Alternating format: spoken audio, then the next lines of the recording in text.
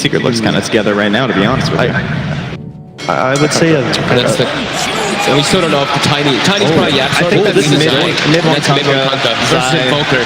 Lina probably playing in the offlane with the Tiny. Yep, it's offlane Lina. That's why they're so difficult to predict. Yeah, and Kunka's incredibly good versus Invoker in laning phase, and versus Voids, he gets a chrono off. You just put the boat inside of that chrono if you're not caught inside of it, and that shit can reduce so much. Does it matter who plays the Tiny or the Lina? There are both the 3 and the 4, you know what I mean?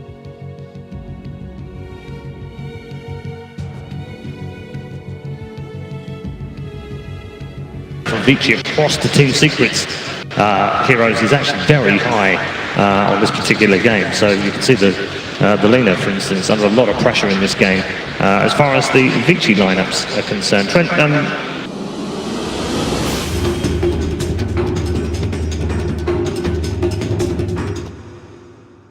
1 year ago, ESL 1 Hamburg 2017, Team Secret placed second. Not too long ago, we had ESL 1 Katowice as well, where VICIGAMING managed to place secret. Both lost to Virtus Pro. Now the Virtus Pro are in third place. These two teams will match up against each other in the grand finals, and one of them will finally be an ESL 1 victor. Ooh, I am hyped for this matchup. It is going to be a tough best of 5, isn't it, Blitz? Yeah, you've got the conventional sort of style of VICIGAMING, and then you have this unorthodox, do whatever you feel like kind of style of Team Secret. And I know there are a lot of Secret fans in here, and they're going to need a quick start in this game. You need to apply the pressure. They have a lot of different ways to clear the lanes out, and that's one thing that Vici don't do very well at all. And it's hard not to be interested in Team Secret, right? Because Team Secret, they're giving us a different look on Dota with this very weird synergy that Zai and YapzOr have. They apparently don't seem to care about the lines between 3 and 4 position. It is completely blurred when it comes to these two. Yeah, it is YapzOr that'll make the early rotations, but at some point Zai says, hey, it's all you. As they're gonna run into Fade, he's gonna get slowed up. Oh, he's gonna be slowed. Icarus dive will allow him to get away. The fight over the bounty runes, well, Secret sees this as an opportunity to be able to invade. They're going to leave the Chen behind and see if YapzOr and Zai are going to be able to pick it up, and they will. So 3 out of 4 of the bounty runes. Secret already off to an early start. Now, looks like VICIGAMING are going to be running an aggro dual lane of pretty standard contention here. We've got the Phoenix and Axe, but what's different is they're faced into the Lina Tiny duo. They're actually going to be putting the Terrorblade up at top lane on Team Secret, right into the Void. They're trying to avoid the Axe versus TV matchup. You take a lot of harassment, whereas the Void can't really pressure you.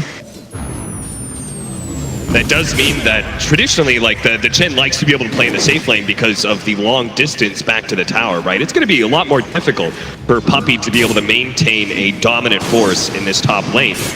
That is, if he can even get a creep. You see things starting things off. Puppey is going to try and search around for a camp that isn't long. He's going to take a lot of harass, though, from the Silencer. Even though the Void doesn't really represent a kill, just the amount of harass that TB is going to get as another Sunstrike for CS. That's twice now that he's thrown that out to no avail, as the Kunkka is so good against the Invoker when it comes to just the early laning phase. Mid one top lane has taken a lot of damage, but over the top lane, Terrorblade is going to be able to chase down TY. Puppey traps him in the corner. That's going to be your first blood for Nisha. So we'll look now to bottom lane. This duo absolutely can contest the Axe, trying to cut these creep waves if they can actually get the nukes out, but Zai is going to be shaded away by Fate. Yeah, with the creep wave coming in, and this is the difficult part, is that you have to choose between harassing the Axe or getting experience. So eventually he does have to give up on that. YapzOr can only really watch as this happens. He is going to try to harass in the lane, but not a whole lot doing because he's not near any creeps either. Can't really take the battle hunger off of him, and he's got to be careful about this Phoenix rotating. So that's why he's just going to back up. Doesn't have any regen left. Most likely going to just check the rune and reset. It's going to be a DD at top. Doesn't really help either of these heroes. Now, we've been saying it on the panel, it seems like when this Axe cut creeps wave, you want to be able to have a hero like Terrorblade or Phantom Lancer that has some decent sustain, like just has eye armor, to be able to tank creeps. Lina is certainly not that, sitting at only 600 health, 2 armor. It seems like Secret thought they were going to be able to deal with the Axe better. Because if you are against a TP, you just sit in the lane as the Axe. You just continuously battle hunger, click in the creep wave to draw aggro. If he uses meta, the lane is just over for him at that point. Puppey did manage to open up that hard camp there in the top lane and found the perfect creep for it too. He found the Satyr. I really like what Fog said in the pregame too. He said, right now Vici is just going to try to all in on the lanes. Look at that, they've caught DY up at the top lane. They've already slowed him down with that Penitent and with the Satyr nukes. Just that combo brought him down to half health. The slowdown meant that Nisha could finish him off. It's 2 times now this lane that we thought would be very good for Vici. Hasn't really paid off. Torrent not going to connect as YapzOr continues to crawl around this mid lane, trying to make something happen. That bottom side lands the stun. But he's still taking so much damage with the Fire Spirits on him as well. He can't deal with the creep wave so easily. And Yang, even if he doesn't help kill Zai, he has been quite the menace, pulling over and even killing some neutral camps. Just the ultimate efficiency for a creep-cutting Axe. This Phoenix is very successful at bottom as Lena's already out of regen. Axe is having a free lane. She's forced to TP out. Gonna see that Yang gonna go back to his creep-cutting ways in mid lane. YapzOr still waiting around here. He does have Toss, but it's been there for about 2 minutes now and hasn't really accomplished what we expect out of YapzOr normally. It's been Puppey that's been making the moves. And this is a team that enables YapzOr a lot. Even from the get-go, you'll see so often that YapzOr is going to go for this sort of boots first build and try and get these kills, and he does manage to find it onto the Invoker, so it pays off finally. Oh, top DY. He takes so much damage from this. DY. Satyr Blast connects too. Trying to hide away into the trees, but he can't really get away. There's no crevice to be able to hide behind. Fade's going to jump in and try and help him out, slowing down the attack speed of Nisha, and DY, he's going to die to the Satyr, but they get Nisha in return. An excellent rotation from Fade, as he's not needed at that bottom lane anymore. And looked like he almost just killed a silencer by breaking the trees, but getting the kill onto the TV, the trade, they needed something like that. As in mid lane, YapzOr over the top, looking to make something happen as mid one. Gonna get slowed up by the ice wall, but should be just fine. Has so much HP on this Kunkka. Has got his bottle flow now too. And when it comes to the regen battle, he should be just fine. And especially since it's not a Quas Wex Invoker, can't really just trade hits. Bottom lane, he almost has that Vanguard completed. They're gonna fight over this bounty YapzOr, throwing up Ori. Will be able to grab those two. Now Yang has total control of the other side of the map, so those bounty runes should still be under VICIGAMING. This avalanche, but still DY is going to be caught by the X-Torrent. One more hit should do the cold snap for a Paparazzi's second. going to slow him down a little bit now. They're definitely going to be able to kill the silencer, but Mid-One's going to take a lot of damage in return. The Sunstrike, but tossed back. Now Paparazzi surrounded and bursted down by the Satyr. Mid-One ticking down, but will survive. And has the cell for himself. Nice rotations by the supports as Fade's got to be careful. He's quite low. He's going to dive over, TP out. YapzOr will not correctly guess. Zai continues to get pressured. Does not have a TP. He's making his way over. Managed to get the call and a Sunstrike. He doesn't even go for the Culling Blade. He lets Paparazzi claim the kill. He needed something to come back here with 2 deaths early on. It's going to be a nice pickup for him. Top lane, Ori, they're going to wrap on him, trying to force him to time walk back off of that creep. Radiant's bottom tower. Even though he hasn't died, only 18 CS. There's Nisha with his death. Does have 28. This is a great opportunity. YapzOr is securing runes for Mid-One. He just found a haste rune. So this is a great opportunity And for they're them gonna to go swap into Ori. lanes. Ori's already going to time walk here. Vici should know about this. They make this move so often. At the same time, bottom lane Yang trying to catch him. Oh, it does manage to clip him, but they need a little bit more damage. Meanwhile, the top lane, the boat's going to come in with the X. They're going to be able to get that stun. Person down super fast. Back over to Zai, who's juked his way out of this one.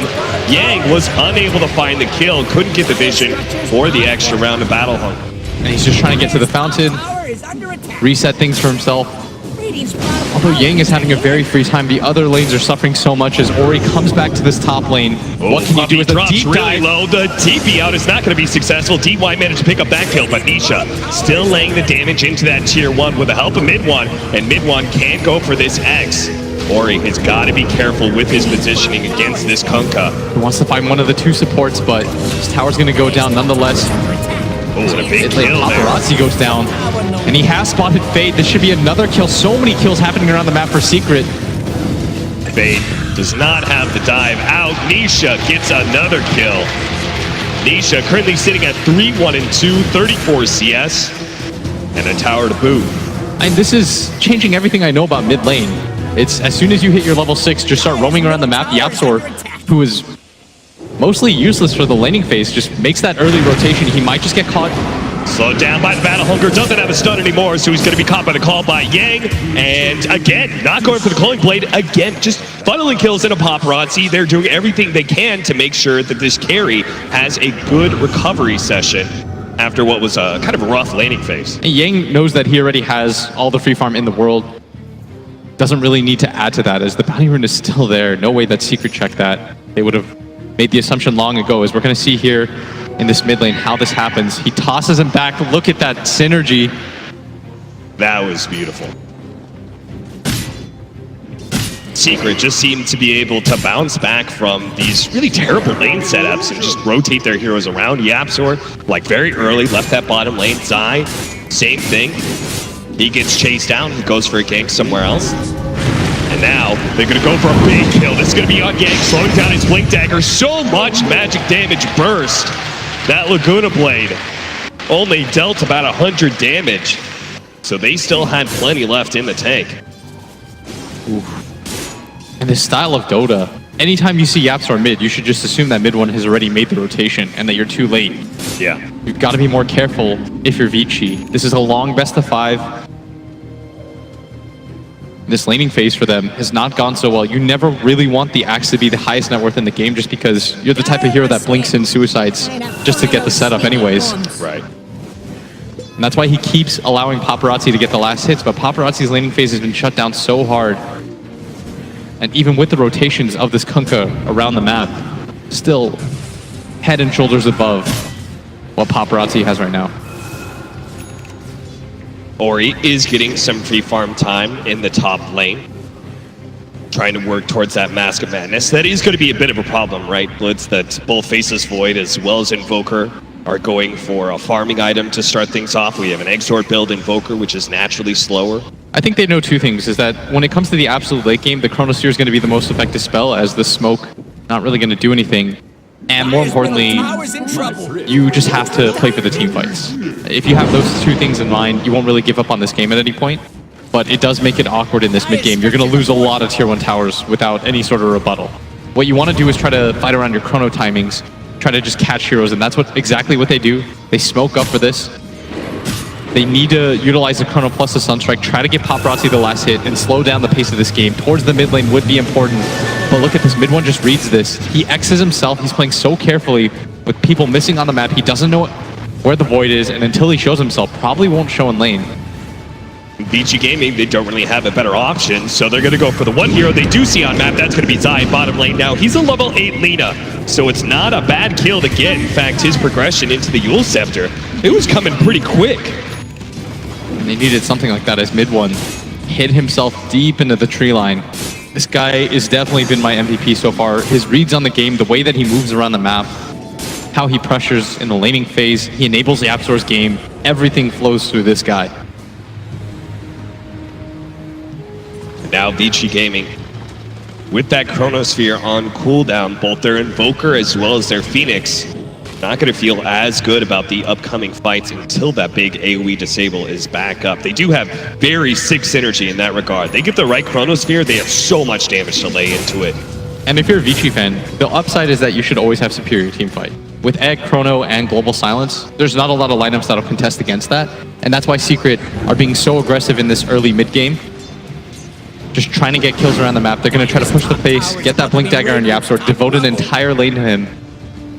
Because you want to just continue to get pickoffs. Vici, they want this kind of pace of game.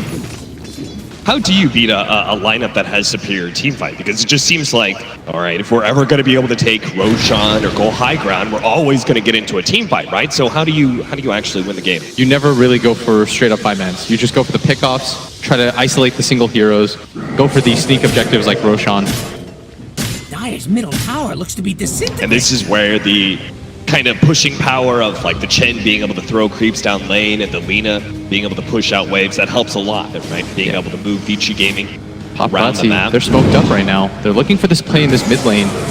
Big kill to be able to get with the Berserkers. Call the Meteor over the top now. Midwan still is decently tanky. Can't quite get the Culling Blade, but now with the boat coming in, he's going to be even tankier. He's going to turn around and go for the X onto Yang. They've already killed the Silencer. Maybe they can catch this Axe too, as Midwan's going to be able to go back, brought right back into a Centaur instead. Yang tries to go for the call, TP out. It was a very smart play, but the toss is there from YapzOr.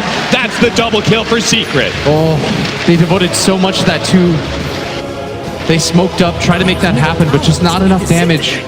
That Coco's rum, and he was just a little bit off from being able to get the Culling Blade, and they're going to lose the mid tower for that too. Absolutely disastrous attempt, and that's what I'm talking about. Having your highest net worth as the Axe, he's inevitably going to die. You're going to give up a large portion of that gold that you've just built up for no reason. And the early laning phase advantage is exactly what allowed Midwan to be able to survive through that gank attempt, right? He was so farmed that he managed to live, which is a little bit of extra HP. DY is going to be caught by YapzOr, who doesn't even have that Blink Dagger yet. But thanks to that kill, will be coming quite soon. Yeah, this is just happening all over the map. Vici should make them a little bit nervous as we're going to see once again the Blink call. And look at YapzOr. He doesn't even go for the Axe. He stuns the back two targets. Just slowing down all that extra damage and getting an instant kill on that Silencer. And Yang, I mean, just kind of mistimed it there. Went for the Culling Blade early, didn't get it, and then had to chase down that Kunkka for even more. Still wasn't able to claim that kill. Yeah, if he was half a second more patient, they would have landed that kill. Maybe things look a little bit different. But as it stands, they lose the mid tower for that. And YapzOr with the perfect positioning and the stun. And it's just Vici with some execution errors, and it feels like they're feeling really pressured because normally, if you're in an even game, you probably don't make those mistakes. And now with the tiny Blink Dagger, you've got your counter initiator to the Faceless Void Chronosphere. Now you actually have a shot, right? At being able to, he's just going to instantly jump to the back line, try and catch the Phoenix or the Invoker. And that's why they want to try to make a play with the Faceless Void. They've got Chrono up, they have so much damage, they could kill anybody on the map that they see, but the only people showing themselves right now are Puppey, but they're going to run into YapzOr. He's got Blink. Oh, does he get it Blink away, but still got the call from Yang. Now, with the Mask of Madness pop from Ori, not going to throw down the Chronosphere, just emphasizing that physical damage. That means he has no way out. He gets taken down by the Laguna Blade. The Phoenix Egg does explode, and that means that VICIGAMING already 2 down, make it 3 with Yang. Gonna be gone on YapzOr. Well, they caught him with DY, but that means DY is dead as well. Paparazzi, the lone survivor here. And the decision just to use that Mask of Madness, walks in. That would have been a perfect Chrono target. He could have saved his egg there too. Yes. All of Secret was stacked around that. As soon as Zai saw that, he said, I'm going to Laguna you, take you out of the fight. What a questionable decision there from Ori. Just incredibly greedy decision to try and just get a free Mask of Madness kill on a Tiny when VICIGAMING they weren't doing so hot before. Now they're 6,000 network down. And again, these unforced errors. See, it's not like Secret made some amazing play. It's just, I think Vici is overreacting to what's happening. Yeah. They're losing faith in their mid game. And once again, and they blew so much there. That was Global Silence. That was Icarus, Phoenix Egg as well. And look at that. If he can get on top of 3 heroes with that egg, the Lina and the Kunkka definitely die. Yeah. And then you would have had Paparazzi coming in, basically helping you clean up a successful fight. Yeah, now it's a 3-on-4 in your favor. And this is what they were looking for. They want these kinds of team fights as they're going to get another pick off. That is going to be DY. And this is the early Roshan we were talking about. Never give them a straight 5-on-5 fight. No egg, no silencer, no global silence, just a Chronosphere. Secret feeling very good about their chances being able to take a team fight around Roshan if necessary, but VICIGAMING. Ori's looking for it right now. Is the X callback? They are going to try and go on a Yang here, but at the same time, VICIGAMING are going to head to the Roshan pit. Yang, he's definitely dead from all this magic damage, but inside the pit, they manage to get the Chronosphere, but the chop comes out from Chen. Oh no, Ori, he's trying to finish up this Roshan, but he can't quite get in time. Toss up in the air. The Age is picked up by Nisha as Ori falls, and now Paparazzi is going to be caught as well. YapzOr manages to get the avalanche, looks for the toss back, does manage to get it right onto the LSA. Look at this teamwork from Secret. The synergy is unbelievable. I mean, they are everywhere on the map right now. They play so quick. The egg's gonna get dropped, but Might not even take the Aegis down. It's getting pretty low. Manages to get out of the range of it. And Vici are catching no breaks here. 21-6, 8,000 gold lead. What a dominant start for Secret, not only in this game, but this best of 5 series. That's got to give you some crazy good confidence moving forward. As long as they can actually close it out. Vici are feeling the pressure, going for that Roshan play. It was such a low percentage play, but I think they feel they're so far behind that they've got to do something drastic. Yeah. And that's been the story of the last 5 minutes, making these drastic movements around the map, but they're just not well executed. Right, that aggressive maneuver from Secret going for the kill onto Axe was super smart. And it forces VICIGAMING to panic and go, I mean, we're losing our core Axe. We've got to get something out of this. Look at YapzOr. Blink Dagger now working towards the Yules. These Yules have been super disruptive. You can see right here, once Yang gets gone on, the call is made. Guys, we have to do something about this. They go into the Roshan pit. They know there's a Sunder available too, is the crazy part. And they just try and go straight for the Roshan kill. But these Yule Scepters, I mean, Lena showed it there. Oh, look at this smoke up from Secret. It's a 3-man smoke heading right into the area that VICIGAMING is most likely to be farming. Again, a toss back onto Paparazzi. Doesn't get the Chen's done, but it doesn't matter.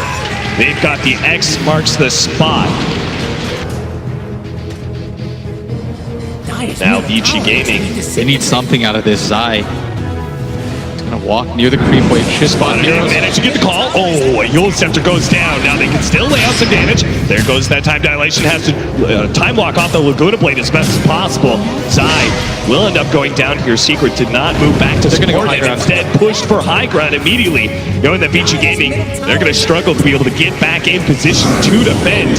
As Yang, he's going to be the first one forward. Global silence right as YapzOr jump forward. So YapzOr, little awkward position. Still managed to get the toss back here to the Chen. X marks the spot. Controlling up Yang. He is struggling to be able to get any kind of initiation to stop this Terror Blade from just mauling that tier 3. Almost finished it up in a high ground push that happens before the 20-minute mark. Yeah, this reminds me of the games that we saw Secret play yesterday against Pain, where anytime Pain went for any sort of pickoff, Secret made the call. Even though it's 4-on-5, they said they're preoccupied, go for the high ground. Do some damage to this tower.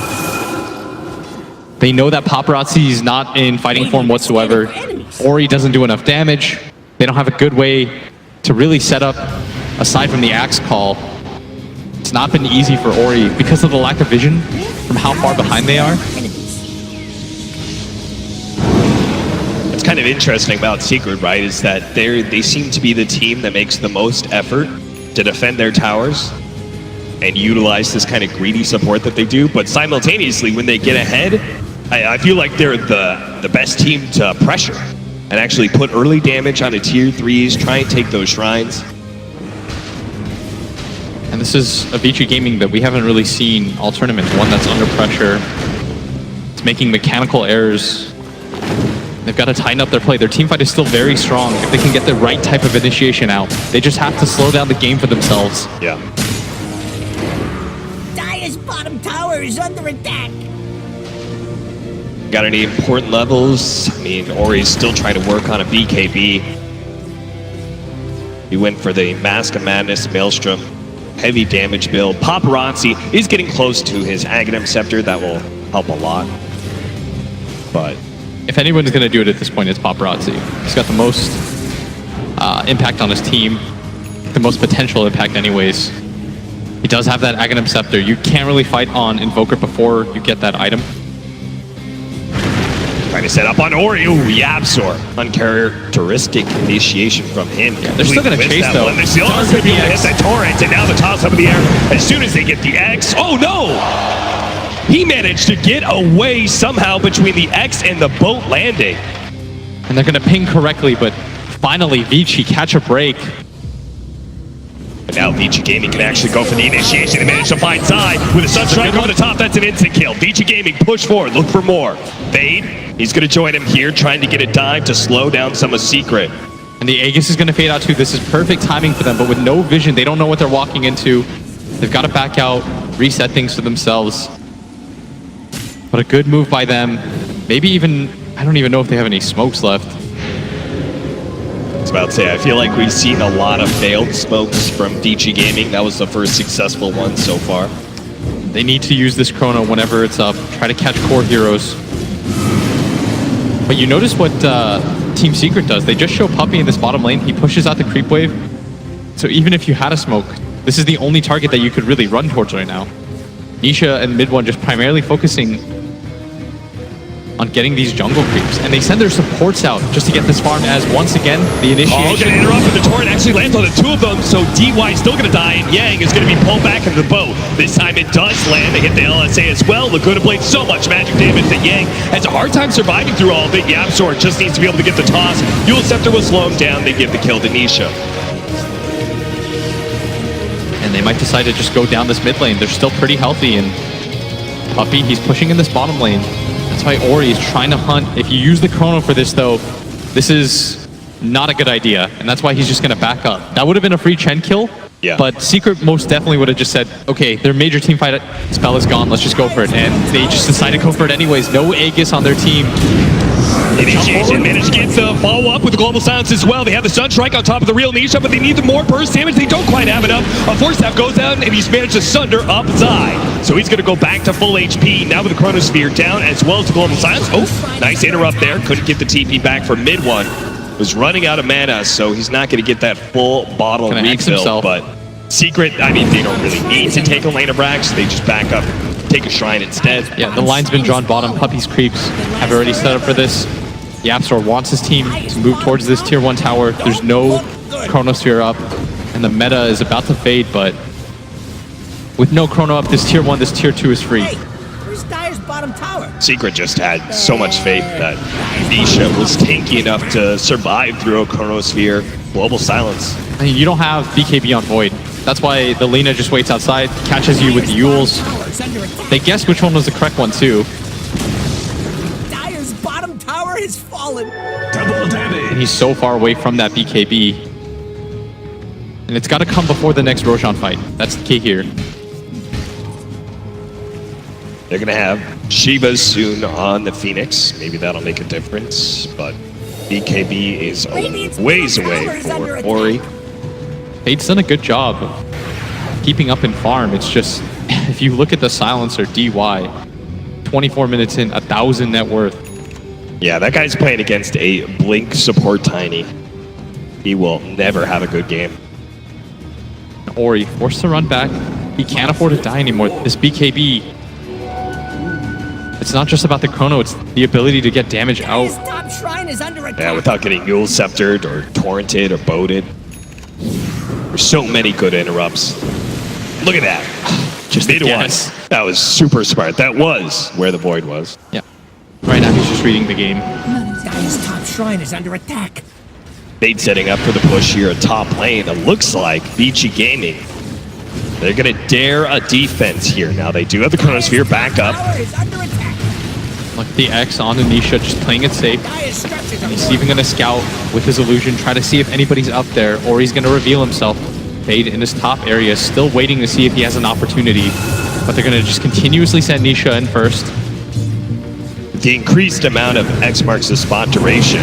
This makes for a great way to be able to siege down this tower with the melee hero. YapzOr is going to find the initiation inside. Wilmington's getting an avalanche onto Tooth. They are going to put the Sunstrike on him. YapzOr down to half HP. Here comes Fade's initiation. Managed to get the Supernova off with the Chronosphere. They are managed to combo that up pretty nicely. The boat's going to come in, locks in, but the explosion of Yang is going to be able to take down Nisha as well as Zai. Not able to finish off anybody on the side of Secret, so they have to full retreat now. Slowing down YapzOr as best he can. Fade hopes that Yang will be able to follow this initiation in 2 seconds time. Blink Dagger's back up. They spot, nice Eul Scepter from YapzOr, but he's not able to blink away himself. Just always the damage placed onto him from that Spirit Vessel. They'll get the Culling Blade to make sure a third kill goes the way of VICIGAMING. And they finally found the initiation that they were looking for, that YapzOr really gifted them. They were split up on the map. No one could Euls. Ori, he just got free hits. They had enough control and lockdown for Nisha at the very end. They protected the egg. This is what we were looking for when we were looking at their lineup. They've got overwhelming team fight. Yeah. They just have to cast their spells in the correct order. And it seemed unnecessary that YapzOr initiated there, right? Like it was this puzzle that Yeah. Secret presented. We have X marks the spot Terrorblade. We're going to take this tier 2 eventually. What are you going to do to solve it? And VICIGAMING didn't have to solve that puzzle at all. They didn't have to figure out a way to initiate. The rest of his team was not that close to him. If you see, once again, the initiation comes out. He sees heroes, he just goes at them. But the rest of his team has to come so far forward just to take that fight. And in the back line, once the 2 heroes got chrono, there was no way to save Nisha. And just an awkward fight that they forced. If you just take the tower, there's not a lot of options for Vici. There's not a fight that they can set up. Yeah. Secret still have a 6,000 gold lead after that team fight and are currently trying to do Roshan round 2 here. With Nisha closing in on that Scotty. Yeah, there's no chrono. And Aegis is a good way to deal with chrono too. Can't really kill him twice. This means that VICIGAMING will have to find their initiation elsewhere. Can't really go for the Terrorblade lockdown to the Chronosphere anymore. You got to get the backline. You've got to try to find this Kunkka or this Lina. Looking too steady. Blow them up, deal with them as soon as you can. The team fight still looks very scary on Vici's side. Yeah, even with this, even if you build up a 10k lead on Secret, it's dangerous trying to go for the high ground. You can't set up fights like that. Especially with the BKB now on Faceless Void. That makes a world of difference, right? Doesn't have to worry about Lina or this Tiny. The X combo. Why do you think Yapzor is going this Lotus Orb? I think it's just a good dispel in this game. The global silence, time dilation. There's a lot of really annoying stuff. There's not a whole lot of items that you can get as a support Tiny that makes you Dire's top shrine is under attack. that much stronger, I'd imagine. An easy way to be able to defend a tower while still maintaining an offensive front. Team Secret with the X marks the spot plays, sending Yapzor to bottom lane, dealing with it. I'd sort of like them to just go for that again. Vici don't have the best ways to burst down that illusion. Yeah. And when Nisha just sort of goes in, they don't have these high tempo nukes that you normally see. In fact, their team is woefully short in that area. It does kind of feel like, though, that one more bad team fight and Secret will start really losing control of this game. Dire is scanning for enemies. And that's what Vici are looking for. You saw what an ideal team fight looks for them. It is dominant. Chrono plus Egg. Strong under any circumstance. And the key there was that they caught Zai at the same time as Nisha. Otherwise, he just holds the line with the cast range. He's able to Yules out Ori. Seems like Team Secret, no, they're going to run into DY first. DY, an excellent pickoff. VICIGAMING, are they going to fight this? They got to get out. They're going to retreat. You don't want to pop Global Silencer. That's such a bait by Secret. Yeah. Radiant's bottom tower needs a hand. Your team is not ready to fight whatsoever. There's no angle for them to fight either. Rather take the silencer on 30 seconds of death timer. It's not like Secret can push for the high ground yet anyway. Once these BKBs fly in on the side of Vici, the lineup of Secret look a lot less scary. Yeah. He certainly emphasized a good amount of magic damage and catch between the Kunkka, Lina, and the Tiny. This 12k lead, I mean, it's nice, but the team fights are really what's going to matter. But a bad team fight pretty much just means GG for Vici. The cooldowns are so long on their side that even if they buy back, they'll buy back with nothing up. Bade using the Sunray to spot out the creeps at bottom so he can cut them out with the Fire Spirits. So close to his level 3 Supernova. Now, as we've seen, a successful Supernova makes a world of difference for VICIGAMING, that extra bit of stuns, but Secret are slowly but surely chipping away at this range tracks. Now Yang is looking to just be able to pull back some creep, but he's going to be caught by the X. There's a Sunray there to make sure that Yang stays at full health. Nisha, meanwhile, laying his formidable physical damage into that melee Rax, and VICIGAMING, they don't really respond. So Secret, they're testing the waters. They see that Vici aren't interested in fighting. And instead, they're going to make the initiation. They are going to be able to... Oh, BKB goes down from Ori. He's going to be okay for now. Time walks off the damage. With that BKB now being on cooldown, that's an opportunity for the initiation. Nisha is going to push forward onto another tier 3. Global Silence goes down. They're pinging just to right now. protect Yang, but none of this is offensive work here for VICIGAMING. Now they get the Chronosphere on the side. That's Lina. That's going to be the Meteor over the top as well. And Nisha just runs into the Chronosphere, managed to get the Sunder out, toss up in the air, and that's going to be Ori dead, but the Supernova explodes. Stunning up Nisha, still has that meta going down, managed to get the reflection out, slowing down some of these heroes in secret, look to retreat off the BKB at mid one. With that going down soon, they don't feel good about fighting into VICIGAMING's lineup and all this magic damage. I mean, they might just consider going again. There's no Void, there's no Chrono, there's no Global, no Egg. You just X, bring yourself back, and go for it part 2. Tower is under attack. As far as I know, there's not a whole lot that they have to worry about. They still have that Aegis for Nisha as well. Radiant's bottom So now that they're full HP, They have Cheese too, although Nisha's going to run in with the X. They're going to try and call him, make sure he doesn't get that damage onto the tier 3.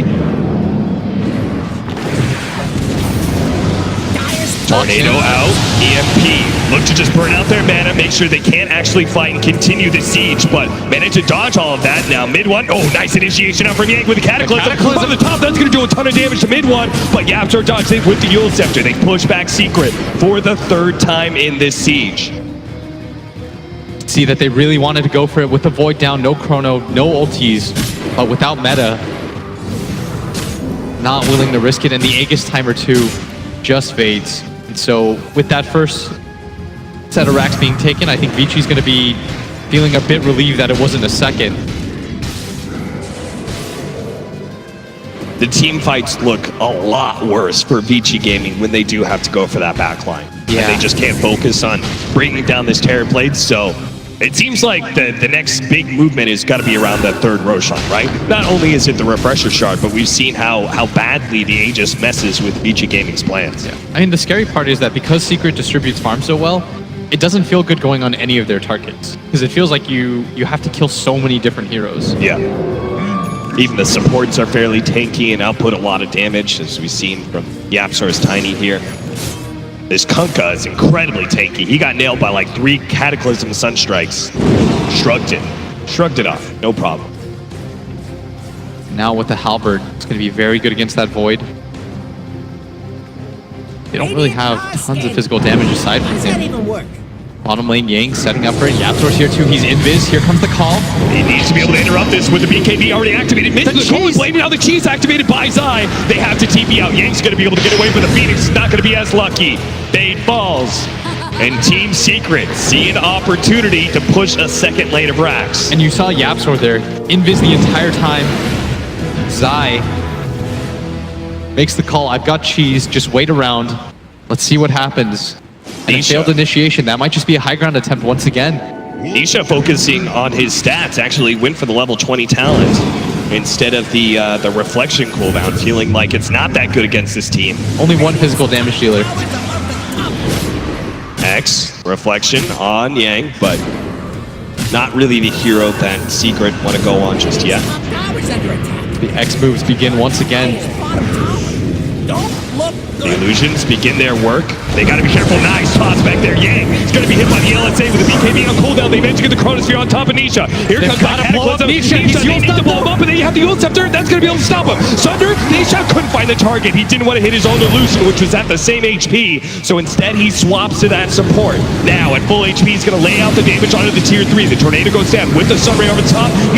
He'd be able to get the call out. They do manage to get it with the Meteor. They might be able to get this cooling blade. He's getting so low. Yang, that managed to get him with the help of Ori. They chase down YapzOr as well. A Supernova explodes, stunning up mid one as well as Zai, who's going to lay out the LSA. Might just be able to finish off Ori. Barely gets it. Now the call on to 2. Yang, he gets up Ori's life, but managed to get the initiation, the follow-up that's going to be able to ensure this team fight. Mid one has so much HP, and he's trying to lay damage into Paparazzi's best as possible, but he knows he's caught, he's dead, and there's no way for him to kill anybody else. And that high ground is so good by them. That egg positioning when it lands. Yang was so patient with the 2-man calls every time. Without the Aegis, Secret have to be more careful about this. They're overcommitting because they've got the lead, but the team fight is always going to be there for Vici. And it's getting a lot different, these team fights. With the Blink Dagger now for the Void. And they've got the Refresher on the Invoker, the double Yeah. Cataclysm. Your TB will die. And that's what I meant. You have these 10K leads on the side of Secret, but overwhelming team fight on the side of Vici, and that's why your lineup's always going to look somewhat okay. And a large part of that net worth disparity comes in the form of the fact that the Silencer's 2,000 net worth and Puppy's got 9,000. That's a 7,000 difference alone. I mean, he just cast one spell and he's got his effectiveness in the team fight. Yeah. And since they're playing on their high ground the whole entire time, there's no way that Secret can catch DY first. And this would be massive. If you get a refresher shard too, if you could get this on your Void, the double chrono, the double BKB, and Puppy's walking in with the Ancients. He's going to reveal this. Roshan is going to be about a third HP. The Kunkka's not up for 4 seconds. They've already killed the ward, placed out by Secret, so there's no vision for Secret to be able to operate on here. Roshan falling faster and faster. The initiation comes up from Yang. The Cataclysm, that's going to blow upside. He's already dead. Mid one gets a big cleave in, but now the Supernova, they don't have the heroes to deal with this egg. It's going to be perfect. It's going to push back Secret, exploding on top of Puppy. He's dead now. 2 dead from Secret, an instant buyback from Archen. They're going to make their initiation on Yang with the boat coming in, but he already blinked out of it. He got down to that one. Now they're going to Chronosphere over 3 with the meteor coming over the top. They need to be able to take out this Terrorblade as fast as possible. They do. Manage to get it for 70 seconds. Mid one getting kited around as well. Everybody's so low, but he can't get him. Tossed up in the air once again by the Tornado. VICIGAMING strikes back around the Roshan pin. 4 dead from Secret and a Roshan that's theirs. And you might have claimed the first 2, but this is the most important one of the game. You had the refresher horde for Invoker. Now you've got the shard for Ori. Double Cataclysms, double Chronospheres. I have no idea how Secret takes this next fight. And this was the danger of them going for that bottom plate. If you're patient, you wait for the 3rd Roshan, everything is okay for you. But instead, they get a little bit too over-eager. Because the only way that they can lose fights is by overplaying their advantage. That happens twice. We saw it at that top fight when they could have just taken the tier 2 tower. We see it at the bottom lane too. And that was a do or die situation for Vici. You can't back out of that. You'll give up Roshan, you'll lose the game. Look at this initiation from Yang. He's been everything for this team. Absolutely. I mean, he missed so many Culling Blades to start this game, and I was like, man, Yang is having a rough one. But now he is finding initiation after initiation. And look at that egg as well. You see mid one trying to step back. He's BKB'd. He thinks about coming back onto the high ground. He wastes some time. And that blink away from the boat. Beautiful as well. The call sets up the 3-man Chronosphere, and Paparazzi's like, sweet. Free damage for a Meteor Cataclysm. And now it's going to be VICIGAMING in full control of this game. And this is the only thing that Vici's lineup does. They can't push out waves. They don't have the best catch because it requires ultis at all times. Yep. But what they've got is team fight. And that means you could be 2 lanes of racks down, and you're still in this game. Now, Team Secret, they're going to have to get a lot trickier with how they either take team fights or push down buildings, because they did manage to get the rain tracks to top lane from Creeps. Yang. Oh, Yang, this is a big initiation now. A lot of his team is super far away, but Ori jumps so far ahead, and with that big Sunstrike Cataclysm damage, they bring down Nisha. Mid one. Spotted as well, but they're not going to go for him because they know a Terrorblade down for a full minute. That's free opportunity for VICIGAMING to even up this net worth lead by taking some towers. This is going to be the 2nd tower of the game that they managed to take. A big tier 1 dies at 40 minutes. And you see that Yang looking for Zai. Just going to get out of Is he here. really going to try and go for him? No, it just stuns him. TP's out. It's in fact Yang that they give the Aegis to, so he can get the repeated jumps, and Ori's going to have the refresher shard as predicted. Paparazzi holds onto the cheese. With his super long range initiation, he doesn't have to worry about being gone on as long as he's not the one trying to siege these racks. That is a bit of a question for VICIGAMING. They may be able to take control of this game, but how do they end it?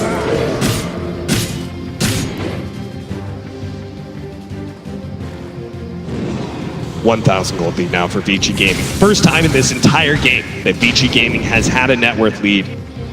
Experience going their way by a 20,000 deficit. It actually is the first time in the game, just because Secret got the first 3 bounty runes of the game. Yep, they started off with lead and they never let it go. Until VICIGAMING was able to wrest it out of their cold dead hands. VICIGAMING are in no rush.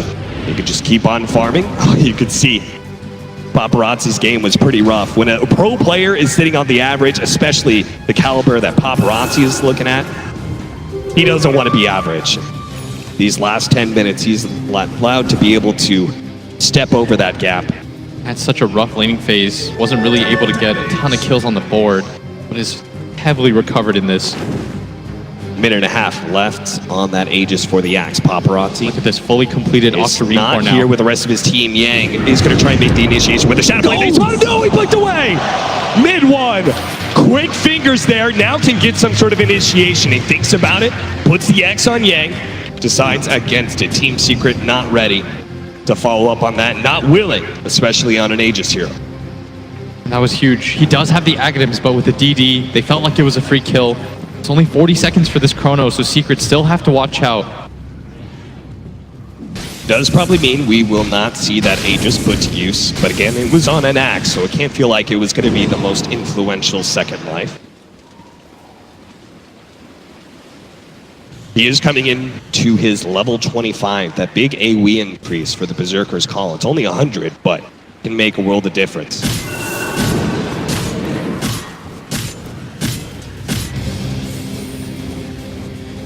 An Octarine, a Blink Dagger, soon on its way for Paparazzi. I'm sure he wants to be able to make sure he has buyback gold before he gets that, but... It's top. Zai hiding in the tree line. Yang knows what this is all about, man. He's going to be able to find Zai. Managed to get the call. There's the Sunstrike. Whew. Oh, how the tables have churned. Now Yang finding whatever he wants on the map. They've got so much damage out of this Max Exort Sunstrike. Look how mid, like, Ori's just playing very careful right now. He respects that Secret. Just be, oh, the time block forward, managed to get the Chronosphere on the mid one with Cataclysm out. They're going to go for Yaptor instead. Thinking that maybe mid one's Kunkka is just a bit too tanky for them. Toss back from Yaptor, but managed to get the call. And that's 2 heroes dead. They might even start pressuring high ground now. Now it's Secret who are the ones cracking a little bit, trying to get these initiations onto VICIGAMING, but... Yeah, but look at Puppy. Using the Dragon at bottom lane and at top lane, keeping the lanes pressured at all times. Dire's bottom tower is under attack. Will be able to pull back one of the dragons, the other dies. This is going to force a response, force Vici back. He's got to just delay the game for his team. Level 25 for our Phoenix as well, the +3 Supernova hit count. I mean, with the Chronosphere, Deafening Blast, Berserker's Call, there's so many things to cover of the egg anyway. Yeah, and he's got a Radiance too.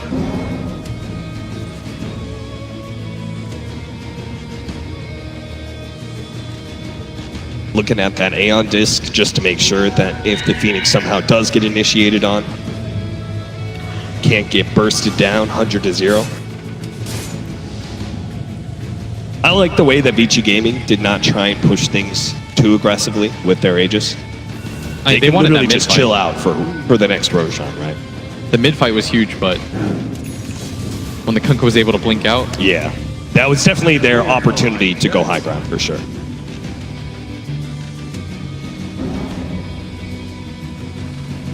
But now everybody's just got to focus on farming, get their super late game items. Paparazzi thinking about Boots of Travel. Yang has the heart queued up right now. Not too many times you get to see this suicidal hero get to level 25 and one of those big luxury items. But we'll see it here. They still have to push into a Kunkka though.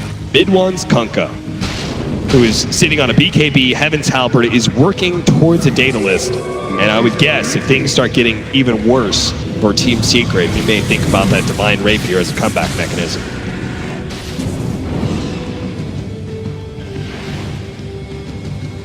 mid lane, both teams posturing up. The lanes are in an okay position for Vici.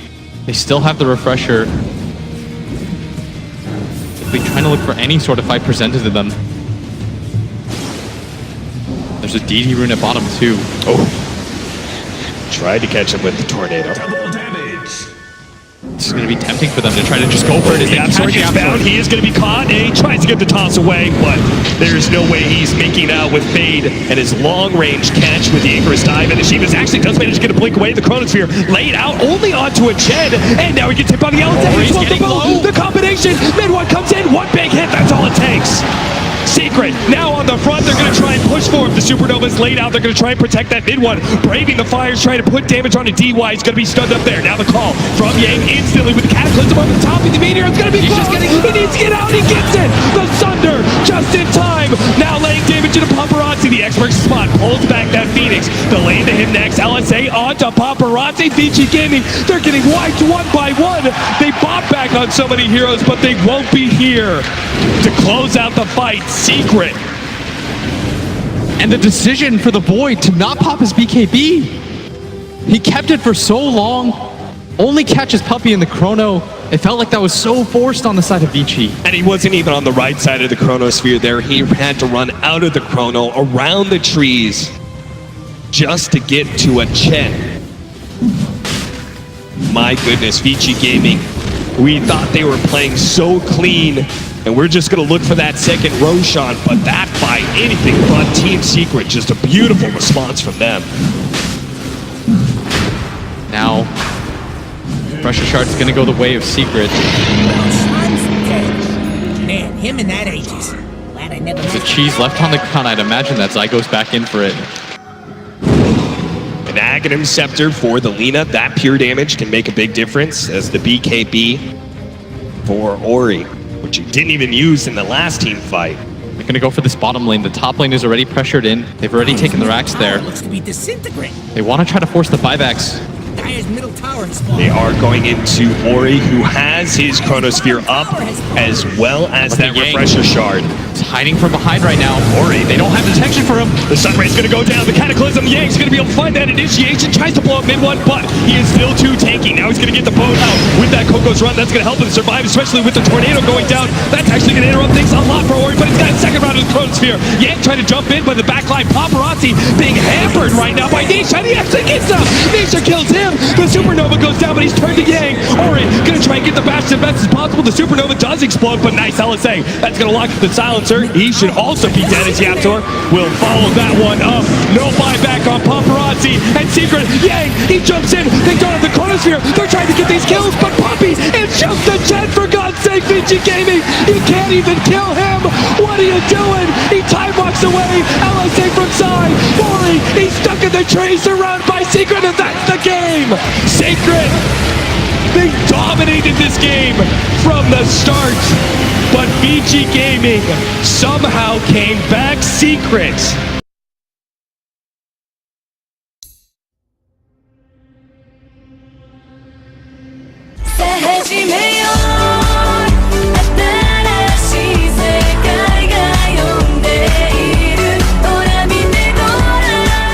Without something crazy like, you know, Huskar or something like that. Is that what you mean? You know, I was gonna say Bloodseeker. I'm a little salty that I didn't. I like it.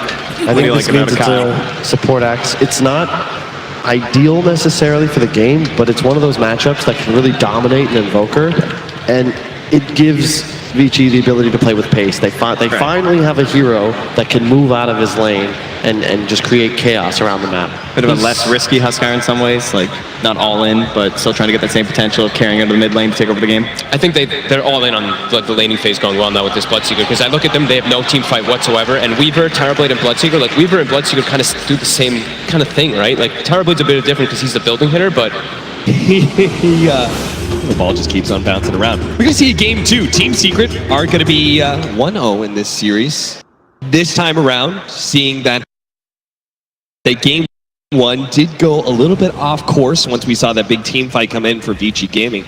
It seems like they're going to be the ones adopting more team fight this time around.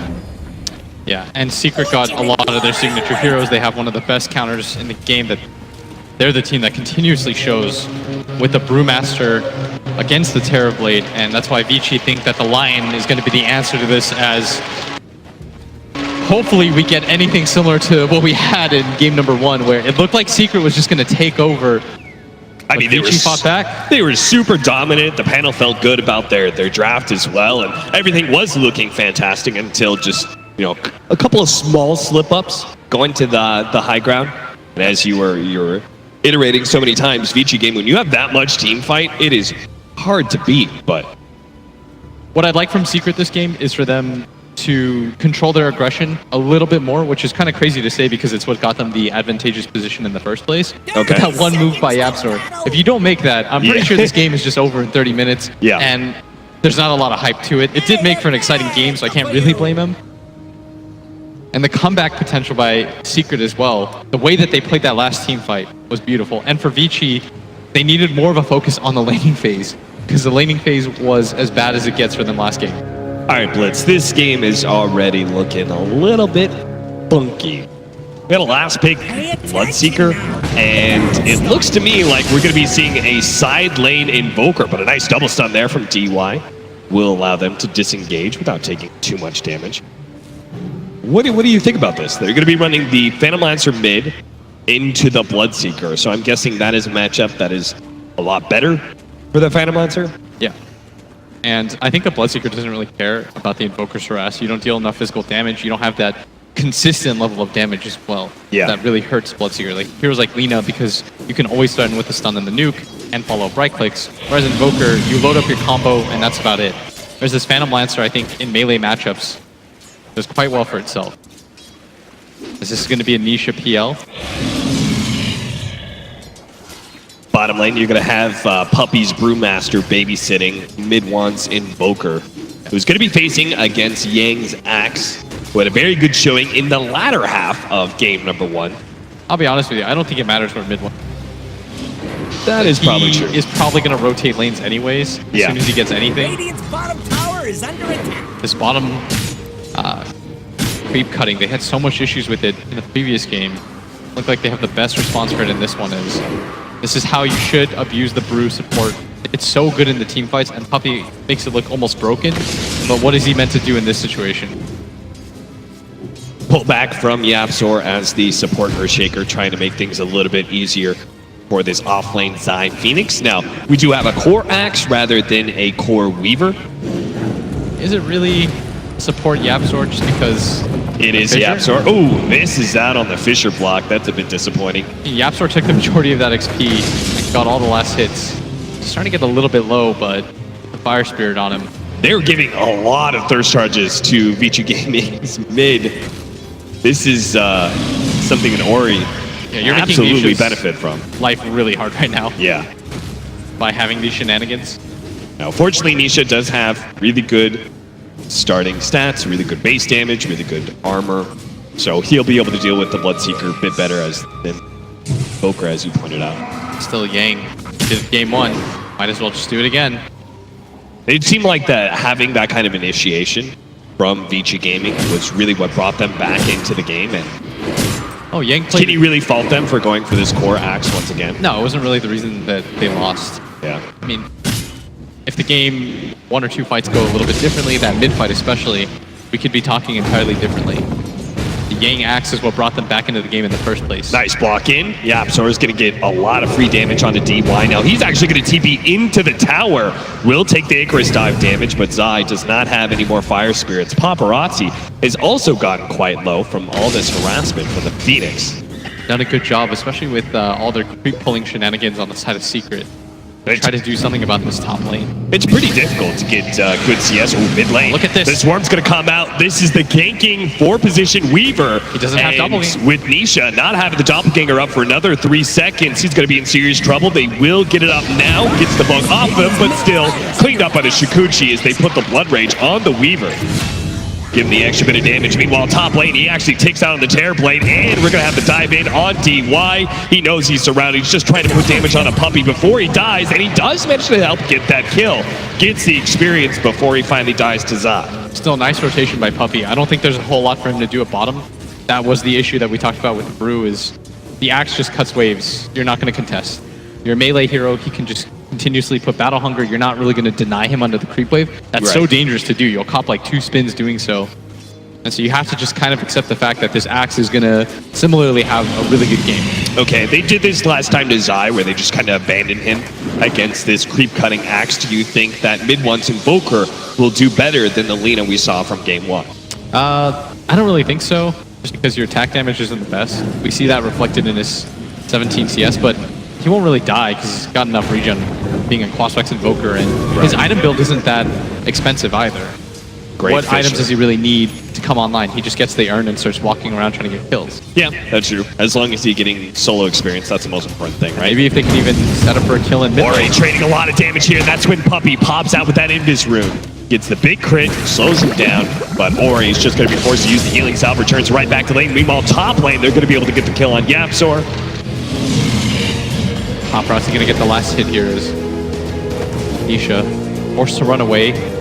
That Bloodseeker just has so much move speed, but the gank attempt doesn't even seem like it's going to be very successful. Yeah, he's forcing Isha to burn through a lot of regen and still has a ton of denies. 27-15 right now for Ori. This is a laning phase that is going exceptionally well for VICIGAMING. Look at this now. The Lion rotates down the bottom. Going to try to put pressure on this Invoker. Is going to get hexed up. Has the call if he needs it. Here it comes. He's going to need some spins. But is level 6. I mean, so much creep cutting. He's pulled it to the neutral camp wave every single time to take advantage of the fact that no one's dealing with him either. That's why he has such an overwhelming amount of CS. He's doubling up every single time, and there's no real way to punish the greed on the side of Secret. They still won the game even though it happened. But this time around, the laning phase is much better for Vici. And it's going to be Team Secret.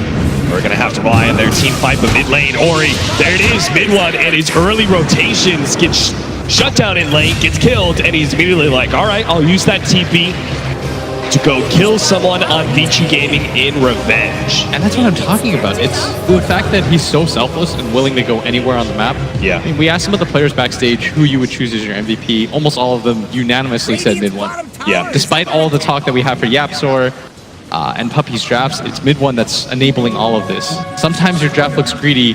It doesn't look greedy when your 1 or 2 position is willing to just move out of his lane in 5 minutes just to help out another lane. We've seen mid one carry games in the late game. These harder carries. Oftentimes for Team Secret, he's doing exactly this. Rotating early, trying to get these fast kills. Now Paparazzi have the Shrine available, so they won't be able to kill Paparazzi here, but they do force that resource out of VICIGAMING at least. That's going to be the first unsuccessful move that I've seen out of him in quite some time, but getting a TB under the Shrine, very unlikely. And I think it's also a direct response to the fact that he can't do anything at bottom. Look at just how much net worth that Axe has. But we did discuss it last game too. You never really want your Axe to be your top net worth just because eventually you're going to feed away some of that gold that you've earned. Blinking in, you will die.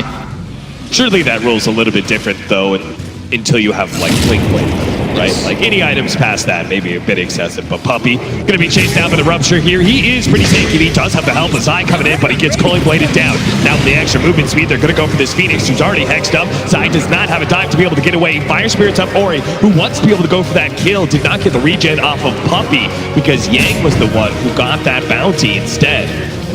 But he's not gonna be able to find it, so He's just running at everybody. He's got such an early Vanguard that no one can contest him at this point. And last time around, you had a lot of like very fast magic damage from Secret to deal with the Axe. They had so much follow-up stun after stun after stun. Yeah. Once he got caught by the X marks the spot, until he got the BKB, it didn't matter. He was going to die anyways. But this time around, he's got a little bit less to worry about. Still, if you're Secret, you're not panicking quite yet.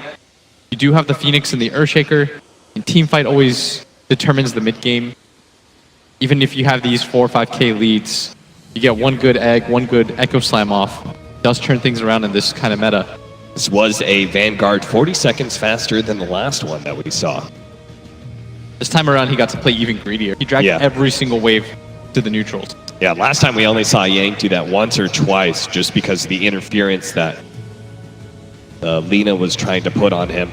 They also set up for Sunstrikes. They gave Paparazzi the last hit. Whereas Yang's like, nope, this one's mine. Yeah, that's true. So looking at this game, seeing as we're kind of in reverse positions, it's VICIGAMING dominating the laning phase. We have to talk about how our Secret going to be able to get back into this game. We've already emphasized they've got superior team fight, but really, what does that look like?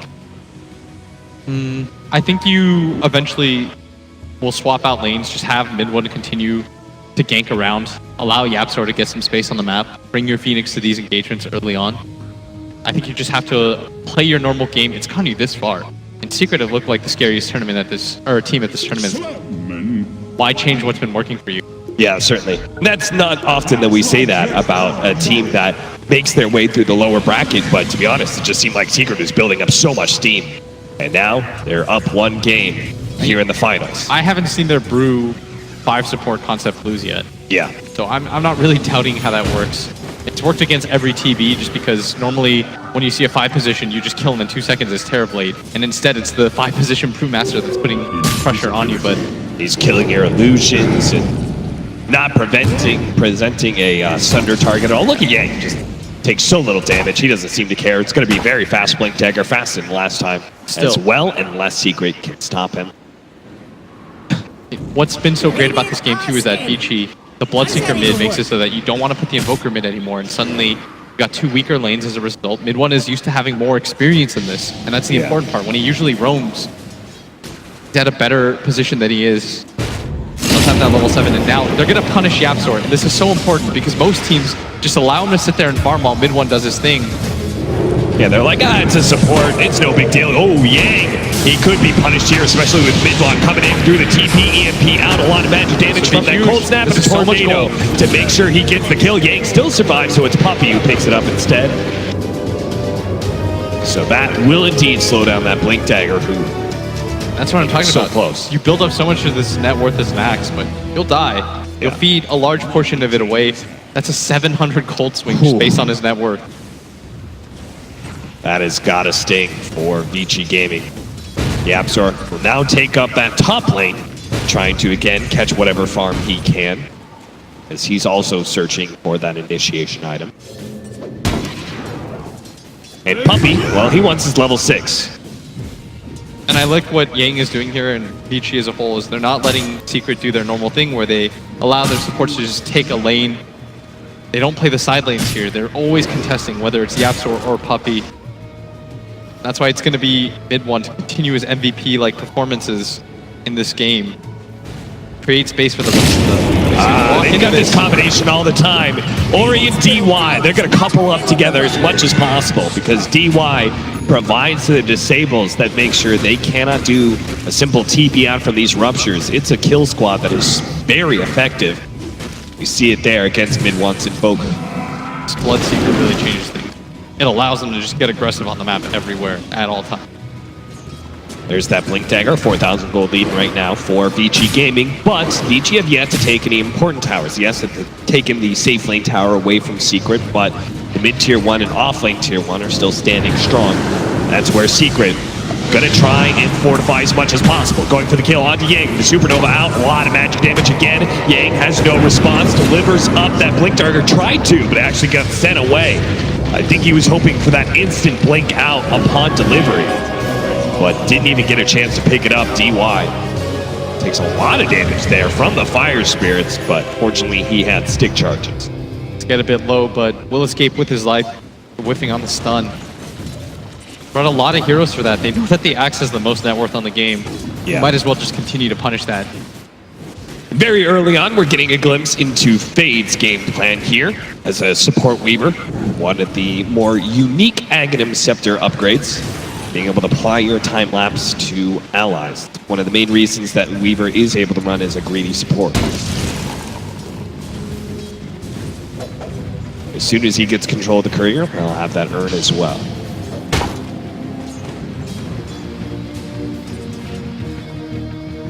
Team Secret, still a pretty large net worth lead on the cores of VICIGAMING. You could see all 3 of their lanes went very well from the start. That's why Team Secret is trying to offset that by these 3 or 4 man ganks around the map. Going to see one attempted here in the top lane. But VICIGAMING They're going for a smoke of their own, and they're going into the high ground right as mid one walks away, so they will be able to get into this high ground. Still invisible. Yang is going to spot, manage to get the call onto Puppy. They need to try and blow up this team fight hero as quick as possible. He gets unable to do so. Get the split before the silence, and now Yang, he's just going to be a punching bag for all of Secret to lay into it possible. He's going to go into the back line with the Shiguchi, decide to get it. Now the Echo Slam comes in from Yapzor. That's a big hit onto Paparazzi. That'll still up all of his damage, and Yang still running away. Silence placed onto Puppy. He thought he could finish off that axe, but he's too damn tanky. And that team fight looked phenomenal. Puppy gets his split off.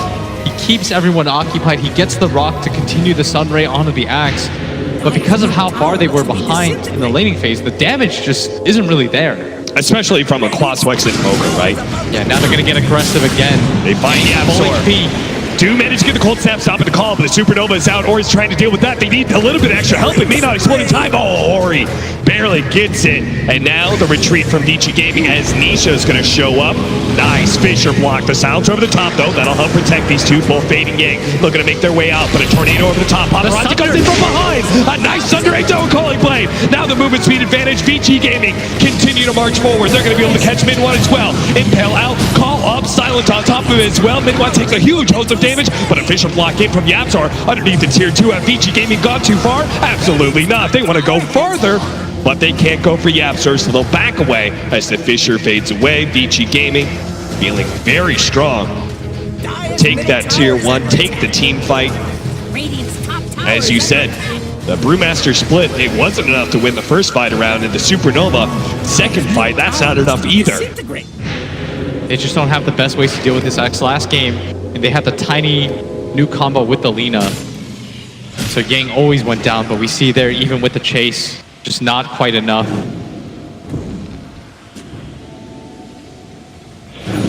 Now 6 more armor for our Bloodseeker.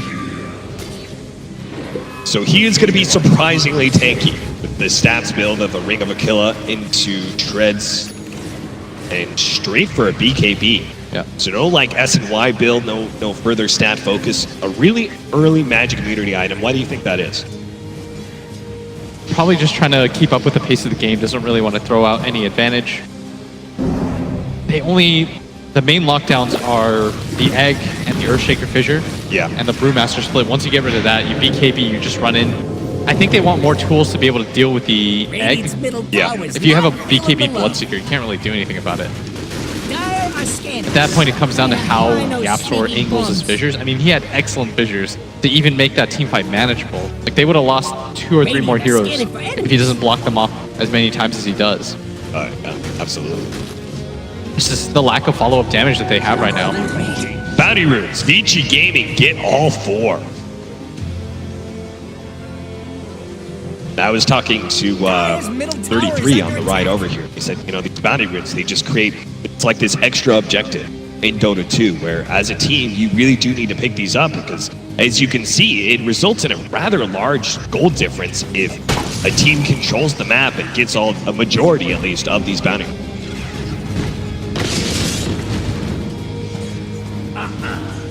$7,000 gold lead, 15 minutes in, 10-5 to the favor of VICIGAMING right now. But Secret still don't have their big team fight items online. It's going to be soon. Yapzor with his Blink Dagger is coming in. Zai just now picked up his level 10 talent, which is the 90 GPM. That certainly helps. The next step will be that level 12 and getting the extra hit count on the Supernova. Dire's bottom tower is under attack. But then from there, what do our cores need? Right now, we've got a Spirit Vessel being built by mid one. The Diffuser Blade will certainly help Nisha. He's still protected his mid-tier 1 tower, and as a result, he's had a pretty easy path of just being able to farm Ancients and Neutrals, and then push out mid lane in just a constant, repetitive fashion. So he may not have kept up with the Bloodseeker, but he is staying ahead of most of his allies. Gonna go for smoke again. TB, gonna farm the Ancients with the meta. Very common move when you don't really have too much to accomplish in the mid game. It is fight around this mid tower, take a fight, push in the mid tower. That'd be the ideal situation. They're gonna go all the way around so they don't accidentally break their smoke going into the Ancient camp. This is a very smart play by them. But look at the positioning of Secret. Oh, and it just jumped into them. What a call with the silence over the top. Tornado might be able to help him out, but they all dodge it. A Culling Blade finished off Nisha. And now they're going to be able to get the rupture on a Puppy. Take the mid tower. If you're Vici, just back up. Yeah. Pressuring this tower. Radiant's They're gonna tower is under attack. just chill out. They don't have the BKB on the Bloodseeker anymore, and they've just created more space and more distance between their carry Secrets. And maybe that's... Like, obviously that was still a great maneuver and everything, but it would have been nice to have your Metamorphosis to push down that mid lane as soon as you get a pick off. But Oh, what in the world? Fade is Aghanim Scepter on Weaver. yeah. It's going to be a really nice pickup for his TB. What it's going to do is essentially give his TB 2 different Sunders. It'll just give him 2 different lives. Even the Axe, right? Like Yeah. The Axe is always the suicidal hero you were talking about. He makes his I really like initiation. that item pickup. Yeah. And this time around, it's this unconventional support on the side of Vici that hasn't been punished whatsoever. It feels like they're saying, okay, we can't play a standard game against Secret. Gotta go even greedier. Right. And it's funny because like it seemed like the meta at this tournament, in part largely because Secret was about these greedy 5 positions that turn into team fighters, but it's been a while, just a little bit, since we've seen that 4 position Weaver. Probably a month or so. Oh, they're just gonna back out. They see Paparazzi, they get scared, they don't know who else is up there. Paparazzi's also gonna go for this early BKB. They're just trying to protect their lead. So the upside of this is you protect your lead, you make sure that you actually get damage out. You don't just get bursted down to death. The downside of this is that BKBs run low. Dire's middle tower is And you are under going attack. against a team that has an Earthshaker. At some point, YapzOr will get a good initiation off. You've got to be careful. And you were probably already on a timer, right? Yes. The early BKBs puts you even more so on a timer, right? As you start using those charges. 3-man smoke up from VICIGAMING, just wrapping don't into the want- mid lane. 5-second BKBs at 35 Ori, minutes in. he's going to bait it out a little bit. He does have that BKB, so he pops it out with the silence already with the call in mid one. They're going to be able to dunk him. The Brewmaster did get the split off, but they're actually going to try and kill some of the pandas. The Storm one got away, though. And look at what happens. Look, BKB popped on the Bloodseeker. Everybody from Secret has to disengage. And this is what these fights are going to look like for the time being as YapzOr getting hunted. He's going to run into YapzOr, but YapzOr blinks a little bit too fast, but he managed to get the Phoenix instead. Do they have the damage from long range? Certainly not. DY and Ori far too far away, and they're focusing on taking that tier 1 tower anyway.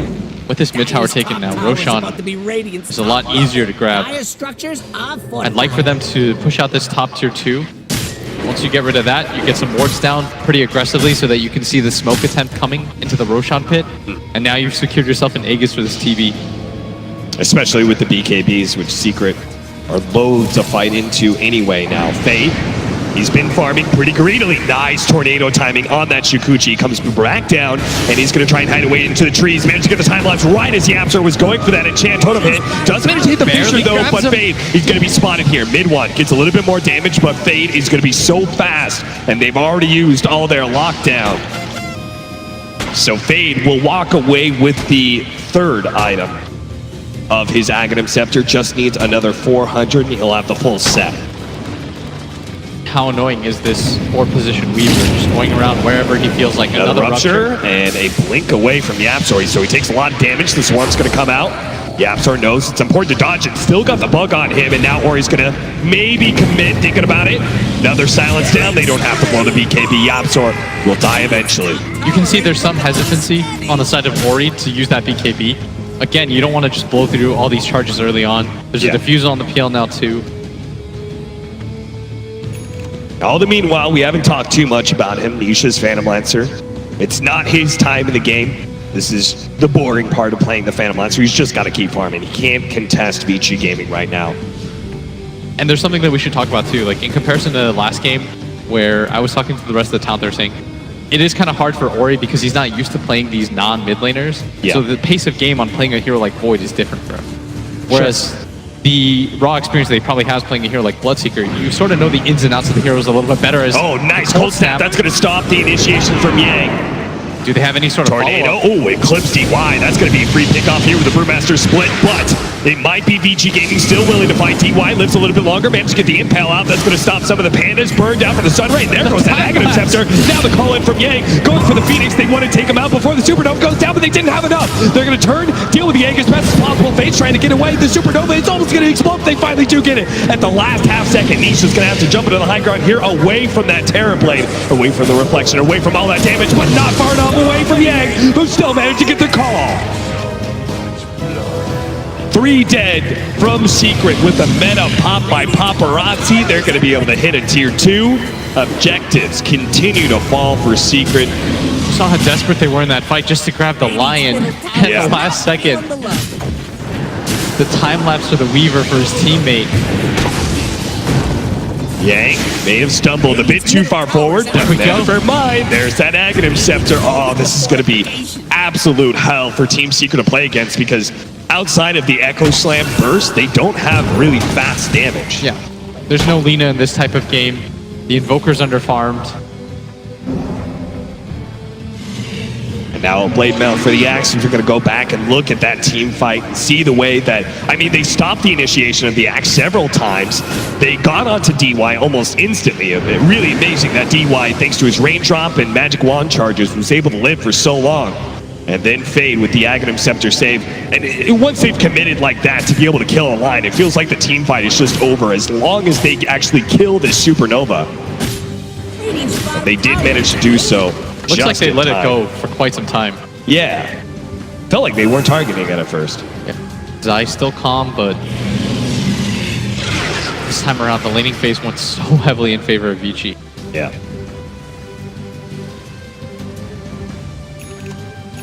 $14,000 gold lead now for VICIGAMING. Still have a Roshan to take. That's what I'd like them to do, especially once they grab the mid tower. This is the objective that opens up for you. But it is difficult to do so, right? Secret have the Phoenix Egg around the pit. They've got Invoker with the Tornado and EMP, super disruptive for any Roshan fight. And then the Brewmaster split. That is not an easy Roshan for VICIGAMING to take in a straight up 5 versus 5. Radiant's middle tower is under attack. And that's why they're probably going to need to wait for the pickoff here. Mid one. Ooh. Very rarely do you see mid one Radiant are scanning for below that, 5th, 6th marker of the net worth, but I mean, most of the time his laning phase goes a lot better than this. And on top of that, when he makes these rotations, they work. yeah. This time around, whenever he tried to make that rotation, they just didn't have enough follow-up damage to really nab anybody is. This time around, we almost get Come in from Puppy. It was a good try, my friend. Sometimes a 5 position has just got to put his life on the line and take a risk. Doesn't work out here, though. The age is picked up by Paparazzi. just goes to the desperation play.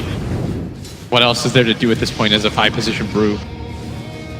This is one of those dire side advantages, right? When you do get control of the game like this, it's tough for Secret to actually be able to take a tower anywhere on the map. They try and push out that very long lane and bottom away from the Roshan pit.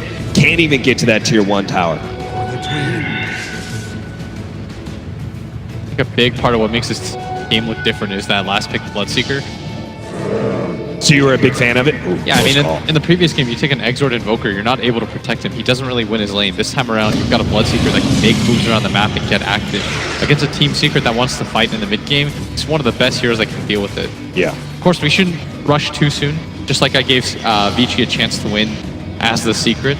Once the BKB start to get a little bit lower, Yapsor can always find opportunities on this map. They've got Egg. They do have some good comeback potential, but And Secret also goes like this. Oh, there's the call. They managed to get the Phoenix.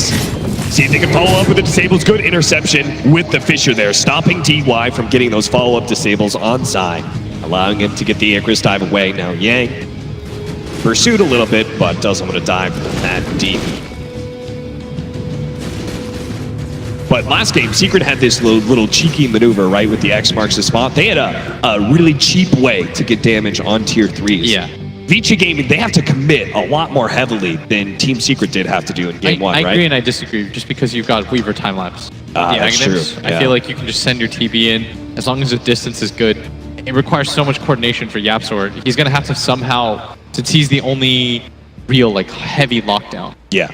He's got to somehow hit the Fisher perfectly. He's got to catch both of them. And the Weaver, if he's any smart, he's just going to stand real far back, and he's got such good move speed. You just invis, walk forward. There's going to be a big timing window where you should be able to save Paparazzi. On top of that, Paparazzi's got BKB. If he gets that off at any point, he'll also survive. But we have seen some crazy stuff happen. Remember the EG series where they needed some crazy combination of spells to be able to get kills? They were able to do so, but what I fear from them is, I mean, in that game, they just had slightly better team fight than they do in this one. And I don't think their cores were this far behind either. No. Also, they had the TB on their side. This time around, it's a Phantom Lancer call, misses. Mid-1 managed to get ahead of that one, knowing that the disables are all gone now. With the call expended, he just TPs away. Likely would have been a kill. Getting barely off the mark. YapzOr can't afford to get caught here, and he doesn't. Just needs more items at this point. More levels. Terrorblade runs into a Phantom Lancer. Oh, that is a misreflection, but no big deal. That was weird. He should have just kind of walked from one end to the other. No one really stopped him. Yeah. Tower's under attack. He almost has the Manta. That'll be a decent upgrade. You're going to have to lead with the Echo here and just instantly blow him up with everything. They're going to try for it with the Meteor coming over the top. It's a lot of burst damage, and Ori is not able to get away fast enough as now he's taken so much they only need a little bit more physical damage. The Sunstrike well on point from mid-1. Well, they needed good execution to get it there and the Sunstrike follow-up, and it barely looked like it wasn't going to be enough, but nice Sunstrike. That puts VICIGAMING in a bit of an awkward position. So does that. Nice pickoff on the Courier. Even if it didn't have anything on it. You just got to delay the game if you're Secret. Give yourself more opportunities like that. Yeah. The Echo is still a kill. You'll get Aghanim Scepter sooner than later on this Invoker. Don't allow Vici to just 5-man group up, take fights. Oh, mid-1.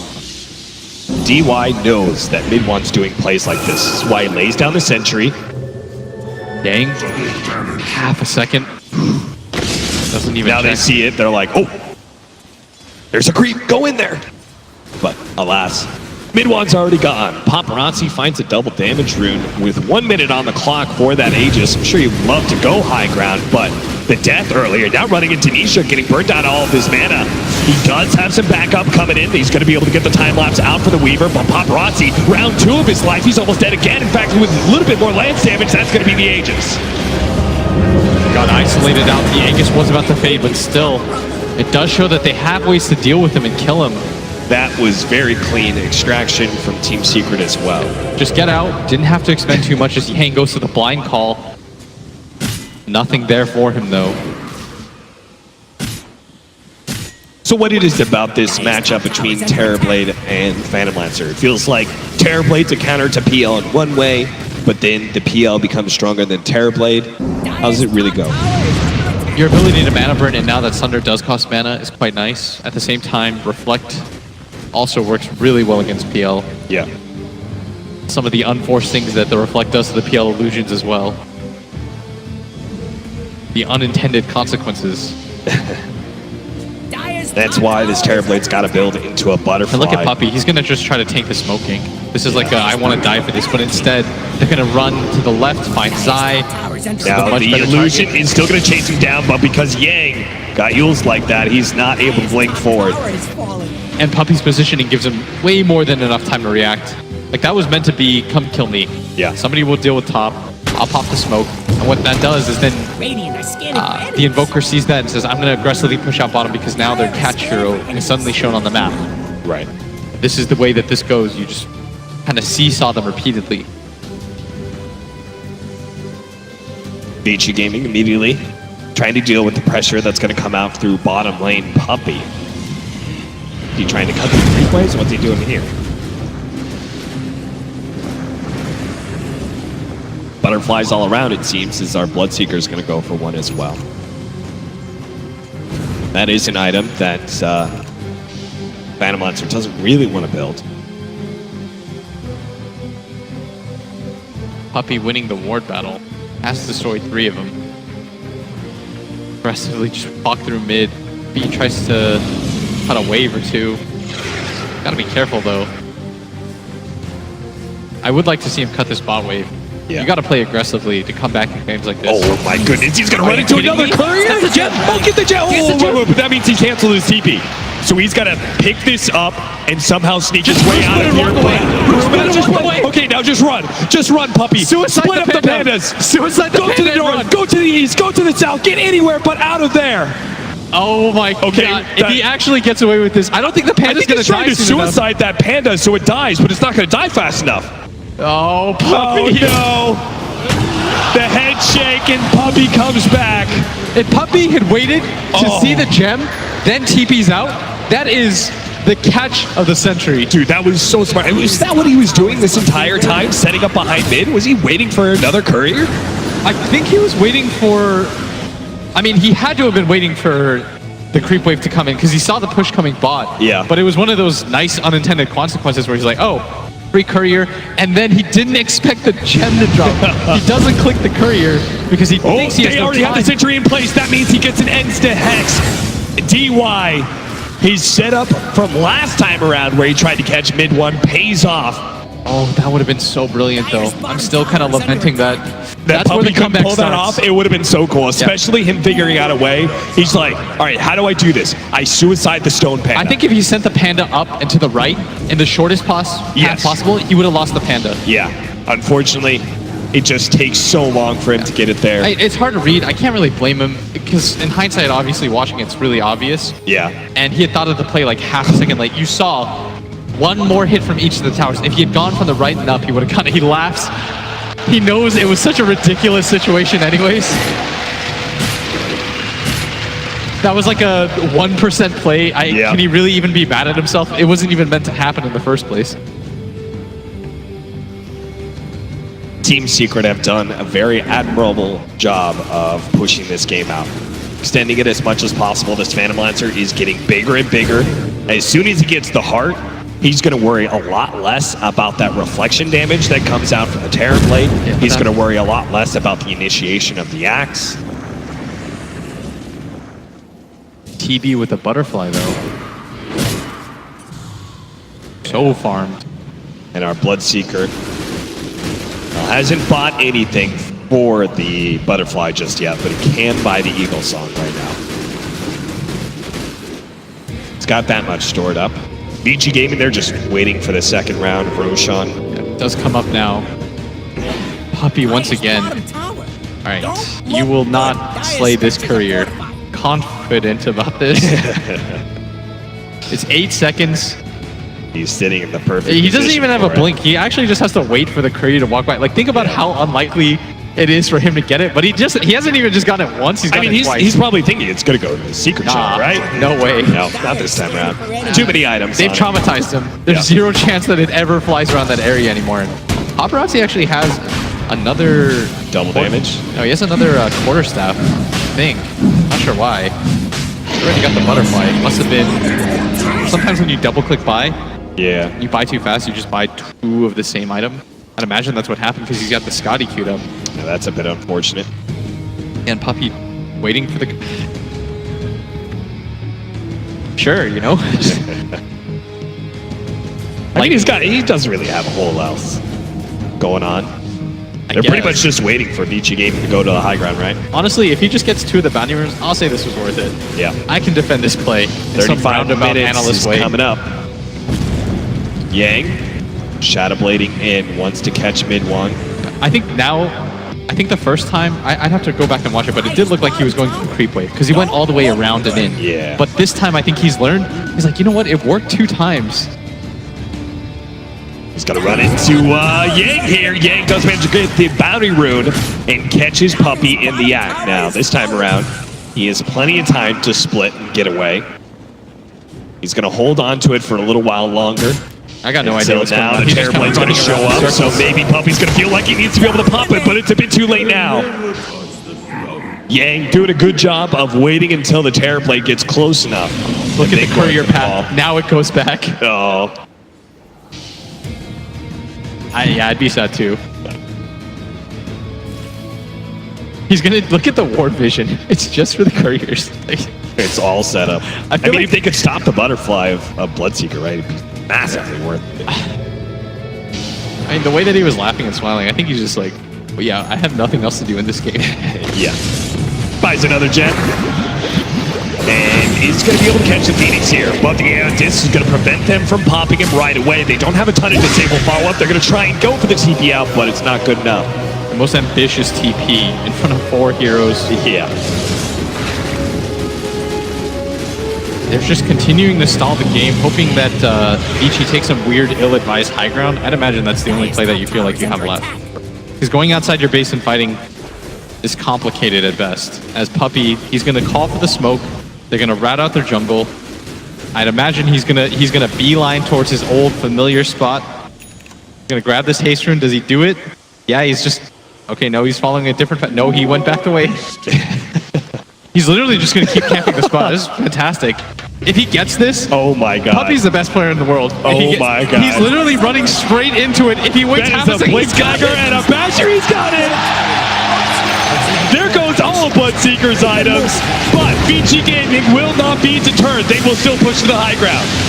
Tornado goes out. Paparazzi has been burned out of mana, but they still have the time lapse from Fate at any moment. He's got to Ether Lens soon. Now the call comes in. Managed to catch mid-1 Invokers with the follow-up from DY. They're going to be able to blow up that Invoker. Now he instantly buys back. Inside, VICIGAMING, they don't want to overextend here with the Invoker coming back into play. Paparazzi starts to get out. Yang's going to be slowed down a bit too much with the Fisher block, and the Silent Supernova goes down.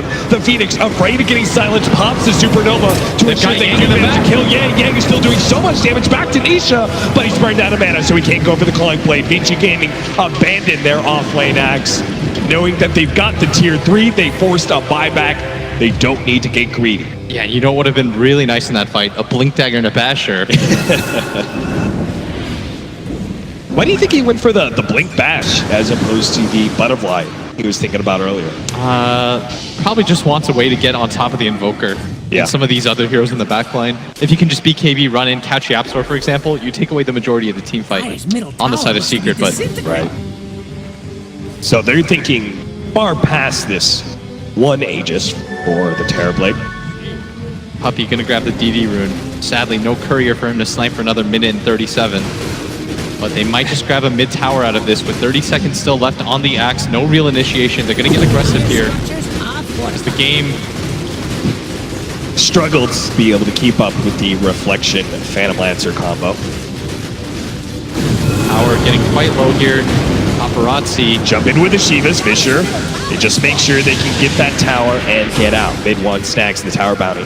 It's got Aegis, so Secret still don't really want to fight this, but they do want to take advantage of the fact that somebody's dead for 30 seconds. Might as well go for the easiest objective available to you. So they're going to smoke. I mean, they've got to be frustrated because I think in their minds they think this game should be over, and Secret is just continuing to frustrate them. And look at how they're protecting this south side. I mean, Puppey called for a smoke, and I was like, I don't know why they smoked here. And then I saw his greater plan. Yeah. Like, surely there's no way they think they're going to catch anybody. Puppey did. It wasn't a person. 30 seconds until that courier spawns. I'd imagine. DY fights initiation. He's going to pop the amp disc almost instantly. Now the follow-up disabled with Ori joining up. The sound's going to go down, but Supernova is laid out with the Fire Spirits on top of VICIGAMING. So got Yang to be able to get out, but Yang has already been caught. So he's going to pop his BKB. Tries to get somebody, but can't really do it. Brewmaster is going to throw up the Terrorblade into the air as best as possible. Ori does manage to get the call onto the Phantom Lancer here, but Paparazzi not close enough to be able to capitalize on that one. Now the Bruce split is over. They've got no Phoenix eggs. I had to use that defensively, trying to bring it to the rest of his team, but Vici, I'd imagine you just wait for the next Roshan again. You'll learn from the mistakes that Secret made, being a little bit too impatient, trying to go high ground. The longer this game goes, again, more opportunities. They want to be able to get that Blink Abyssal Blade. Ori will be able to retrieve his items this time around. Yeah, that deserves a clap. Can you imagine how frustrated he must be? Oh, yeah. Like, it's one simple item that he's been trying to get to himself. Oh, there's a significant upgrade in damage to Cataclysm. Saw how impactful that was for Paparazzi. Mid-1 is hoping it'll have the same impact here. Yeah. Secret still have ways to come back into this game just because they have an Earthshaker and a Phoenix. Yeah. As they're going to see Yang here for a second. He is invised up, but going to get caught out. He does have the BKB, so he's going to call, turns around now. A lot of He's going damage. to join him. There's so much damage coming out from Yang. That is incredible. Nisha has the swarm on him now. Paparazzi's trying to get close enough. They do manage to get the nuke onto the Phoenix. They see if they can take him out. Now they jump forward. Rupture onto the Phoenix. That Echo Sand comes in. That'll finish off the Lion. Zai is going to get popped here by the silence. Ori pushes forward. Hope to be able to catch Nisha, but there's too many doppelgangers, so he won't be able to do that much. They're going to have to reset. Meta was used, though, and this is going to mean that Vici want to commit for this fight. The They're going to try and buyback pull up the Terror Blade, and it's going to be close. They do manage to get the time lapse out. So now the Terror Blade's going to be safe. Nisha's trying to get away with the reflection of the Supernova. They're going to try to deal with it. The Cataclysm comes out. It's not enough damage, and the Supernova is dead. Puppy slowed down by the eye of Scotty. Paparazzi thinks to push forward, but a double tornado EMP. They're going to turn around and do a lot of damage to his Bloodseeker. They're getting so much out of him. The Bloodseeker will be able to survive ever so barely. The cheese goes off, and now Vici Gaming are going to be able to turn and deal damage into Nisha. The meta is running out, though, for Vici Gaming. And you could see, as the meta falls, they don't feel comfortable pushing to that high ground. Secret will hold once again. That time lapse was so crucial. I could see a way that Secret wins that fight, but the time lapse save onto the Bloodseeker from Fade allows him to get the cheese off in time, resets things completely, but you're still holding racks here. It's 42 minutes. Yeah. Despite the 22k lead that Vici hold, it's not proving easy. They did such a good job at being able to, even if they couldn't finish off that Terror Blade, I mean, look at they Fade in the forced out his background. BKB. He just waits. They don't have a lot of control. He flits in and out of these team fights, positions himself accordingly as bottom. Call barely missed. Our Axe trying to go for the kill on mid-ones. Invoker probably would have got it too, but he missed out on the call. Just 100 range now. It's going to be Puppy instead, who does not have the split, so he's going to be caught by Paparazzi, popping that BKB, making sure that big team fighter is down. Next to the Phoenix, this means that Secret had little to defend their high ground, but again, without the Metamorphosis, Vici Gaming do not feel comfortable going for it. Yeah, the line goes down at the same time, so most likely just go into the Roshan pit if you're Vici. Make things easier for yourself. There's a refresher shard in there too, just waiting to be picked up. And look at how much farm this Weaver has. Almost has a Hex himself. Yeah, about to hit level 25. I was going to ask you, what in the world does a support Weaver build at this point? Because he was looking at a Yule Scepter, and honestly, it didn't feel like a super effective item. Instead, a Scythe, is that a little bit better? Oh, for sure. He can just go in with the max move speed Shukuchi when he hits level 25. There's your initiation. You don't have to just rely on the axe. And I think that's partially the problem on the side of Vici is when Yang goes in, oftentimes no one can really follow him up very easily. Nice call. A lot of the team very far away. Fade sits out. Time lapse. Again, that Ether Lens range. The time lapse has been so good for them in this game. They just keeps doing it, and now the Roshan. Do you think that's also the reason they went for this Blink Abyssal for the Bloodseeker? Just multiple avenues of initiation. Yeah. When you start to realize like the only thing that's starting the fight is Yang, and the follow-up isn't easy for them, probably need somebody else to just run in with him. Is Paparazzi going to pick up this Aegis? And I have to imagine they have to at least get one set of racks with this. With a 23,000 gold lead, I would expect so. Refresher shard for our Axe. Now, he's had a tough time just purely because of the Diffusal Blade burning out so much of his mana. Where the BKB comes in. Double call, double BKB Blade Mail call could actually just handle that Phantom Lancer if he finds the real one.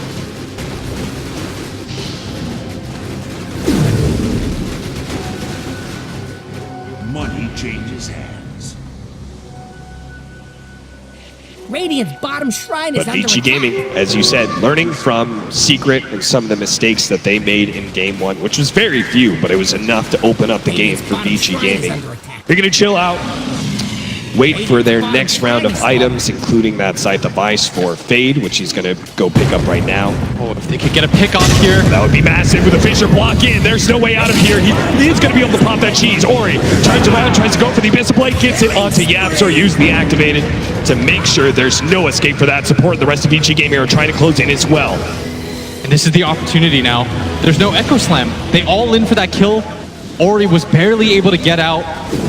He was completely by himself too. Yeah. If they catch that kill, you can start spreading the map out a little bit more. I mean, YapzOr does have buyback, but without that big ability, it looks a lot less tasty. Oh, that's the Antis for Zai. That's a bit unfortunate, but they are going to do a lot of damage to DY. Tries to get him out with the time lapse. Still, the Sun Ray just burning him down with the help of that Spirit Vessel. He will survive through these last few ticks. But he's so low. His contribution to the team fight is going to be somewhat limited here. He's just going to back up. Paparazzi taking a lot of damage, but the Sunder onto the illusion and the reflection. He did not have the level 25 talent, so the Sunder is going to be on cooldown for a bit. Now his illusion's just beating into this tower. The Fire Spirit's gonna try to slow this up. YapzOr doesn't want to have to use his buyback here. 6 seconds for that as the mid-range Rax finally falls. Vici, they were looking for something. It's taken them so long. 31K Blink in lead. from Ori trying to find the initiation, but his blink does not go far enough. VICIGAMING, they want more than just a range Rax. They're going to try and blow up the Invoker. There goes the time lapse. A nice call in from Yang. Goes for the refresher. Misses out on the second call, but they do have the sight onto the Phoenix. They can take him out with Paparazzi, but no, he managed to get off the Supernova. They're trying to deal with the Yang, but the toss up onto that Terrorblade is not quite enough. On Paparazzi, still able to kill that Phoenix egg and help out now against Nisha. Right up our Yang. He's going to be able to go next now. It's Paparazzi is already so low. Nisha needs to be able to buy his time, let his illusions do the work as they chase down DY, and they are going to be able to snatch up that Terrorblade Aegis. Back in the backline to Ori. He finds Mid-1. Mid-1's trying to get back, and they will be able to escape. Ori dies. Now they have to get Paparazzi out of here. They escort him away as he takes away that melee Rax. But VICIGAMING, they lost a lot more than they thought they were going to for that first lane of Rax. Yeah, this is looking a lot harder than it should be with a 31K lead. Yeah, absolutely. They're being forced to play so cautiously and secret. They're playing that perfect bait style where they just drag them deeper and deeper into the base. You see it, Right. Vici thinks to themselves, we have to commit for this. Secret has fooled them into thinking you have to pretty much dive our tier 3s if you want to take a fight with us. And they have so many of these defensive items. And their ability to last in fights is the important part too. They have tons of ways to reset. This is why gold leads sometimes, I mean, I saw that interview with Matt where he said they can be deceptive. Yeah. If you have a 20K gold lead, but it's not easy for you to go high ground, you don't really have a gold lead. Mid-1, oh, this is a This would be support huge. Weaver. Scythe of Ice is just not doing a whole lot of physical damage. Mid-1 trying to get away. Fade still committing. He does have the rest of Secret on the way, though. He's going to try Get time this, lapse this is the himself, gem. and that's going to be the gem. Oh, dear. And Fade trying to go for those big plays. Instead gets picked off, they lose the gem. And now that 31K gold lead is 23,000. They're slowly chipping away at this. And for Vici, this would be a crush. If they lose this game, mentally, you've got to be broken, especially with how Yeah. game 1 went, how game 2 is looking. Secret were so far behind from the laning phase and on. Vici, it felt like they did all the things that they needed to do correctly. Oh, look at this. Enchant Totem leading the initiation. Cataclysm follow-up. They're going to get him. They managed to blow him up. The second Cataclysm comes in. DY's going to be caught. YapzOr. He doesn't have finds a buyback. huge opening for VICIGAMING and Secret. Might just be able to end this. They can at least get a 76 lane gold. out of Rax. For this buyback, they've got this window of 67 gold now for the Terrorblade's He buyback. has to be so confused because he probably thought to himself, I'm close enough to buyback Yeah. that it probably won't matter. And when Secret go high ground, they should start to realize this TP doesn't have buyback. He's got 48 seconds. They managed to get the jump here on the Yang, just long range poking with that Fissure. The Rupture going down on mid-1. He's just going to stand there and hit the tower as best as possible. Tornado's going to go out, hitting DY, making sure he can't follow up on that silence. They're burning a lot of mana. Dyer's middle tower. And now all of a sudden they might just get Rax out of this. Dyer's middle tower. 45 seconds still. Our Terrorblade needs 14 gold for the buyback. But Team Secret may not want to push it. Somehow down 31K gold, all of a sudden they're even in Rax. And if they don't get punished here, this would be huge for them as YapzOr running into the south side. He's got to be careful. He can't give the gem back. And part of that is losing the gem, right? That gives YapzOr the confidence to be able to run forward recklessly on his Shadow Blade and runs into a Terrorblade, sets up that double kill. Yeah, look at the item choice by Puppey. Instead of going for anything, he's going to go for the Aeon Disc himself. It's just these items that pull you deeper and deeper, forcing you to commit more and more. And that's what I think is keeping him in this game. Top tower is They've got 2 Aeon Discs already. They've got a Yule Scepter. You have the ability of the Phantom Lancer to just in and out engage into these fights. VICIGAMING trying to start a fight without their Terror Blade. Yeah, they're getting just going for desperate the here. fast pickoff, but now, Yang, they position him on the front lines here. They do have that time lapse with the BKB, so Yang's going to be fine for now, but it's still a resource expended, and Nisha doesn't need to do a whole lot. He's just going to doppelganger to the back lines where Ori is laying. They managed to get the bash, he's dead! Ori, he does have buyback, but no, it's going to be VICIGAMING. Paparazzi's going to come forward. Pops his BKB. He's going for mid one as best as possible. There goes that Aeon Disc. The Cataclysm not going to do damage because the Aeon Disc, but Paparazzi is still going to be... No, he goes at him! Managed to get the Fisher and he gets away. Nisha is in the middle of all this, and look at all the damage that's going to the Puppy. They're going to be able to take him. Nisha's caught inside the corner. They're going to be able to find him as well. VICIGAMING, look next. Ori, so damn fast, is going to be able to get to the back lane. Immediately captures the Phoenix. Managed to bash him down. Triple kill for Paparazzi. Get ready to fight again. Buybacks coming in, and VICIGAMING, they sound the retreat. It is time to run. The meta was used so much to win that. Still up. That's going to go 5,000 gold in favor of Vici at the end of that. They forced 3 buybacks. Ori also had a buyback though, so there is still an opportunity window if they catch him. But this is going to prompt Vici to not make any of those silly mistakes anymore. Yeah. They went for a fight without their most farmed hero. Paparazzi, who is clearing out that top lane. If you're a little bit more patient, you don't have to risk that at all. And now the Roshan, they're waiting for it. They need to get this Aegis on the Bloodseeker. He dies so fast. Really good play by Paparazzi there, switching in his Refresher Orb, giving him that second round of BKB and Reflection. I think that's really what helped them dominate that fight. I just can't believe that VICIGAMING is going to get aggressive already without the Roshan getting up.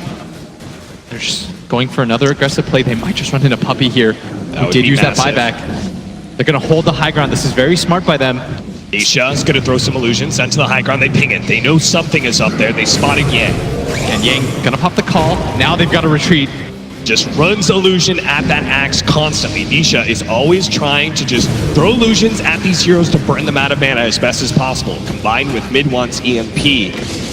Mid-One's got to play the most aggressively on his team. He's the one with the buyback. They've got to fight over this Roshan. This could be just the game right here. Is Yang looking at the south side, trying to see what he can find.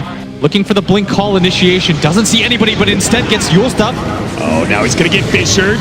No, actually, the stun does not connect there. Yang starts walking it off. He does have the BKB. He's trying to make his way out of here. Time-lapse goes down. Now he's going to be forced to pop his BKB. Unable to hit the call. Paparazzi games in. Here comes the Cataclysm. Not able to do enough damage. And it is going to be Zai popping up that Supernova just in time. They don't have the stuns to stop it. So Paparazzi comes in, definitely blast, but he bounced away from the Meteor. He needs to be able to save him. There's a nice call out from Yang with the bash on the mid-one. Yeah, goes Zai in. Yeah, sure. He's almost able to finish off. They need to finish off the Terror Blade now. Paparazzi dies to the Cataclysm. That's where Mid-One came in with that buyback. DY struggles to get away from those illusions, but will be able to do it. Fade in that back line. Got the swarm onto Nisha as fast as possible. Nisha can't afford time here. They managed to get the big time call. Yang gets a boat. Stun on the Mid-One as well. Out from Ori, but it doesn't have the BKB. And now the time lapse. It saves Yang. DY comes forward, trying to get a little bit more damage on the Nisha, but he managed to get away as well.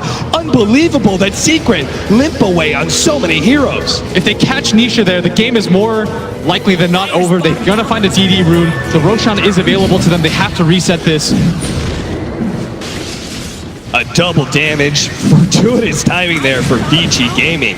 Don't look good. And now he can get the Refresher Shard, Aegis Cheese. A lot of good stuff down there. They did use the buyback though on Paparazzi, so now both of their main cores don't have buyback. I mean, it's looking unlikely with the Aegis, but there is opportunities for Secret. Now it depends on whether or not Vici feel like they're strong enough to just go for it. With 2 heroes dead with no buyback, this would be your timing window to just at least try to get something as the courier gets dunked. This time it's Yang's turn.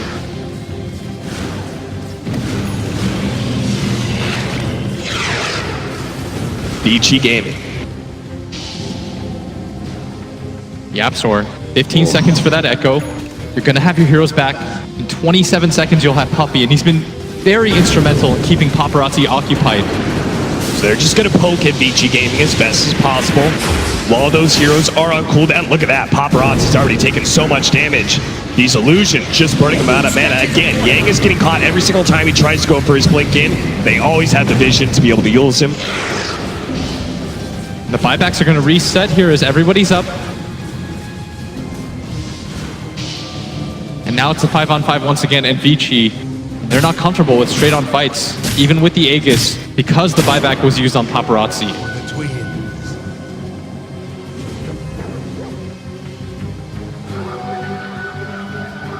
Level 25 for our Bloodseeker. Getting a little bit more thirst damage in.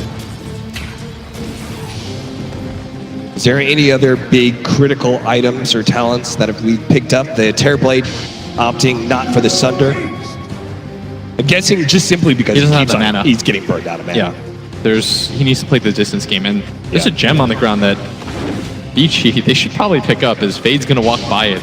In fact, walk right on top of it, and no one seems concerned by it as Paparazzi uses his Sunder onto his Lion. He's got Tranquil Boots, so shouldn't mind this too much. And instead, their Courier gonna come pick it up. Oh. Are they gonna smoke up on Secret? I mean, if they try and fight right now while the Sunder is on cooldown, highly unlikely. And there's no way for them to know it. But instead, even with an Aegis on the side of Vici, it's Secret that opt to play aggressively. A push out through this bottom lane now. VICIGAMING are not moving away from each other whatsoever, except for Yang. Yang seems to always be willing to push out one of these creep waves a little bit separated from the rest of his team. Absol pushing real aggressively forward, trying to find something. He's hoping that somebody on the side of Vici will get over-aggressive. They'll overplay their Aegis advantage. Instead, are they going to find anything here? Is they're going to back out. A Scotty finished up by Nisha, who sold his boots for this. With the butterfly, I mean, he's quick enough. He needed the additional stats. Yeah, and it's so hard for them to deal with the illusions as is. Now that you've got the extra stats from the Scotty as well. And the control through the BKB, the slow, it's going to be effective too. Yeah. Ether Lens for the Lion. This TP with Aegis didn't really get to utilize too much of its timing, but there's still a window of a minute and a half that they have to utilize it. This should mean go time for them. He's got Refresher holstered up, so he's got 2 metas, 2 BKBs to work with. And here we go. They're going to commit for this. He can hit it from so far away too. Secret. He starts pushing himself onto the high ground, does get time-lapse right away. So many illusions. They have to deal with the illusions just to be able to kind of gang. Comes in, managed to get a call on the Puppy, but not really the initiation they can follow up on so deep inside the base. Paparazzi just wants to focus on the buildings if possible, but every single time he does, he's getting chipped away at both health and mana. And Secret, they know the Aegis is real close to fading. They don't want to take a fight straight up before it's done. The time-lapse flies out again. It's Nisha just playing around. Oh, nice call. That's going to be able to come in. Nisha already at half health. They're trying to focus him down. They will be able to contemplate him. They take him down. Ori picks up that kill. Now they look for more. Managed to get the Abyss Blade on the mid one. Deafening Blast will push them back. They're already so low that he's going to refresh and do it again. Hoping to be able to stay alive during this rupture, but he just can't do it. Ori, he does too much damage by himself. And the rest of the team now funneling in onto these racks with no buyback on Nisha or mid one. Secret are going to be so hard pressed to be able to defend this. And you could see from Puppy, he's already dead. The call out Secret seems to be crumbling now as they just don't have the heroes to buy back on Nisha. Maybe he can actually defend this by himself. The time lapse on the Yang, that's going to be able to pull him back. Almost got the call there on the Phoenix. In fact, he did. The Phoenix is going to charge at him after that Icarus time, but they didn't get the lane of Rax. Now with the Supernova, Paparazzi, he can't actually deal with that one, so he's going to be chased away by Nisha. Burned out of so much of his pressure mana and Yapzor. Oh, they call! Yay! He managed to pick up Yapzor as well! Paparazzi trying to follow that up. Nisha is already down to half HP, or he tries to get there for the Echo Slam. Stops all that damage, but he can't get the full combo up. It's enough for Nisha to be able to go away until he gets the pistol blading. Now stunned up, Silence as well, are all dead from Secret. VICIGAMING, they're going to be able to march down the Ancient and take game 2, even if the series 1-1. Oh, it took 60 minutes, a 40-17 score. They had the gold lead for such a long time up at the 32,000.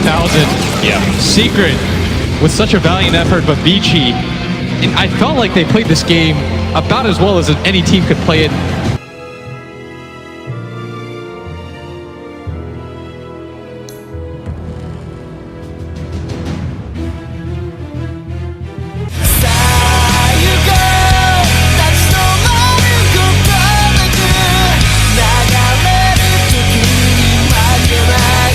If you have a reach advantage and you can get on top of the squishies, you're going to win the fight. It can't be A greedy, brood though. mother could be incredibly powerful. Oh, what a great call. Great call from Trent. It is the Arc Warden to finish off the draft for Team Secret. All in on the Luna Lena for Vici. Still looks a bit greedy for me from Secret. Does it? Too greedy? Like Storm and Arc Warden, these heroes take time. They finally pushed the greed limit for you. This is Finally, they right? finally hit it. I mean, the last time too, but they had so much overwhelming team fight. They do again. It's crazy out there. It's absolutely crazy. Kyle, who's had the better draft? I'm going to give it to Secret. But Owen gets points for style. Oh, he gets points for style, yeah. I think it's time we moved on. Ladies and gentlemen, we are ready for game number 3, so let's head over to our commentary team who are commentating on the Dota. I mean, I think I'd rather commentate on this wild game of giant ball crowd volleyball. Is that... What more can you ask for? Looks like we do have a slight pause. Right. Hopefully get this very exciting game 3 underway. What do you think about the draft? That last pick, Arc Warden. I mean, when Fogged is finally saying, ooh, maybe this is a bit too greedy for Secret, that says a lot about their draft. It depends on how the lanes go, how aggressive Vici can get. I think the way to beat Team Secret is to try to punish that and push the pace. Yeah. And that's what they were able to do with that axe. And here we go. No volleyball this time. Now they're just excited about the Dota. Our lanes, always important. Puppy is going to be paired up with the Arc Warden for Secret. They're going to go an aggro lane. Once again, we're going to see that support Weaver, this time paired with a Necrophos for Yang. And don't worry, ladies and gentlemen, slight blackout, but we'll be back. The rest of our lanes, what do we got? What do you think about that last pick, Lena, for VICIGAMING? This is a very fast lineup for them, between the Lena and the Luna. I think the thing about Lena that's really good is that you punish whenever people make rotations. Like anytime you leave your lane, Lena just shoves in the lane. She has kill potential on any support that you'll try to send over to stabilize the lane. And more importantly, whenever mid one does leave the lane, if nobody replaces him, you'll take that tower real fast. Yeah. It's going to be classic. Arc Warden setting up the Spark Wraith traps on the Bounty Runes. VICIGAMING are going to try and take it anyway. Hoping to be able to grab this. Fade has already taken so much damage. Gets Fire Blasted. Puppy does manage to pick up the Bounty Rune. Fade gets away with Sliver of Health, but Puppy may not be so lucky. DY as well as Yang. Yang's actually going to run back to lane, leaving it for DY to take. And Fade, he's going to try and hunt him down. Now that he's full health, Shikuchi's on through. One hit, that'll be Fade. Picking up the first blood. Revenge for a stolen Bounty Rune. Yeah, they do manage to get a pretty value sentry though. They originally placed it just to deal with the Weaver, but instead it also manages to find the ward. How do you feel about this lane? The Necrophos matched up against the Arc Warden? Because I feel like whenever I see these Arc Wardens, you gotta pressure his laning phase as best as possible. Yeah, you can't just allow him to get free farm. This hero comes online way too quickly when he gets a free lane. Yeah. Then the Lena in our mid lane against the Storm Spirits. This is a real one-sided matchup for Lena. The Storm can't really trade hits. You always get some form of harass whenever you try to move up for CS. Because if you think about it, Storm is more or less a melee hero. Like you have to come into the lane, you drop a remnant. If you do that, sometimes like for example, you'll see 3 creeps ready to die. DY so close again to a kill. He's trying to stop this pull from happening, and to be honest, it's 2 melee creeps. I feel like he punished Secret pretty well for that. Yep. I do like Storm in the pace of this game, though. I think it's a good hero against Luna. I think it's a good hero overall in the game against Lena. It's just annoying to play the lane against. Yeah. Why is it that VICIGAMING, we've seen this duo so many times in this tournament, the Luna. I think for the Luna, it was just a good game. It's a good hero because it stabilizes your laning phase. It makes your whatever hero that you have to just trade hits with a lot more effective. Plus, they pick, I think this is the second time I've seen them somebody pick it against the Brewmaster, thinking that it's some sort of counter as Zai trying to seek his way around the trees. They finally find him now. Cost Paparazzi a lot of health in the meantime, but they're both going to turn on the Absol, who with no armor can't really fight into that whatsoever. Back over to that top lane. And that top lane, things might be... Phoenix is going to be able to get away, hiding away in the trees. DY and Paparazzi give up on that chase because, after all, got to focus on those lane creeps. Don't let that farm get away. Yeah, it's not really worth it for you to skip an entire wave just to get a kill onto a support hero. Yeah. Still 2-0 so far for Vici. Especially a lot into this laning phase. They did beat the Brewmaster last game. That should give them some confidence. Yeah. Just don't lose your courier like 4 times again. Do you feel like the Brewmaster is going to be less effective than last time? Because now he's no longer matched into the carry Terry blade. I think it's still a really good hero, just because when you run in, there's not a whole lot that Vici could do against it. It did set up for some opportunities. You're still a really tanky 5 hero. I like it quite a bit. But mid one sent back. This is pretty common. Just that Lina matchup. 17-9 for the Lina, 11-2 for the Storm. You just get bullied. Even if mid lane is going the way of Ori, Nisha is doing a great job at bottom, 16-7 compared to the 11-1 of the Necrophos. Yeah, see, anytime you walk up to Remnant like that, you're just going to cop 4 or 5 hits. It's so efficient for the Lina to trade. And because your move speed's kind of bad on Storm as is, you sort of die as... DY building up the damage. Paparazzi, such a low cooldown nuke. They may be able to catch him, but Zai is able to get out. Now the dive in from Yapsor, slowing down DY. He's going to be able to get the Fire Spirits in. DY is going to be finished off by the clap. Zai came in for that kill bounty. Now Faded Puppy are both going to make a race here for the 4-minute runes. Fire Blast, and it does end up being there. A haste rune for Puppy. Okay, Puppy now just has a haste. That means he can run to lane, really mess up the Necrophos' life. I wonder if Yapsor just goes mid right now, because this Storm can't really lane against this anymore. Yeah. Way too annoying for him. But to jungle this early, that's gotta hurt. Now Yang, he sees this haste rune from Puppy, realizes how much trouble he's in, and they save the Fire Blast just to make sure he can't TP away. And they've got to have a support down there just to help protect him, at least tank some of the damage. Is Zai going to get gone on once again? They tried this last time, but he was able to survive. But this time around, they've got a Lucent Beam to make sure he can't get the clap off. It's always hard to play against these Lunas with the constant Lucent Beams coming out. Yeah, and I did say Puppy earlier, but I meant Zai. We're just so used to seeing the Brewmaster played by Puppy. This is, I think, the first time in this tournament where they've been a little bit more traditional here as DY. They get beaten back a little bit. The sleep, just to secure the bounty rune. Selfish.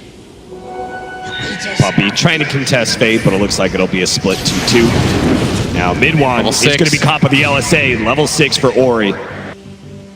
But this is around the time that you want to try to get this kill. I mean, it's so hard to jungle for this Storm Spirit this early on, right? But at the same time, it's looking like this lane is near impossible for him. The magic stick juggling by Paparazzi, trying to get some more mana so that he can Lucent Beam. Does have it up just now, but not going to use it, knowing that it wouldn't finish off Zai, so better to have that threat held in your back pocket. Yang fighting Puppy, feeling strong. I really like the support Weaver against Arc Warden. It's one of the few support heroes that just have the ability to gap close. The bugs are so useful against him too. Mid one blowing through another healing salve as we see DY TP up. All in all, this is looking like a pretty successful laning phase, I would say, for VICIGAMING. Top 2 CS, Necrophos, who is third on the team, is just behind the Storm Spirit. Not bad at all. We've seen what this Yang Necro can do. Just straight up won 2 games for them. Do you think he's going to go for that carry build that we've seen from him before with the Radiance? Well, when it comes to Necro anyways, you just naturally get farm. You almost can't help it. It's hard for you to die so that you get to push in waves more aggressively than anybody else does. Is top lane Zai gonna get caught on? Paparazzi thought about going for the Eclipse, but not gonna pop it here underneath the creep wave. Zai is a little bit isolated now, but if he jukes his way as he goes for the Eclipse or just gets outside of range, Zai's gonna be okay. Paparazzi misjudges that one, and Zai, not only does he manage to force that out, but also managed to get a pull on the creep wave. Paparazzi should have realized the animation still takes that half-second tick. Mid lane, that'll be a kill. Easily blown that mid one, not much he could do there. He might have still gone to just solo even without the Weaver. That ulti was more than enough damage, but DY, he thought he was going to be finding this man fight, but turns out, especially with YapzOr diving in, the 1v2 is going to be rough for him. Now it's 3-4. CS is still very favorable to Vici. I guess one of the big downsides I'd see for Secret here is that they have been so good at, when they lose their laning phase, rotating their cores around and getting kills, but rotating a Storm Spirit and an Arc Warden this early is not going to feel good. No, you need minimum treads for this hero. Yeah. The way that this hero moves is you don't have the damage output without the treads, just because you're so reliant on your attack speed to get multiple overload hits off. It's not really your mana that limits you in the early game when you want to rotate. And on the flip side, though, you do have Ori, who I think, aside from mid one, has been by far the most aggressive mid is mid lane. Oh, nice job. Mid Icarus dive, waking him up and then trading it off to dodge the LSA. What a beautiful play by Secret. And now they're actually going to jump in and grab the regen. Oh, mid one. That was beautiful. You sneaky little thief, you. That was so well done.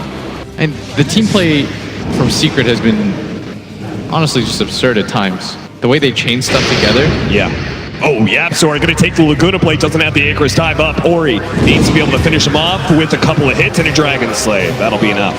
Instantly going to TP out. Good call by him. Doesn't really know what's waiting in the wings. You don't want to throw away your advantage at this point. Yeah. The most farmed hero on the map has to be careful about this. Especially with that regen from the Storm that he grabbed earlier. Yeah, in fact, all three highest net worths in this game already belonging to Vici. Similar to how last game started. Already a hood completed by Yang. So far, so good for Vici. They were trying to put more of an emphasis, I think, after game one on making sure that the laning phase goes better, so they're not trapped into those positions where they have to have ideal team fights. Spark Wraith will go on to DY here. Puppey really wants this kill, and they're going to be able to find it too. DY had no opportunity to turn around and brain sap there. Good use of the Arc Warden Spark Wraith by mid one, setting up that kill.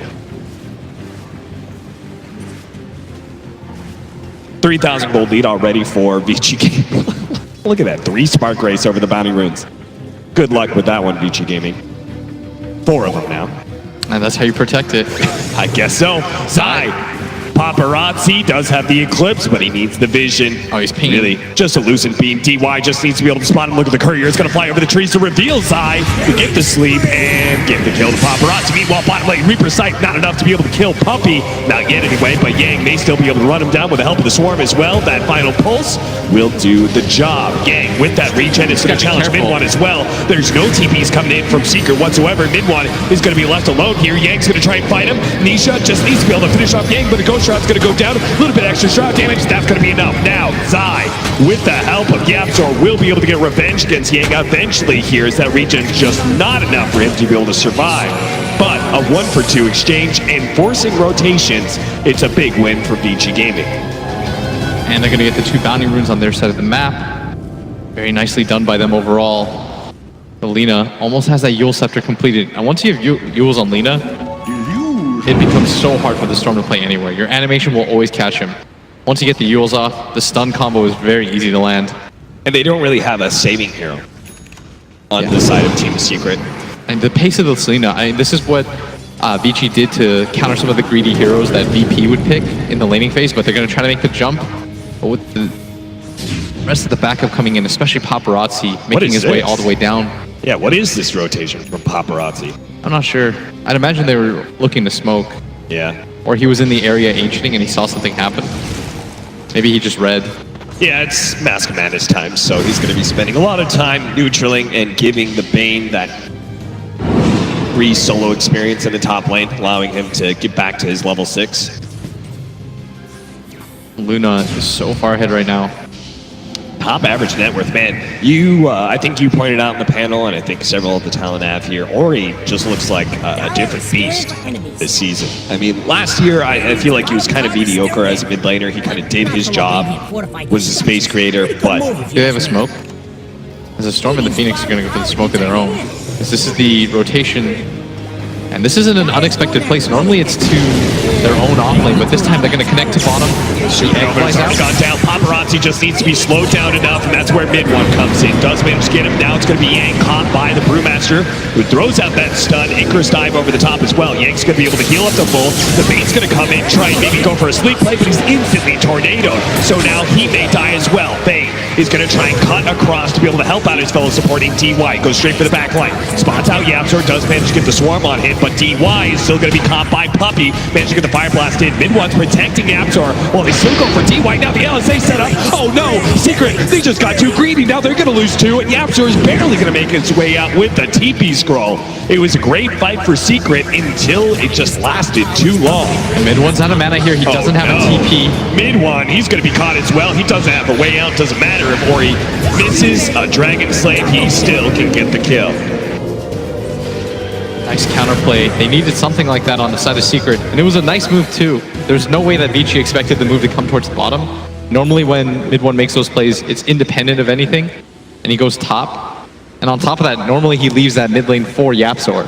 And so all the tells that and the patterns that you normally read out of Secret are gone. 5 minutes faster than the average. Dire's middle tower. He had pretty much a free mid lane. Yeah. He has double the net worth almost of mid one. Take a look back at that last team fight. It started so good. Paparazzi and Yang were caught from the start. Yeah, that was really well done. And Puppey with the Brewmaster micro, he's got to be so good at it by this time. Yeah, he's so used to it. I mean, look how quickly he catches DY. He knows there are going to be heroes TPing in to try and set up this fight. And it's just this decision. Yeah, it's the greed to stick around for DY that really gets them caught. Now it's going to be a fight inside this tier 2 of the Radiant Jungle. DY, he's going to be already low, but mid one's going to go straight for Ori, trying to deal with him. Gets caught by Lucent being Ori, just running away from the Spark Wave, cannot afford to get slowed down here. They're going to rotate so many heroes down here. In fact, that's the entire team, just to get them out of their jungle. Paparazzi, he was farming top. Our Necrophos went mid almost immediately. Caught some farm there. So continues to be efficient plays for VICIGAMING, even if they lose their they see the DY support. Viewers going deep for this. Might go all the way around to try to catch it on the way back in. Similar to what Puppey tried to do, but he's going to be a little bit too late.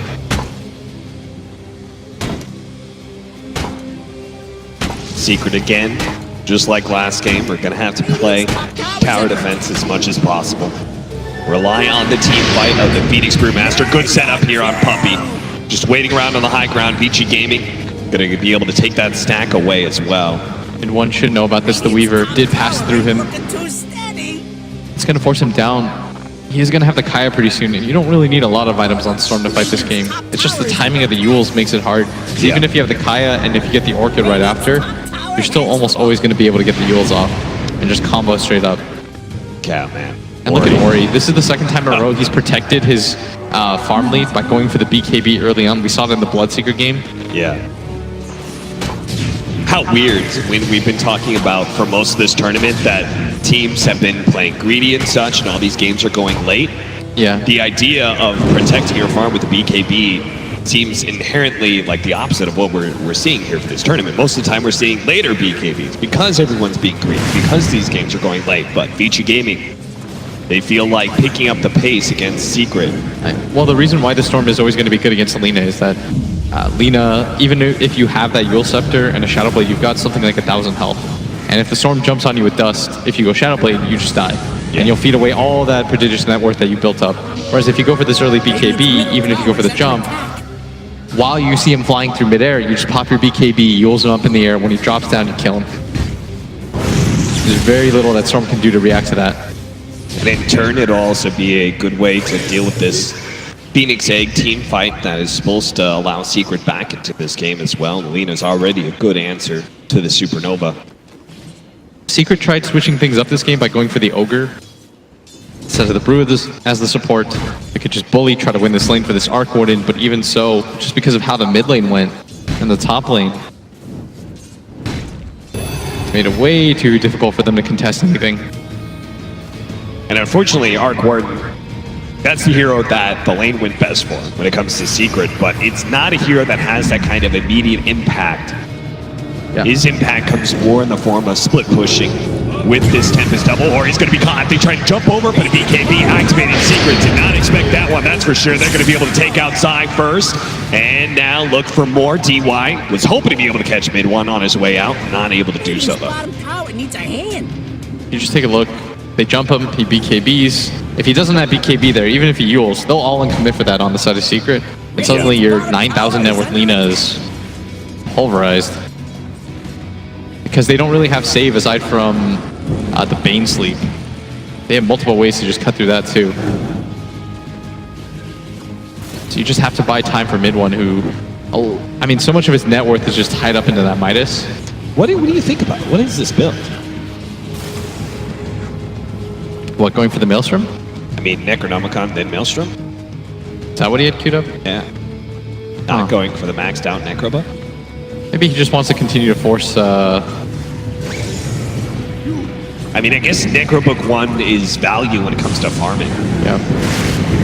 And it's not going to be too terrible for team fights. It's just normally when we see this Necrobook, it goes to the maxed out build and you have all this pushing power.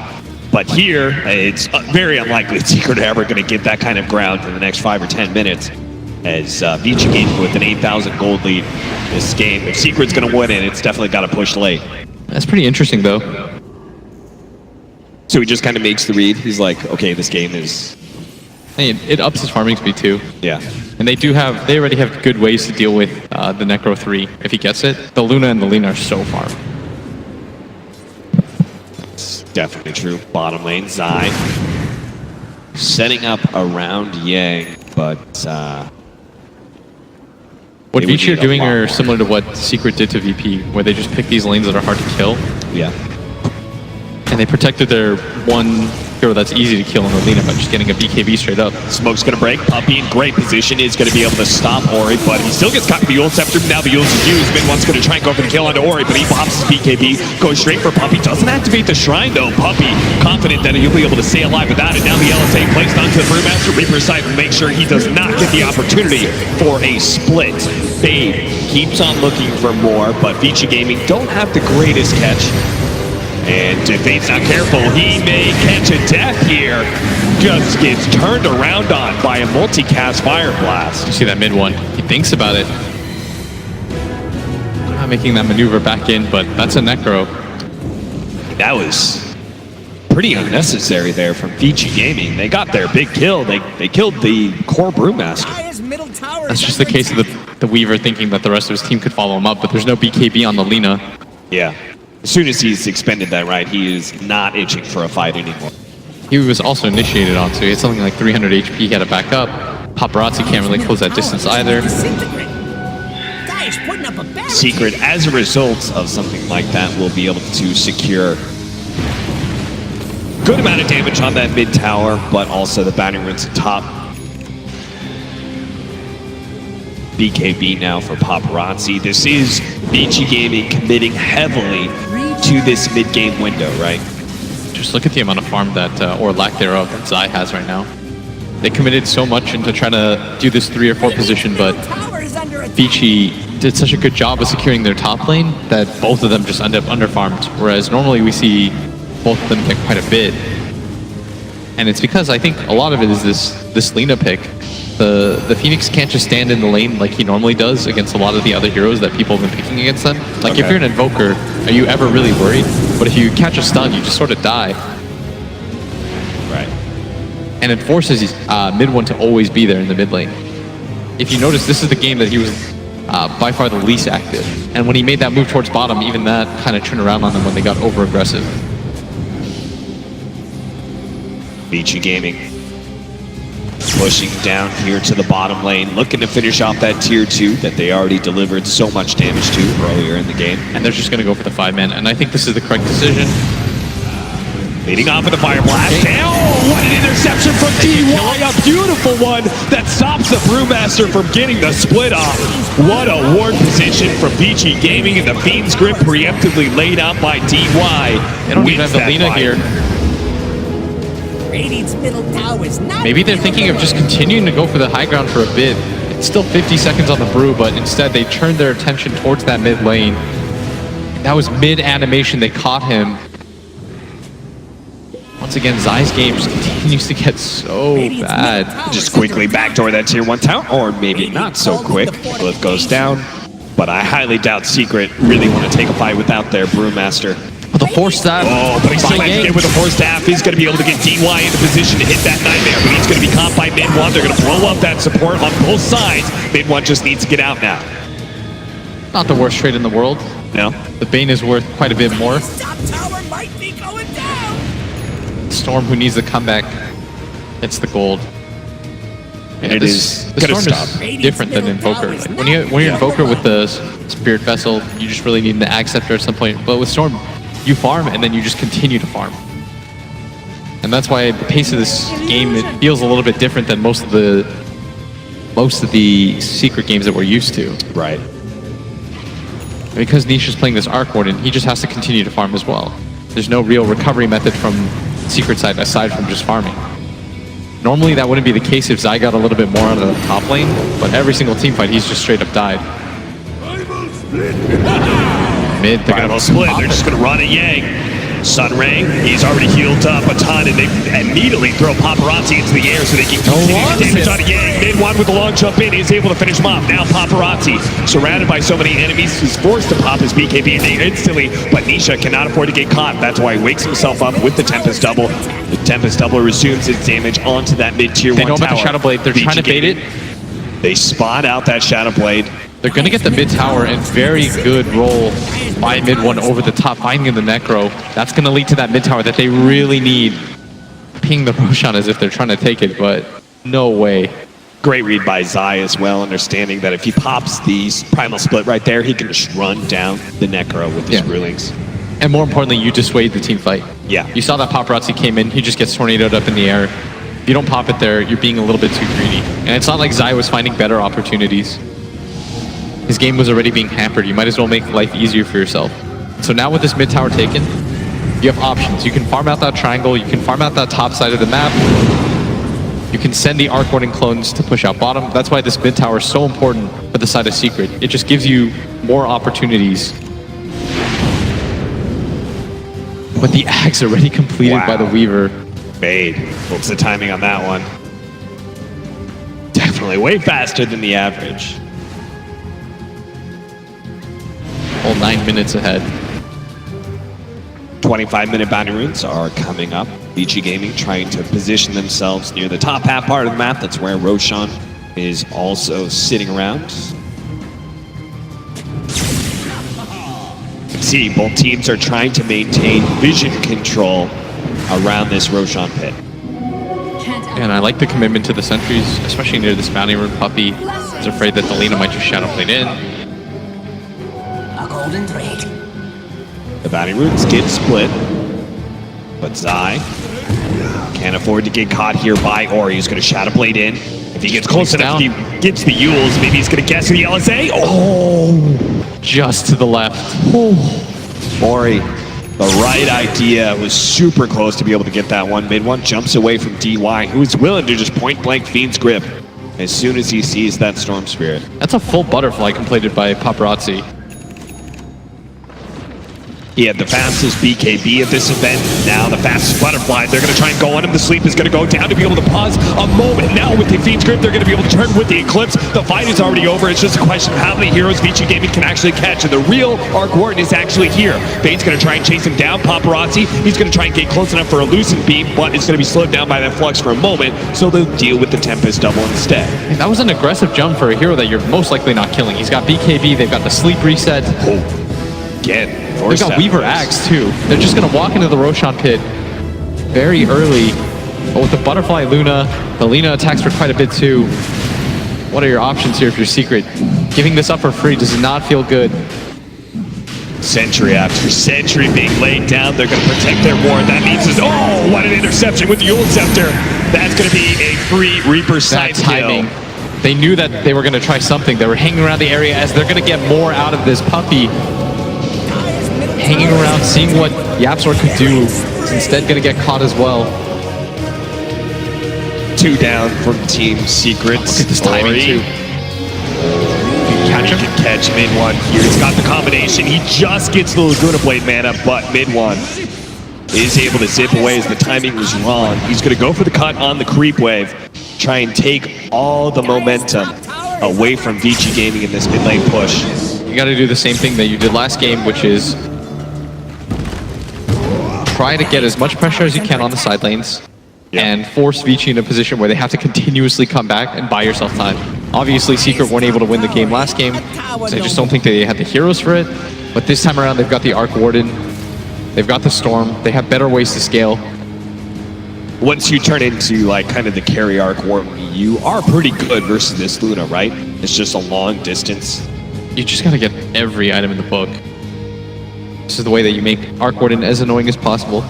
Well, it helps that he got that tier 2 tower at top lane, aided by Zai in his heavy push. The one thing that Nisha doesn't want to do is get into an unnecessary fight. Yeah. Because the hero's still really susceptible to death. No BKB on him. I think the reason why he decided to do that, though, is because there's no long-range jump. There's no axe on the team. There's no way to really catch him in the backlines. And that's the benefit that they have, is if you look at Vici's lineup, they've more or less got 3 cores that are just battlers. They don't have the best ways to initiate. So when it comes to the high ground, Secret are going to hold this game, unless they get caught out for no reason, for quite some time. VICIGAMING not going to be able to find the easiest way into that high ground with their creep waves constantly being cut.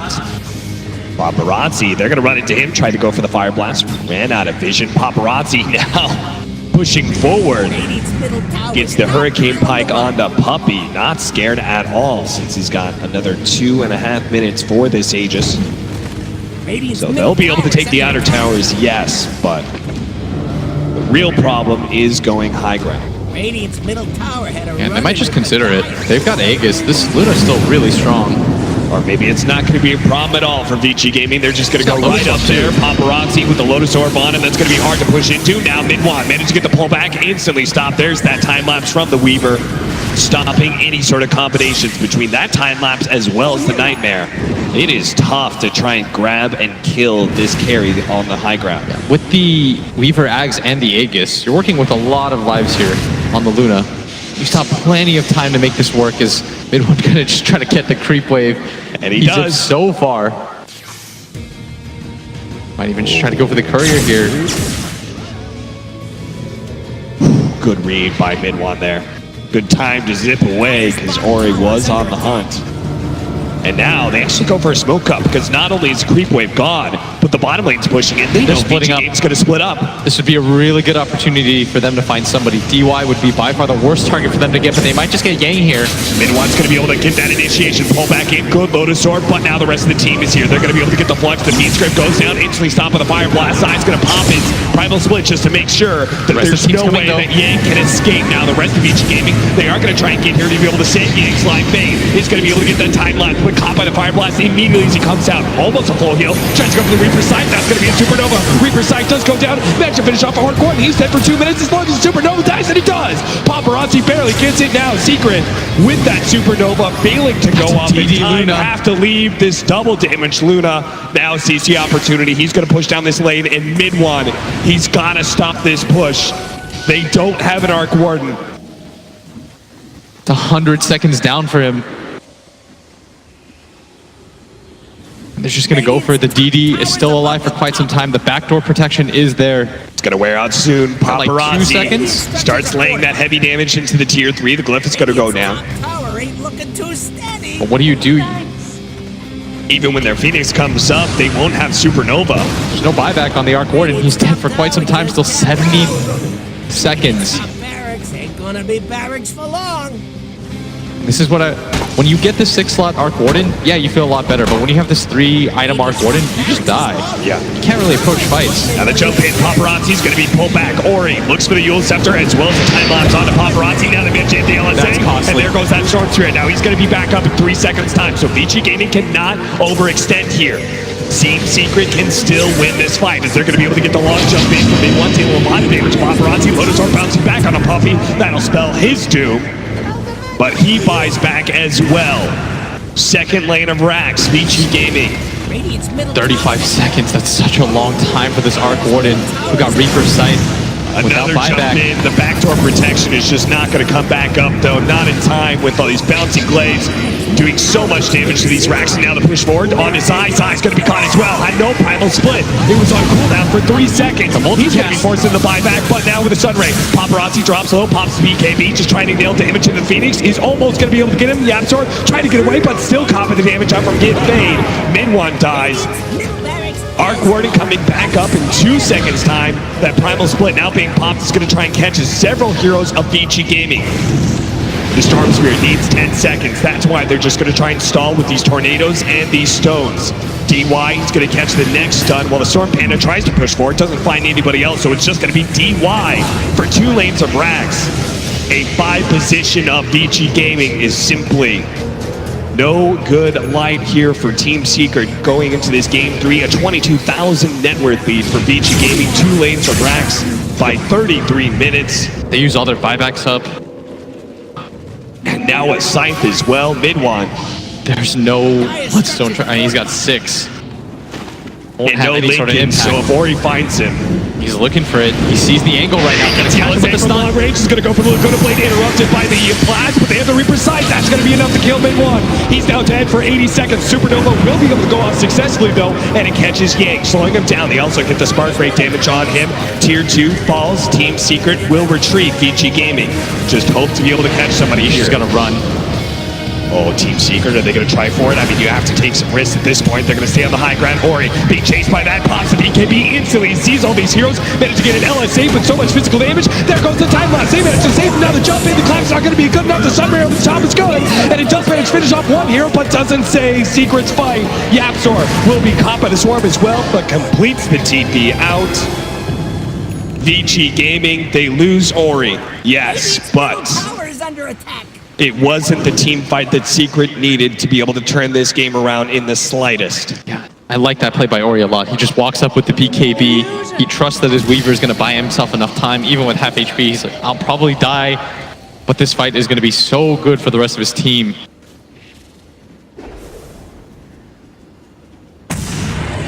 Now VICIGAMING Radiant's middle barracks has finishing off that range racks. has fallen.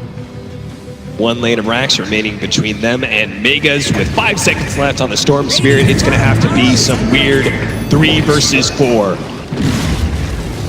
The tier 3's already down. They are going to be protected by the bubble as best as possible. Paparazzi needs to get in there, but mid-1's going to go for the back line. Tries to go for DY, gives up on that one. Now laying damage onto Paparazzi. They need to be able to deal with these physical damage dealers, but Nisha, he's going to lose his Tempest double. Now the real one's going to be caught by the feed script. DY is going to die though, so Nisha's going to be able to turn around, but can't protect the racks, and that's what VICIGAMING came here for. They're going to be able to get the Megas, try and finish up Nisha as well. Paparazzi's not quite able to do that much, but managed to pick up his MKB in the process. BKB now on cooldown, but Secret are struggling to be able to lay damage onto him. With the Lotus Orb bouncing back so much damage onto Puppy. Mid-1 comes in again. Now he's got the full heal out. He's going to be able to do a dodge, but there goes that time lapse. Now Paparazzi turns around, managed to finish off the Arc Warden. Supernova's going to go down. He's getting stunned up too much. That will be the death of Paparazzi, yes. But Mega creeps by 35 minutes. VICIGAMING, even if they all get caught here, it won't make much of a difference as Yang, he'll fight for his life here. Again, the Lotus Orb returning so much damage back. The Yapzor with the Reaper Sight, that's almost enough, but Yapzor lives a little bit longer, but can't get away. No Icarus time up now. Secret are going to try and push forward with their buybacks, but VICIGAMING just going to run them over. They've already taken out the Storm Spirit as well as the Arc Warden. The 2 carries of Secret are dead, and so are Secret's chances for this game 3. Fantastic draft by Vici. They heavily prioritize the laning phase, and once again, they win all 3 lanes. This time around, it's so much easier with the type of heroes that they have.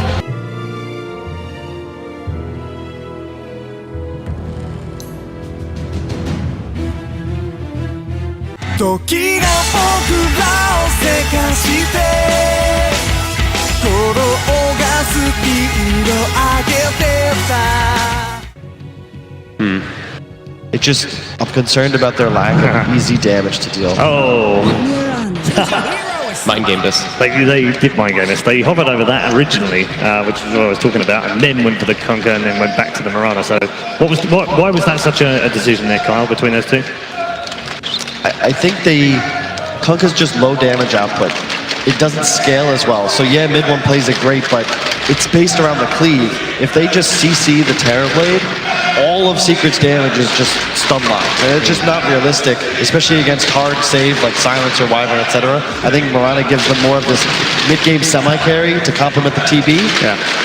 It gives them a backup plan, I think, right, too. It's like, sure, the Conquer does kind of as well, but this is when they can actually just go all the way scaling and full right-click damage. Lots of utility as well. You've got a lot of setup for the arrow, the invis to find kills.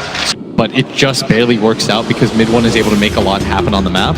Well, they need him on a more active hero rather than something like the Storm.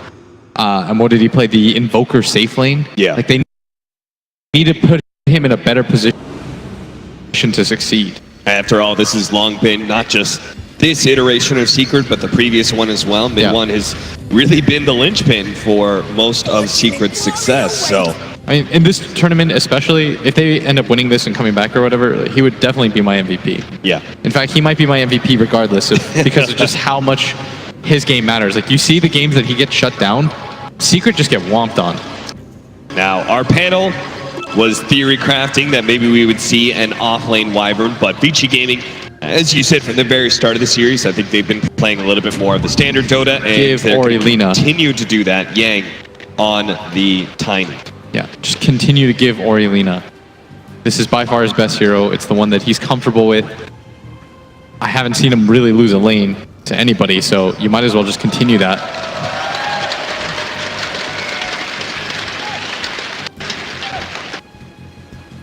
Secret have a very different lineup this time around with the Puppy Tree Protector leading the way. You see the early Orb of Venom. He is fully focused on winning the laning phase here for Team Secret, as that's been the part of the success of VICIGAMING those last 2 games. And it's also part of the success that they had in game number 1 for Vici. Yeah. Secret, sorry. Crowd very clearly wanting a game number 5.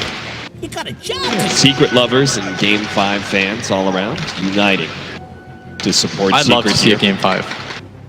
Make it go down to the wire. And for that to happen, again, for me anyways, I know a lot of people, I saw a lot of comments about like Weaver is some insane hero. I don't think so. Like neither team really even prioritize it here, right? This is certainly a great start. Look at that. Paparazzi taking so much damage forced and to level it forced up. to He's go gonna for TP. Doppelganger. That is great start for them. Yeah, that's not going to feel good at all. What about this mid matchup? You say, okay, keep giving Ori this Lina as many times as possible. Well, he's going to start off with an arrow to the face. He did that on purpose, by the way. To block the range creep, right? Yeah, exactly. That's what Miranas do. He sees it coming a mile away, but it is very important for people to know when you play Mirana versus Lina, you want to try to get that range creep out of the way so that the lane doesn't push into you. Because what ends up happening is that it's hard for you to get the last hit on the range creep, as we see right there. You get denied because if you step forward to try to get that last hit, you're going to cop like 3 extra hits to do so. Right. And also, this is what Lina wants in her lanes. That's why you keep seeing her nuke repeatedly, is so that she can push out the wave, get free right clicks off on you. Ori's so good at doing this. He seems to have a very strong understanding of all of these matchups that Lina ends up running into. The bottom lane, Zai, is matched up against Paparazzi's Phantom Lancer and DY Silencer, so they did try and switch up the lanes. Don't want that hard carry of yours shut down so early by a Train Protector. Using the salve, he is going to take a little bit of damage from the Dragon Slave, but overall much better start for mid one. And I can't say this enough, if you want to win this game as Secret, you have to get him online a lot earlier. Mirana, I think, is a really strong roaming hero. They have good heroes to replace him too at some point. The CM can just sit back, nuke out as... Oh, DY really pushing it here, taking a lot of return damage, but Zai drops perilously low. Sal popped out, he's going to try to cancel it. And he managed to get the uphill hit. Mid one stops that healing salve from its full effectiveness, but Ori's still in control of these range creeps. And a DD picked up by Zai. Don't really help anybody here. It's a very good move by him. Now, why is it that Secret aren't rotating their supports back down to this bottom lane?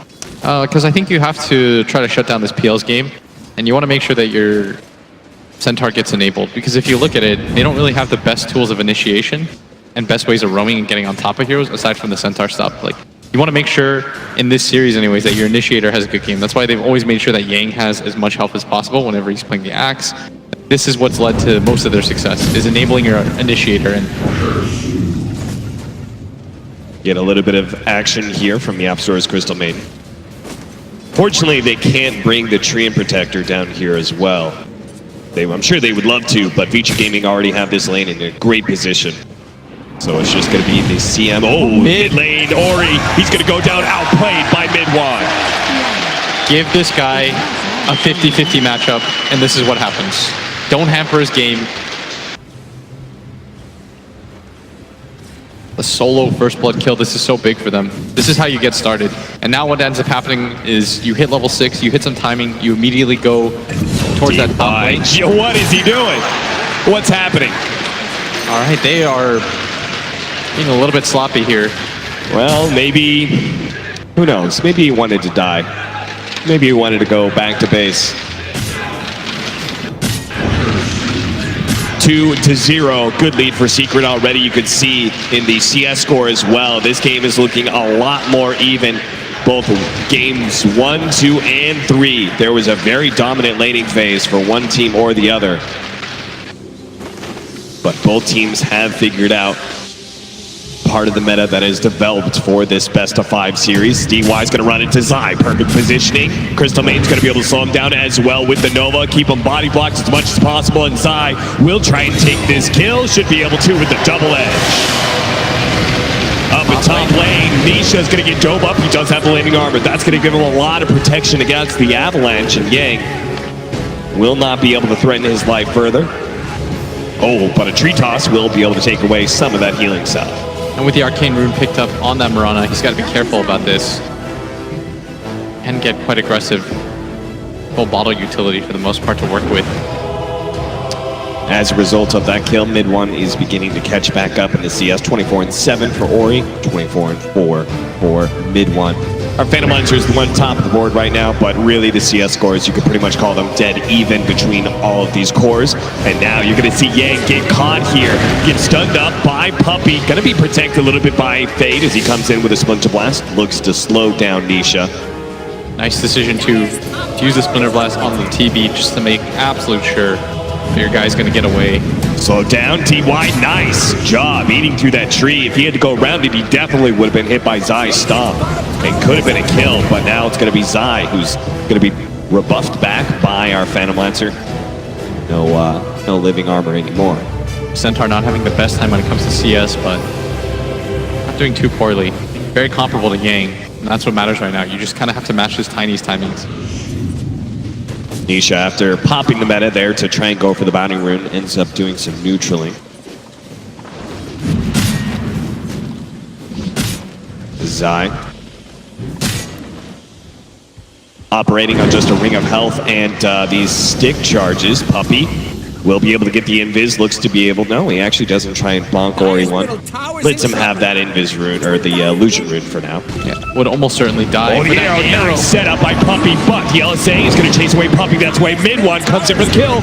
Lost side of vision for DY a little bit. That's going to cost him a lot. In fact, the Laguna blade might just cost him his life. He's going to be able to live thanks to the Fire. And the Dragon Slave was the wrong direction, but mid-1 is still taking damage to get a bottle hit between the charges and gets out too.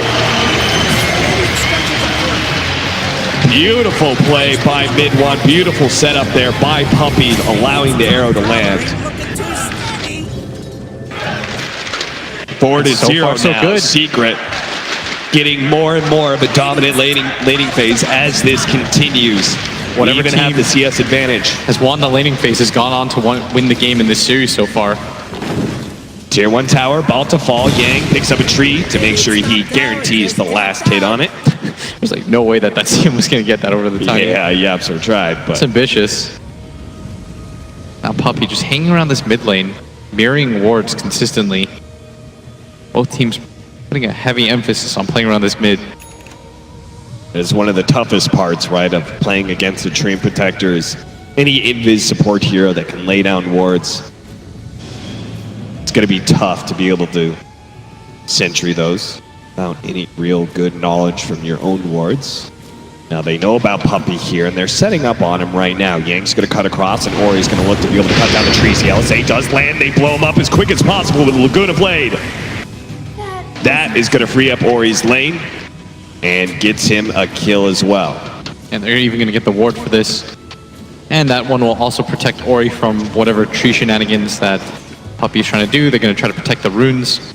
As Anisha gets out of this top lane, no longer wants to be there. Arrow barely whiffs. Just buzzes past his head. Now Yapzor getting harassed a little bit, but level 5 with Trinkle Boots, unlikely to die here. He's just going to take the lane over. This is often what he does. You want to try to give Yapzor as much farm priority as you can, and it only works, I think, if mid 1 has the kind of start that he does in this game. That way, sort of greedy choice of moving your core into a jungle. And yeah, that way you don't feel like you're losing out too hard on anything. Right. And because you give him this advantage, everyone feels much more comfortable moving around the map. And then once your supports get a lot of solo experience, they have a level advantage over VICIGAMING's. They can come in and start winning you some fights around that 15-minute marker.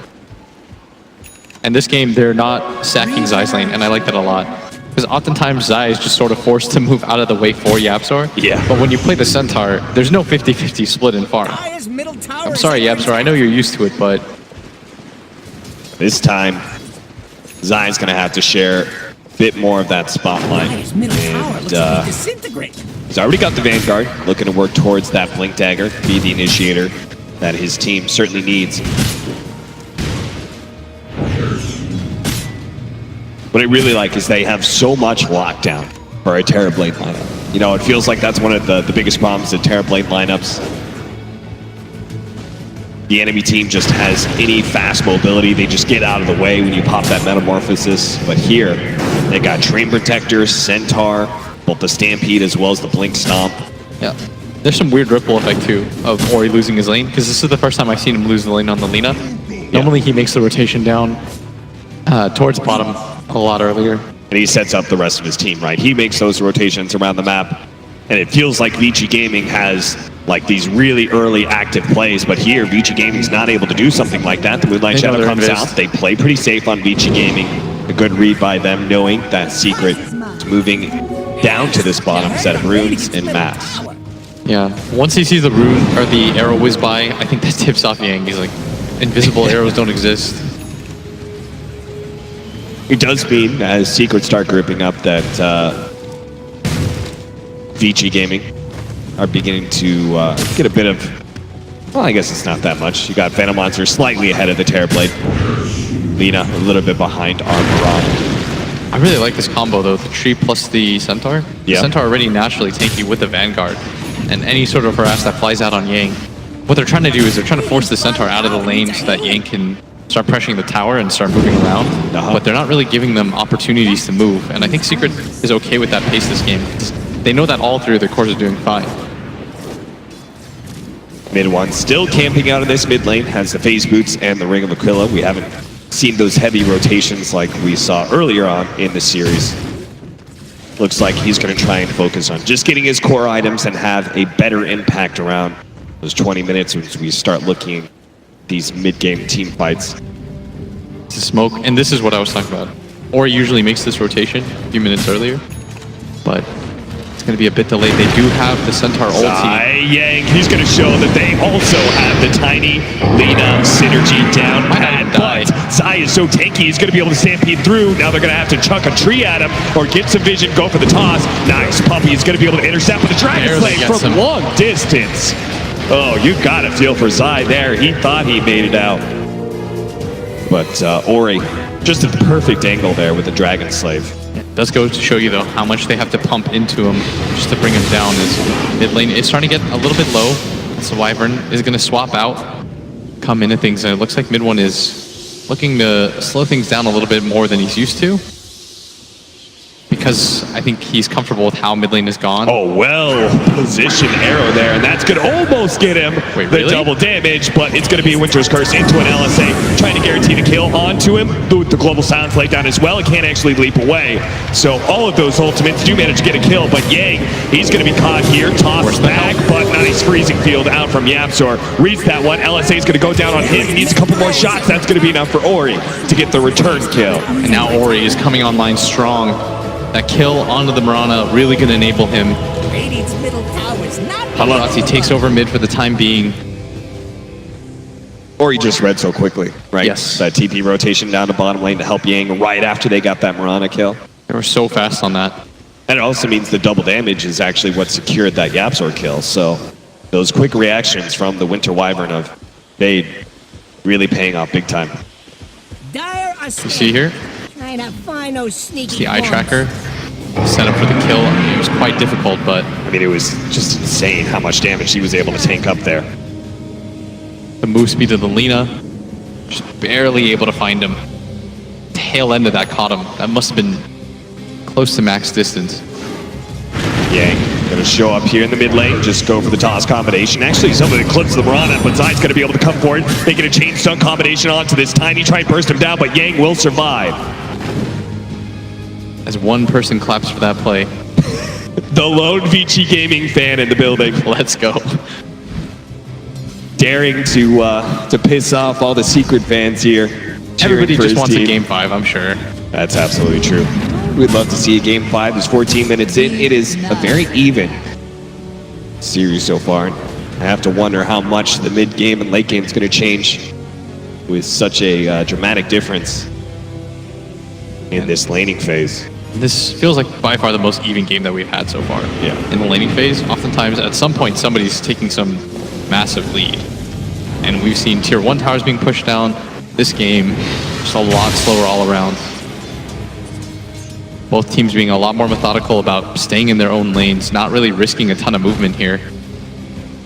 Now, the Phantom Lancer and Lina, feels like that Phantom Lancer is very slowly getting a little lead on the Terrorblade. Would you attribute that to the fact that Nisha is kind of giving up his laning phase for his supports? Oh, for sure. He's been hitting the jungle creeps while Yapzor's been farming out that top lane, because I think they're thinking more about the mid game and saying, although it's important for our TB to get farm, obviously, it's even more important that Zai gets a good laning phase and has a minimum amount of items. Otherwise, he's going to get sacked, and he's not really going to have a way to recover in this game as a Centaur will Stampede pop. goes down to the top lane. Centaur is going to be able to close that distance, but Arrow hits. back over to bottom lane. Beautiful arrow there from mid one. The LSA trying to land, but doesn't actually hit anything with the overgrowth, catching the lead as well. They're going to be able to wipe this Well easily for Secret.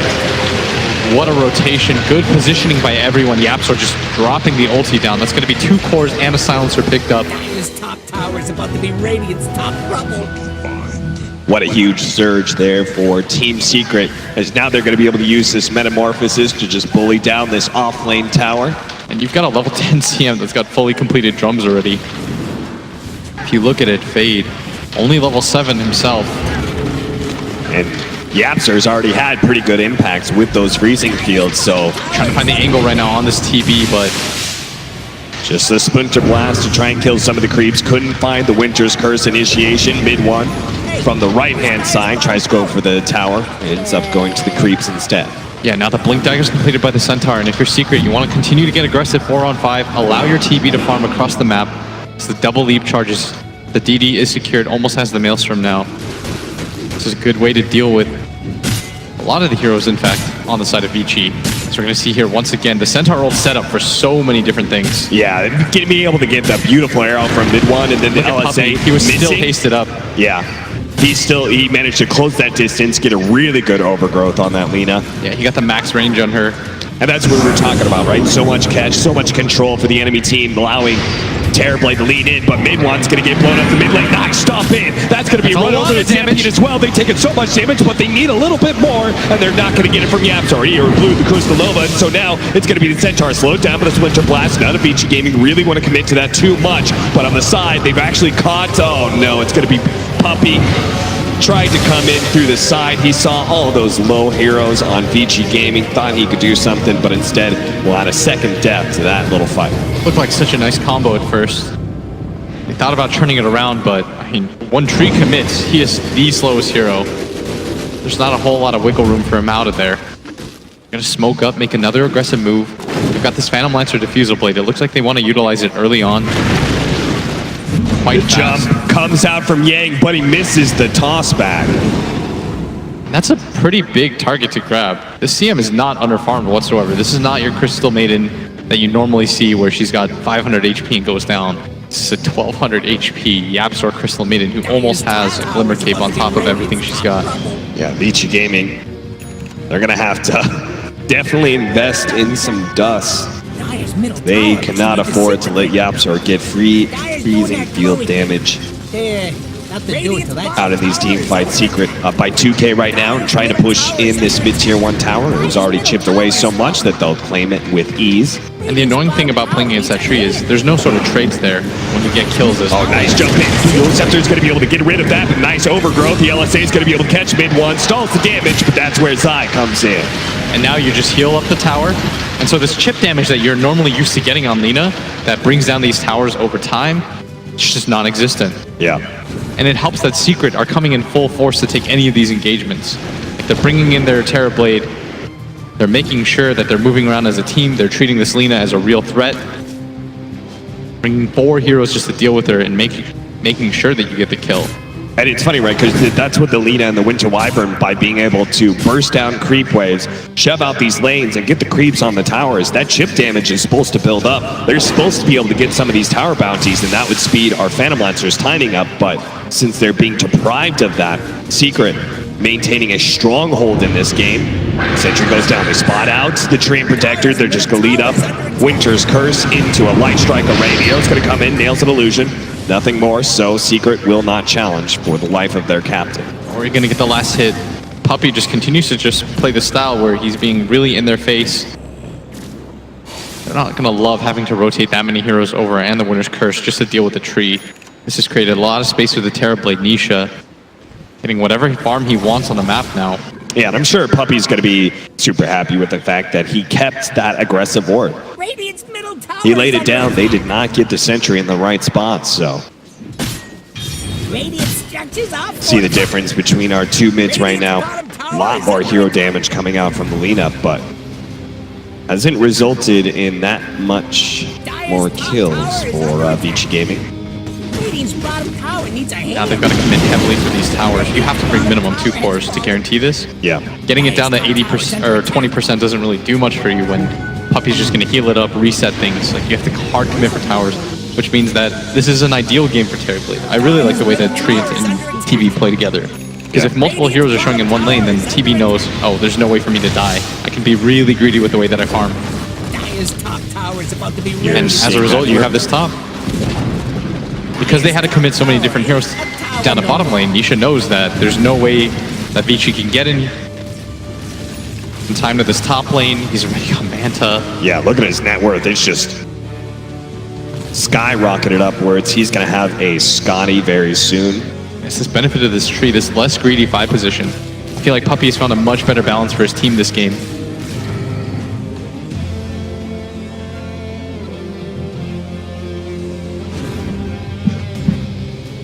Team Secret.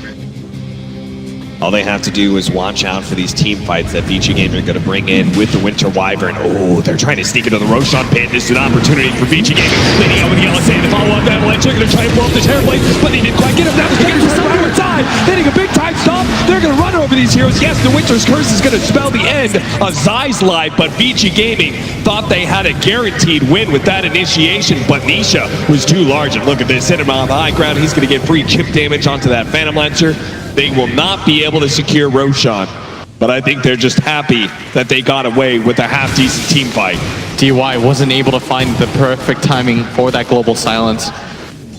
Being able to get that Sunder off, that just immediately obliterated any chance that the Lina had of getting out of there. I mean, if he had global silence from the start of that fight, surely you blow it right after they initiate, right? Like, you just ensure that there's no way the Terra Blade can get off a Sunder. He has Manta. Yeah, I guess so. The timing of it was so hard. Yeah. As soon as he Manta, Nisha instantly sundered. Made it difficult to make any sort of play. And DY goes to the buyback thinking that the Roshan is a lot lower than it is. Instead, another aggressive maneuver here by Secret. The timing of this is perfect too. It's not anticipated for them to go for this, considering there's no metamorphosis. The haste root snuck out right from underneath their noses. They're going to lay out the sentry. Fade, he's going to be spotted here by Yapster. They pop the Stampede, or he's going to have to try and get out of here. They manage to get the cold embrace onto the Winter Wyvern. He'll survive a little bit longer. It's going to be the Train Protector caught. Sai gets to the back line, catches the Lina. Mid one's going to follow that up, manage to get the Star Start. No, just the right click damage, or he still managed to get away with the Shadow Blade, barely lives. Thanks in part to that Haze Drew. Now DY, he's in no man's land. He's very, very dead. Doesn't have it, but without meta, Secret not going to get much more out of this. And this was just a nice timing by them. Vici, they thought, okay, no meta, they're going to go back to their farming ways, but instead Secret, they go for this aggressive smoke. Could have paid off even more if they would have found the Lina, but... I feel like that's been a common trend in this tournament as well. Even going late game, we see these teams, they're still willing to take certain fights with the Terrorblade Metamorphosis on cooldown. I think my favorite thing about the Secret team is, remember what Puppy said at the end of the interview? He's like, we're just trying stuff. When they went for the Divine Rapier, for example, it's like they want to just continue to play for the win. The game number 2 where it looked like they were certainly going to lose, they were down 30k, but they still went for a smoke gank down towards that bottom lane. Right. Like, maneuvers like this are so risky, but it does make for fun Dota. Yang. Oh, he does spot Puppy, managed to get the quick initiation. They're going to pop a dust. So Puppy again, going to be caught playing aggressively like this, but as you said, it is information gained, and that's going to be information that Secret are going to try and act upon here. A smoke up, Zai and Nisha leading the way, but VICIGAMING have already gotten back to their tier 2.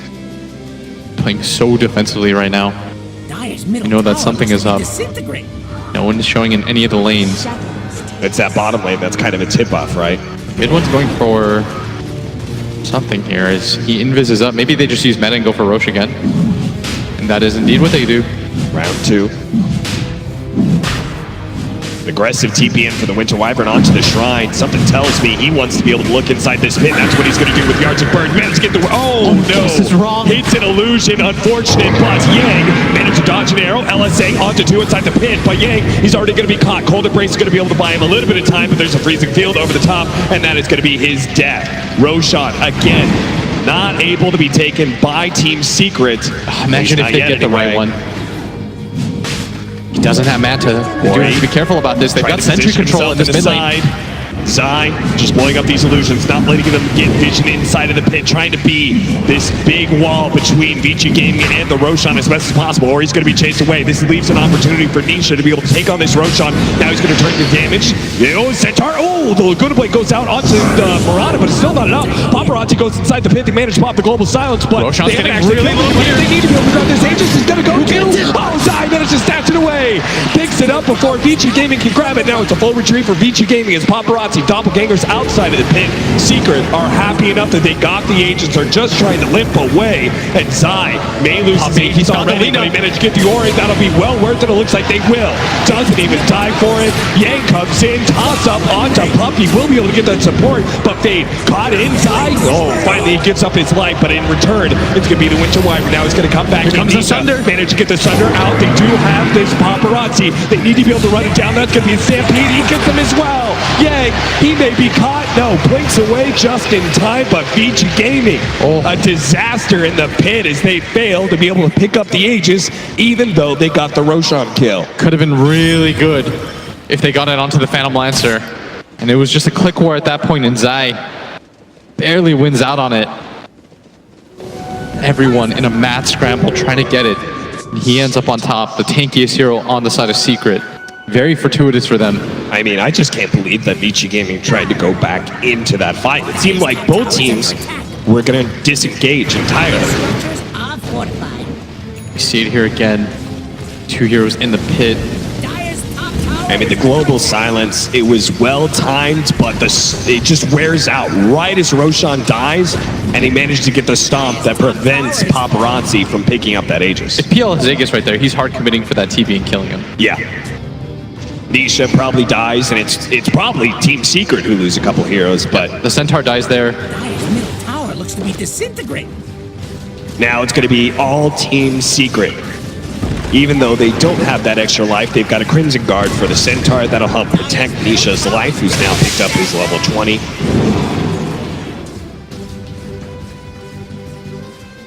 $18-13, a 6,000 gold lead here at the 27-minute marker with a fresh Scotty on the Terrorblade. going to be hard to beat. BKB coming in as well. So that'll be able to help out Mid1 when he commits for that Lina. Yeah, he really needed it every single time. He just kept getting into those battles with her and ended up losing, but now a fresh 10-second BKB.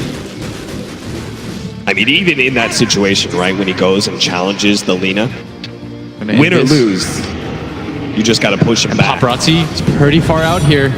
But it's going to be DY caught instead, who's going to be stampeded, run over. Winter's Curse going to be laid out. They're trying to get DY out of here, but no, the global silence dies with this silencer. Now they're going to catch Fade as well. They still have a push down mid coming out from this Phantom Lancer, but Mid1 has been pushing out bottom lane, so Team Secret will be able to get an objective out of this team fight. Every time I see this tree in this tournament, I think this is the third time I've seen it. It's been so good. Yeah. It makes it so that you keep your mid tower alive for so long, which means that Vici can never invade that bottom jungle side, if you're wondering why they're never playing there. Now into the high ground. That's a tier 3. Already dead.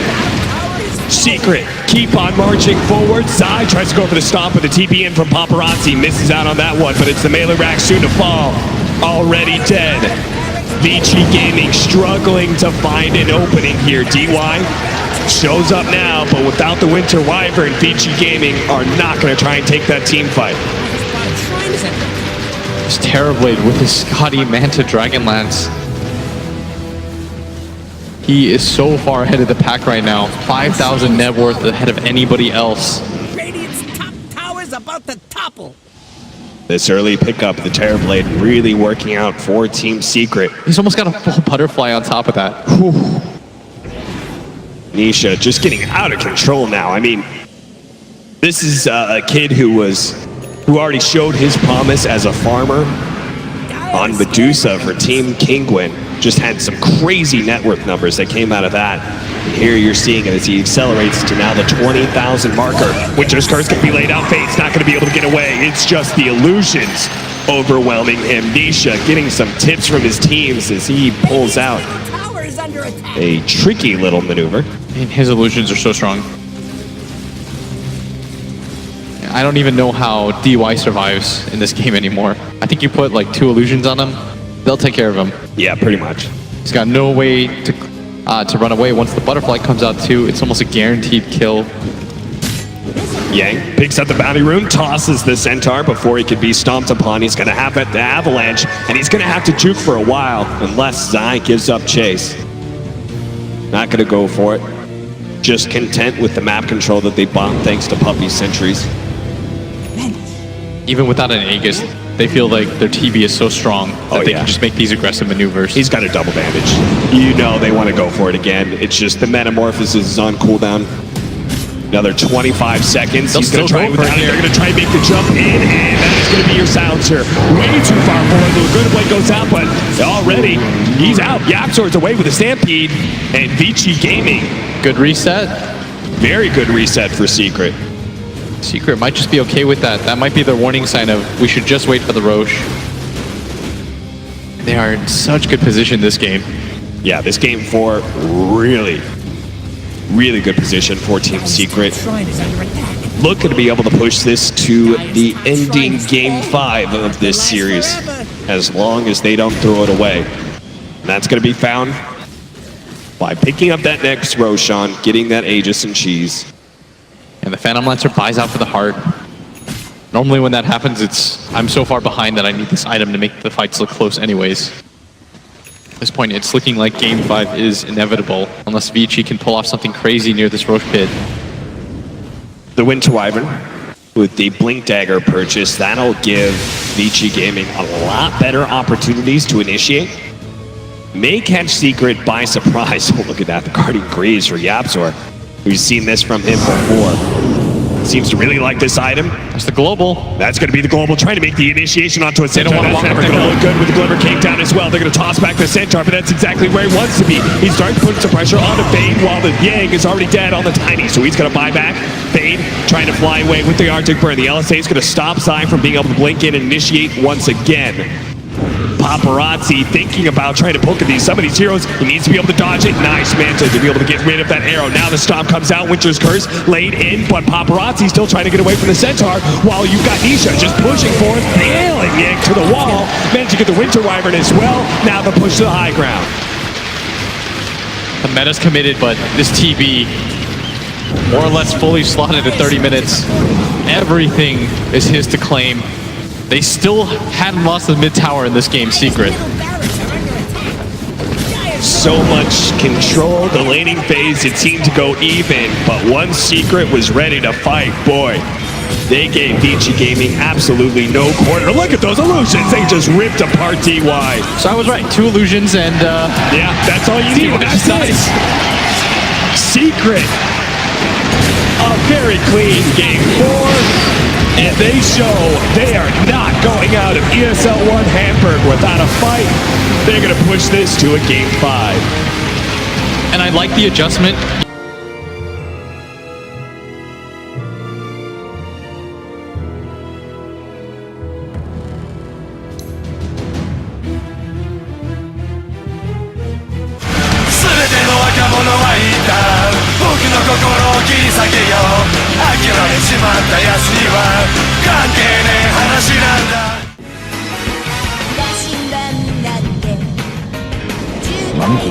Choose your hero.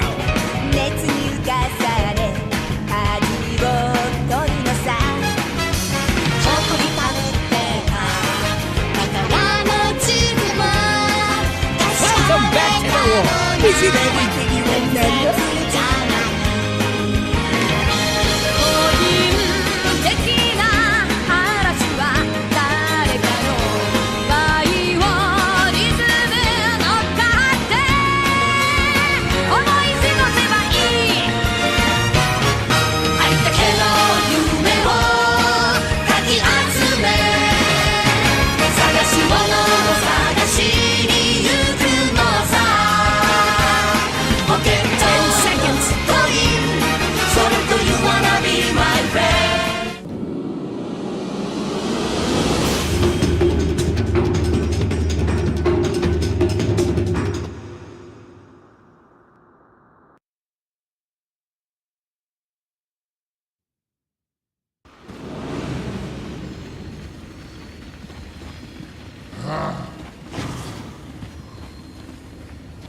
Yes. Prepare for battle!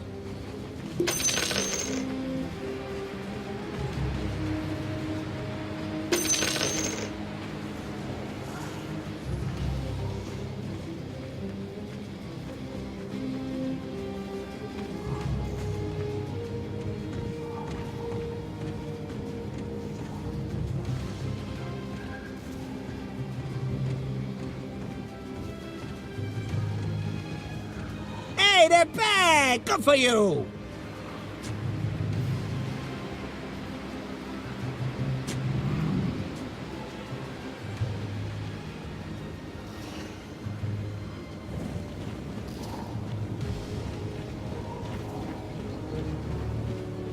Seconds to battle!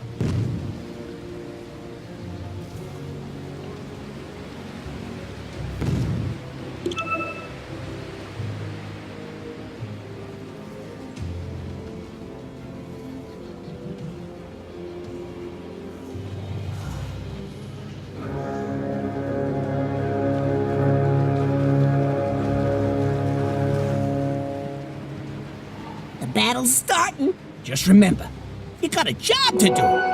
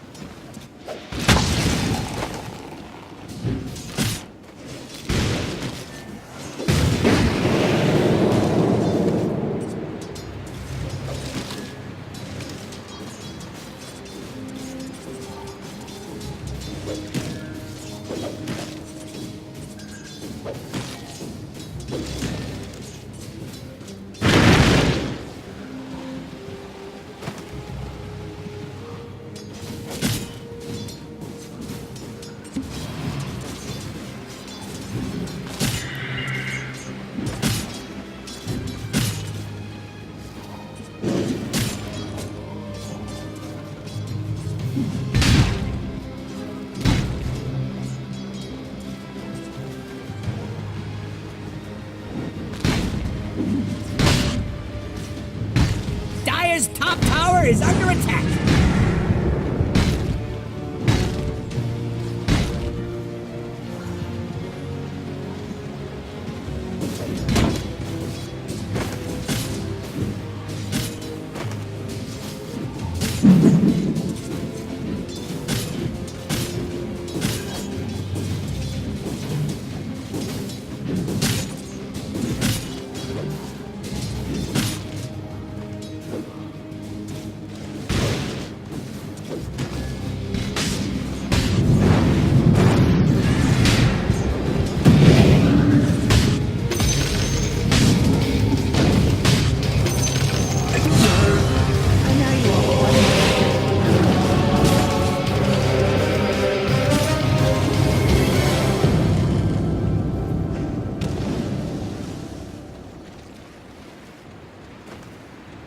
Dire's middle tower's in trouble.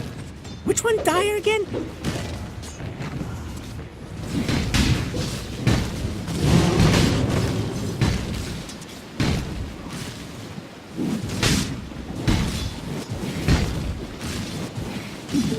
Double damage!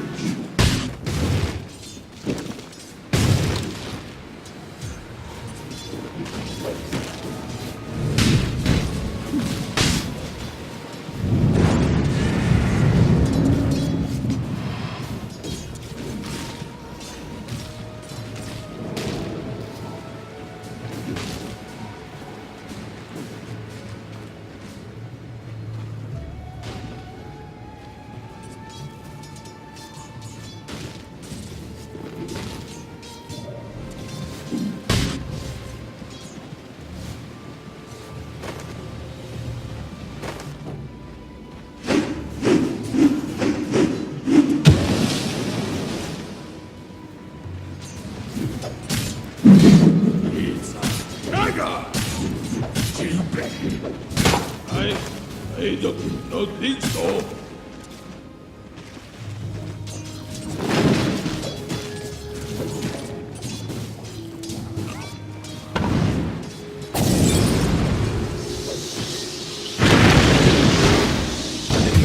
This isn't the end. Radiant's top tower ain't looking too steady.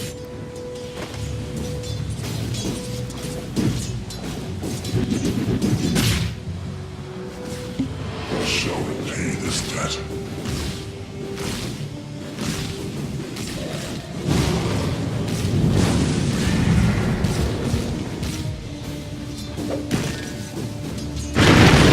No, you don't.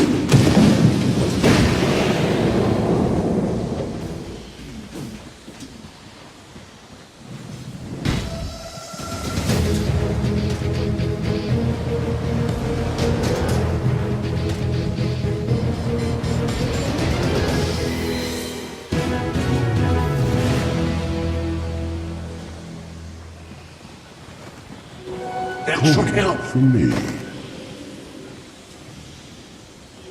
No, take that.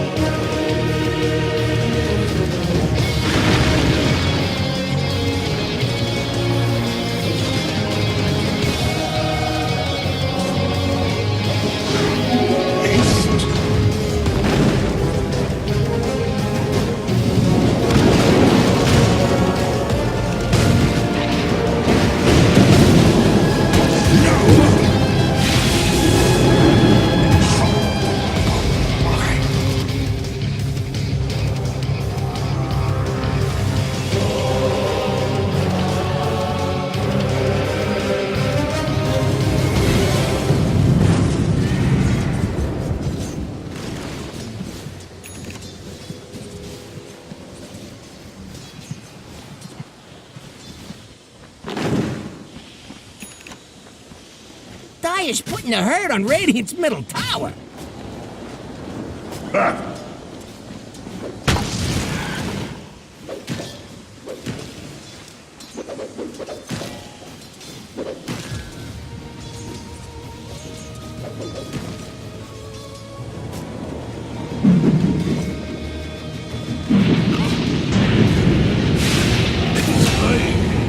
Give up.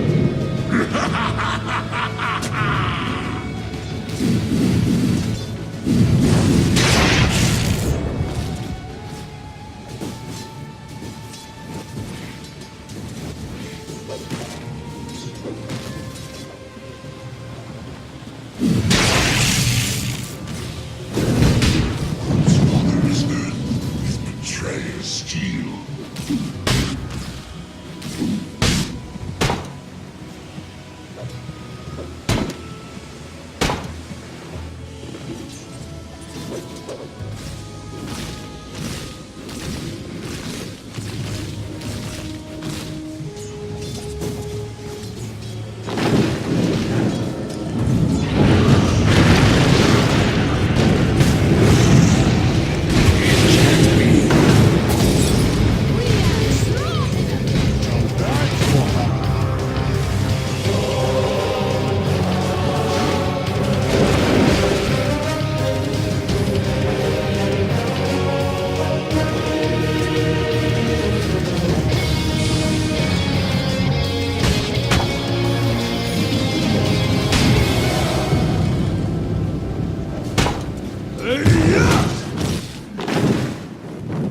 Dire's bottom tower. Don't look good. Dire's putting up a barricade. Dire's bottom tower is under attack.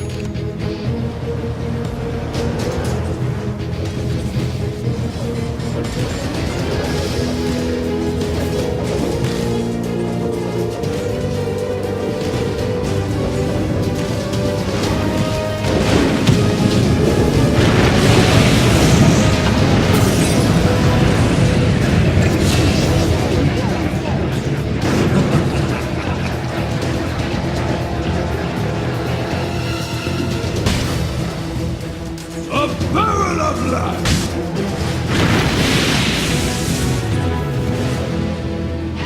Oh, thanks a lot.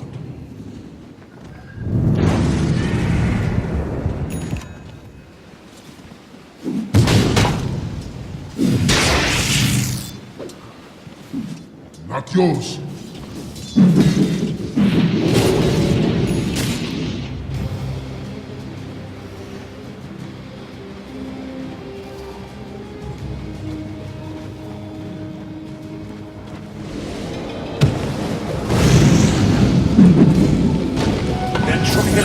Out, which my nature thrives.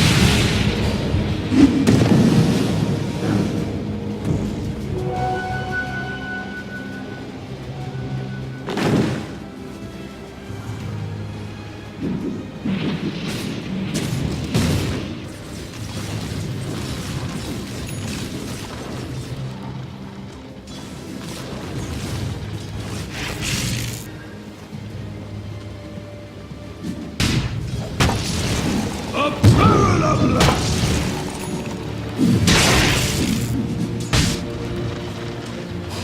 Radiant's middle tower's not feeling the love.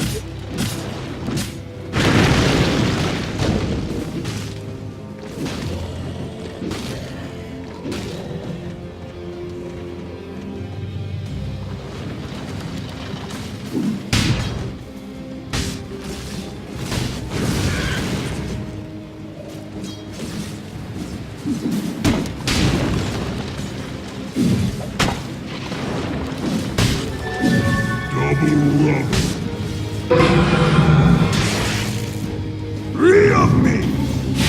I shall sin!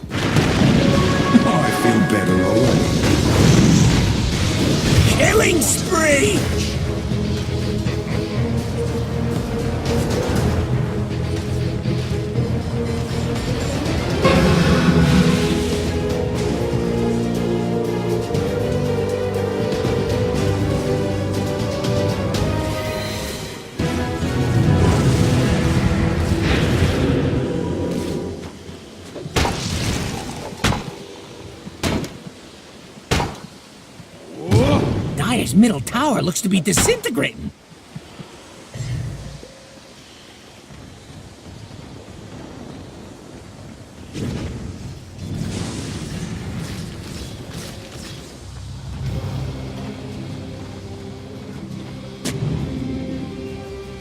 Dire are scanning. Trying to find those sneaky Radiant's bums. bottom tower is under attack. Radiant structures are fortified. Radiant's bottom tower needs a hand. Dire's middle tower is under attack. Radiant's bottom tower is still there. Radiant's bottom tower has fallen. Dire's middle tower looks to be disintegrating.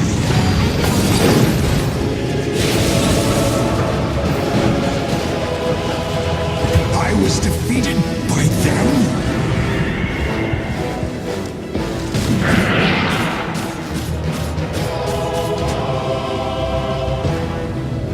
Radiant's bottom tower is under attack.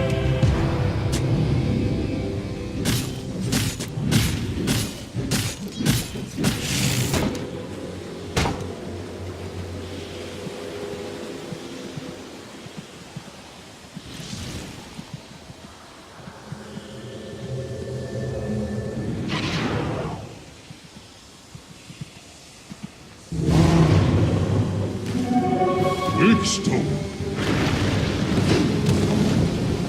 Dominating! Radiant's top tower is under attack.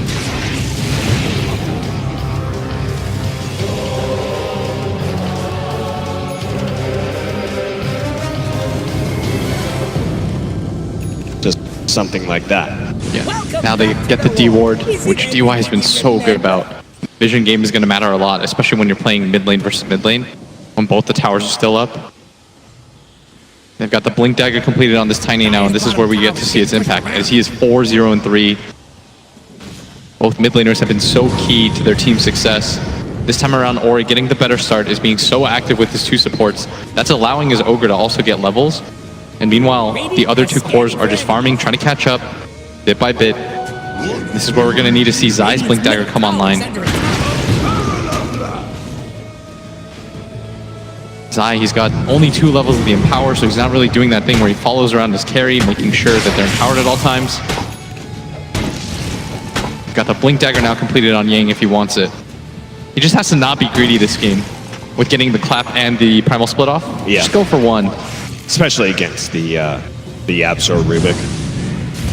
Such quick reactions. You will get lifted. Instant disable.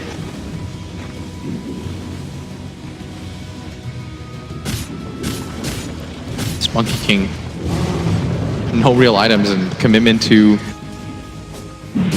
such a mid-game focus build. Yeah, no hand to minus, no Maelstrom, no greedy farming build so far from mid one. Looks like he's queuing up the much more normal Echo Saber.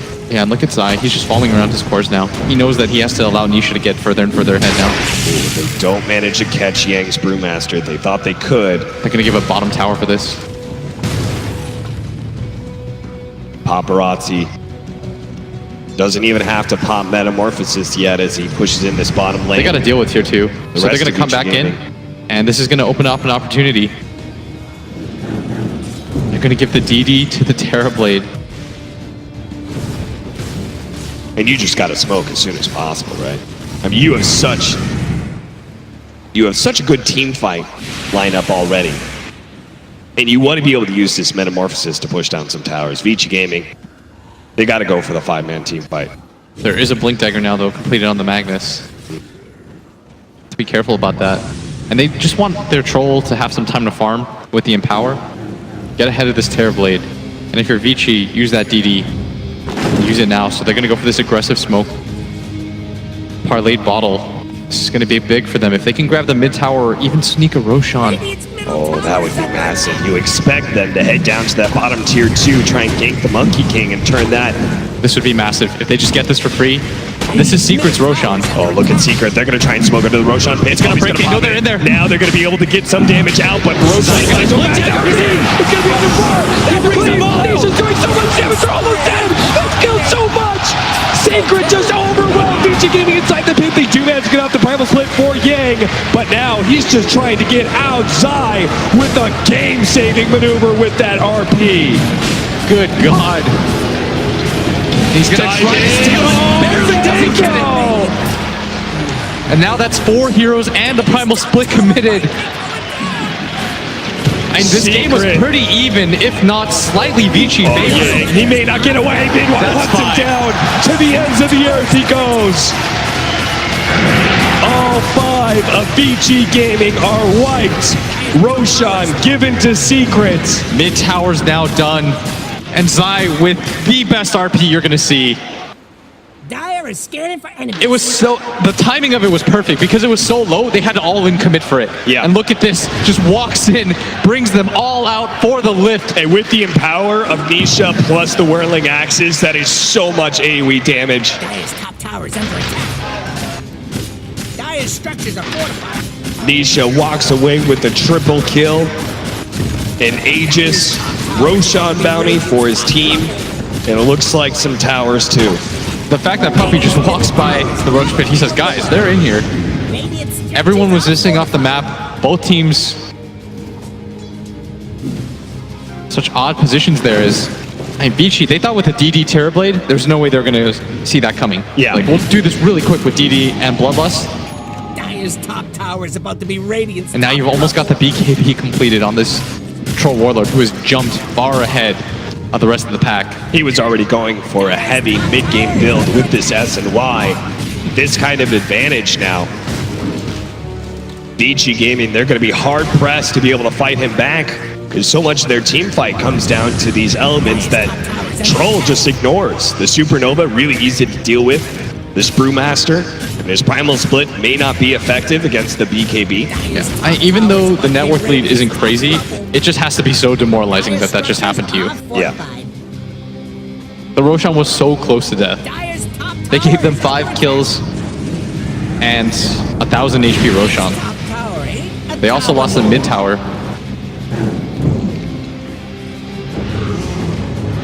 $6,000 gold lead, 10 to 8, 20 minutes in. Team Secret got to smoke up again. They're going to give VICIGAMING absolutely no corner to work with, no space to be able to farm. They're going to quickly push through their own jungle. If they run into the Terrorblade again, Paparazzi's game is going to be completely ruined. That's what's going to happen here. The Troll, He's so fast. He's going to be able to run down this Terrorblade in a minute to get to the high ground. DY is going to try and protect him. Telekinesis goes down. Global Silence as well. That's going to prevent the Sunder. And now VICIGAMING going to be broken once again. As Nisha, he's so quick. And the boundless strike just to be able to catch up. The invasion into the jungle. This is the only space on the map that Vici feel comfortable farming, and now they're it's still taken trying to away. fight. They managed to go for the avalanche combination. They're going to go for Zai, but Nisha's already wiped out the Ogre. Now they're going to be stunned up by Nisha. The TVs are going to come in. Midwalk from the high ground is going to get eliminated by Paparazzi. Now they need to be able to catch Nisha as well. The 2 cores looks like they've got them both. As long as Nisha can make his way out of this one, that's only going to be the first life though. Paparazzi sits right on top of him. They're going to try and fire blast him and bring him down near instantly. Nisha taking so much damage, and Secret can't stop it. The Supernova goes down just to make sure that Secret cannot return fire.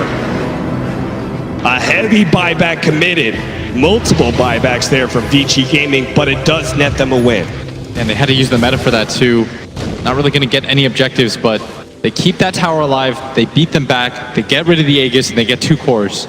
So even with the buyback, a very slight gold advantage for Vici. It's just not what you want to see, where the Terrorblade, even after that fight, ends up with a loss in gold. It's the Mantis so bad. Global Silence was a killer in that last fight, but now Probably needs a Hurricane Pike too, if I'm honest with you. He needs a way to get distance between him and the Troll. Yeah. Push back that Monkey King as well. Get out of that Wukong's command. Yang's going to be caught here in the bottom lane. No Primal Splits. Mid-One knows that unless Yang managed to juke around in the trees big time, now the Phoenix is going to be coming in, but Yang's already dead, so the Phoenix is going to be here a bit late. Popping the Telekinesis down. The Wukong's command goes down because they figure if a Phoenix is here, they've got to be trying for a team fight. And VICIGAMING, honestly, are just getting sloppier now. Yeah, Fade with a very aggressive dive in that was a really low percentage play for that working out. Tower is not feeling the love. Now it's going to be Secret. They're going to just take down this tier 1 tower. They maybe even continue to go for things. And they're really strong. They've got Highest bottom tower. Bound to strike. Nisha going to try and close that distance once again. There goes the slow. DY's going to try and interrupt the telekinesis just to be able to protect his corner. Skewer back. Nice hit from Zai. Secret pummeling VICIGAMING over and over. I consider going high ground VICIGAMING here. are just reeling. A high ground push coming in for Secret now. Puppy smells blood. He's telling his team, just go. Don't be afraid. Bottom tower. Still 2 heroes dead. And on the deck, they have RP available. Zai, he's within striking distance. They're just allowing Nisha to hit, but with this glib, Nisha, they try and put some miss percentage chance on him, but they just don't have the opportunity to do so. I love the play call, though. Continue to be aggressive on the map. This is what got you in the position in the first place. Starve out Paparazzi. Make it so that he has to come back. There's no base trade scenario available to him. Don't allow any of your tier 2 towers to fall. That should be the game plan right now for Secret. Look at that stat. Top kills per 10 minutes, Ori and mid 1. The top 1 and 2, no surprise there. Yeah, somehow mid 1 has made his score positive. He's 8-6-2. After just dying time after time in mid lane. Now Nisha, who's 5-1-6. With the completed BKB, looks for the next round of items. A butterfly queued up. That would be massive. That's just going to kill the Terrorblade's damage, as he's going to be going for a Scotty next up. Secret setting up on the big team fighter. Yang managed to get the skewer back into the telekinesis. No opportunity to be able to get away for Yang. That's going to be the tier 2 tower mid now. They are doing this so well. They're striking so fast. And look at VICIGAMING. They keep on trying to fight this, but they don't have buyback on Paparazzi. Any engagement at that point, if you lose him, might just be the game, as this troll takes tower so fast. And with this last tier 2 tower taken, you get aggressive ward vision down if you're Secret and protect this Roshan shrine with your life. And they've got such good heroes at fighting around the Rosh pit. They've got the Monkey King, the Magnus, the open space battles definitely favor them. Yeah. And when the Phoenix isn't much of a threat because of the troll ultimate, then that slight advantage that VICIGAMING is supposed to be able to bring for the Roshan fights isn't really there. Yeah, and I think when you get the second Aegis, maybe you would consider investing into a gem if you're Puppy or YapzOr. Just being able to get your team more and more of map control. YapzOr finishes up the Glimmer Cape. He's quite farmed himself.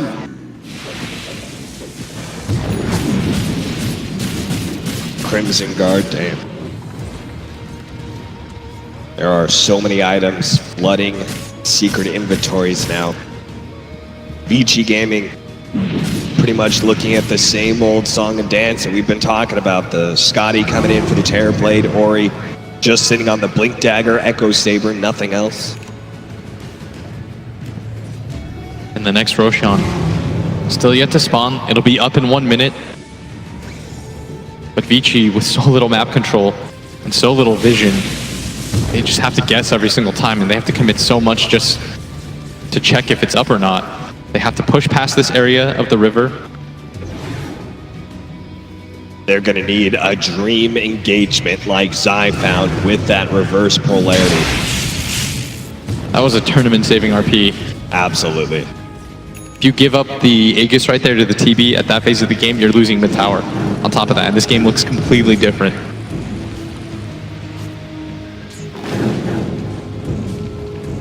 Neither team wanting to risk anything right now. Nobody's poking their head out for fear of getting picked off before that critical Roshan. The supports from Secret are so tanky. Yule's Glimmer still have raindrops on YapzOr. Puppy's got a Drum of Endurance and a Buckler himself. Just tons of armor. Jump in from Yang, toss back on the silencer, still managed to get off the global silence, and now it's going to be Ori. He's already dead. He's got to think about buying back here. Start funneling into the pit right away. VICIGAMING. I don't think they can give up this Aegis and cheese for free. But it's going to go down so fast with the empowered Nisha. Yes, the buyback comes in. It's a Mid-1, he's waiting. He gets his tree broken. He's got to get in there right away. He managed to get the tree broken onto mid-1 inside of the pit. Nisha, he's tossed up in the air. Roshan is super low with Monkey King already dead. Maybe they can't actually pick this up. Paparazzi, Nisha's going to come back down with the BKB activated. They can't contest him. He's going to be able to get the Aegis mid-1. Now out with the Wukong's command. Vici Gaming, they're going to be caught inside of that one. Paparazzi will be able to make it away, but DY's not as lucky. And Yang back into his panda form. He's going to be slowed down by Nisha as well. Blocked up by Zai. Vici Gaming will lose Roshan. That Yule's timing catches him mid-flight. And that's going to be 3 heroes on the deck. And the lift from Yapzor in the Rosh pit made it so that the TB couldn't just walk in and finish Roshan. Yeah. He was stunned up for just long enough that Nisha comes back down from being tossed up, gets his BKB, stands his ground, all in for the Roshan, gets it. Now he's got the Aegis to work with. He's got a butterfly. They still have RP as well. And when your Terrorblade can't man fight the enemy carry, you're in a tough position. That means Nisha can now just go into the high ground. Dire structures are fortified. Waits for the glyph to reset. He's got plenty of time with this Aegis. Dire's middle tower's taking a dirt nap. The first tier 3 down in this game 5. Team Secret pushing into the melee racks. Vici Gaming have to find a way in here. They try and jump in, but Brewmaster's blown up almost instantly. He does have a buyback. There's a toss back for Mori. They stop the initiation, but they can't really catch Nisha in the right spot. He got glimmer caped instantly by the supports. And Zai still just waiting for his opportunity. Real patient in the back lines. And they're going to let him use the cheese. They want to continue to go for this. They are not as cooldown reliant as Vici is. As the global silence just comes back up, Zai still has that RP ready and waiting. Any one misplay by Vici is just the game. Vici Gaming, they burned through so many buybacks. All that's left is Paparazzi now to play the frontliner. Doesn't have the meta though for another 28 seconds. So they're going to give this up. Puppy telling his team to calm down, go for the shrine first, try to build up that gold lead just in case anything terrible happens. Radiant's bottom tower needs a hand. 22-11, 15,000 gold lead. Not sure what that courier was heading for, because honestly, I'm not sure what can change the fate of Vici Gaming. It's the rest of the Scotty that's going to be picked up for Paparazzi. They're just going to need a stall. And it's such a tall order. Radiant are scanning. How does that even work? And they don't even have to use the RP to win fights at this point, Cap. No. It's just something that will absolutely secure them. If Zai gets a solo RP on the TV, he dies in 2 seconds. And there's no save for him. If you look at Vici's lineup, there's no swap. They do have the Lotus Orb now, but just no reliable way to allow the Paparazzi Terrorblade to get off that Sunder. Potential of just getting perma bashed as soon as Nisha closed that distance is too great. So Vici Gaming got to keep a little bit farther back. DY's going to be denied for that. Puppy is going to be caught at the same time. Full support's getting traded out, but it's Vici Gaming who got to get out of this top lane as quick as possible. just need a TP out right now. It's Paparazzi. Tries to go for the skewer. Spots Paparazzi and he throws the RP. A tad too late. Zai instantly knows that he messed up. Paparazzi. Glimpse of death, but he's not shaken. He immediately runs down the bottom lane, pops his Manta, try and push out the side lanes. He knows that the RP being blown like that doesn't change anything. He's still got to buy more time for his team. Troll getting so close to that 6 slot already. Look at his net worth, 20K. Now we go for the smoke. The RP on cooldown for 80 seconds. And they've got meta Aegis too. Is still there for the troll. But mid lane is hitting into the tier 4 area. Team Secret, they definitely know something's up. I like that call though. It's gutsy. It's similar to what Secret did. Both teams are still trying to play for the win. They're not just sitting inside their base, waiting for opportunities to come for them. As we see right here, Zai barely sees it. He had no idea what the TP timer was. Yeah. He just saw it going off. Hey, Zai's got to be feeling good about this game, even with a missed RP. Yeah. They are in a great position, and again, there is no rush for Team Secret whatsoever, so he shakes it off. Yeah, that's just one of those, well, what can you do moments.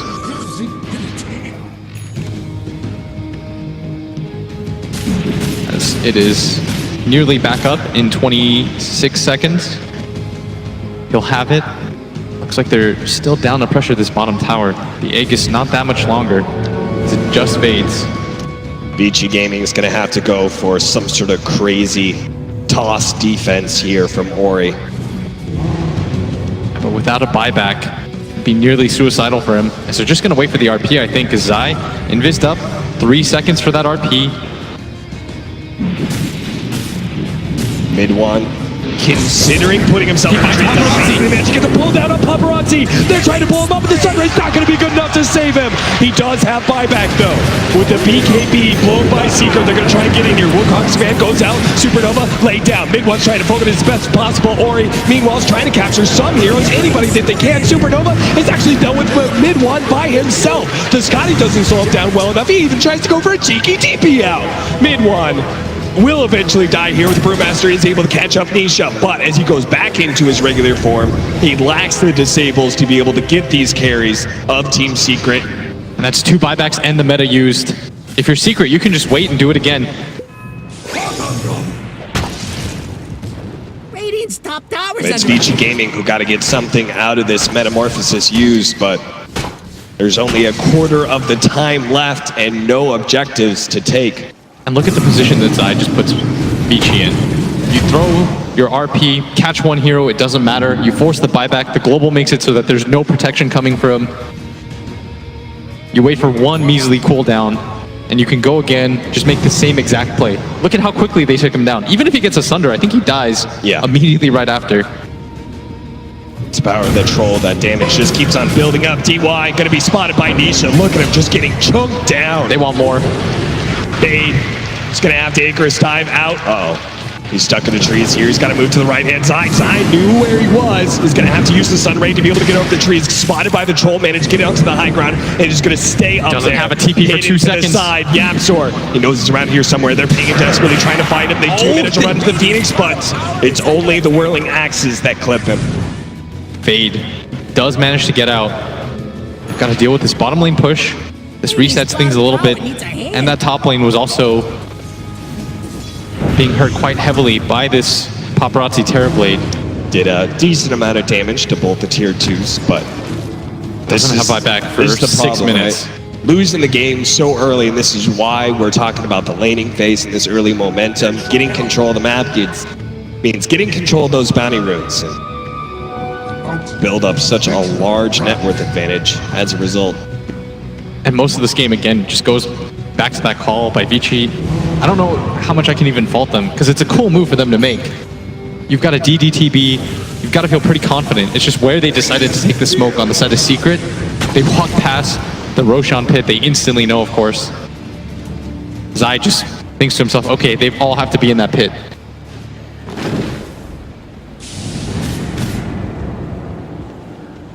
Trying to capture Nisha, running forward. Mid one is going to be able to hit the boundless strike. Controlling up that Brewmaster. 75 seconds. DY. Do you get a bash? Oh, no bash, but a Yule Scepter. That'll stop him. Now that's 2 dead with no buyback. And Secret, hungry for a second lane of racks. They got to push out this bottom lane first, and there is a Roshan on the horizon here. I wonder if they just go for it anyways. That's been Puppy's call lately, just to continue to play aggressively, but if they send anybody into that Roshan pit, surely the call is to go for the Refresher Shard, get the double RP up. Guarantee this game. Yes. Don't let VICIGaming have the opportunity. This is how you put your stamp on the game and get yourself a Benz. Look at that Roshan die. Now imagine that. VICIGaming's ancient. The fans can sense it right now. They are so far ahead.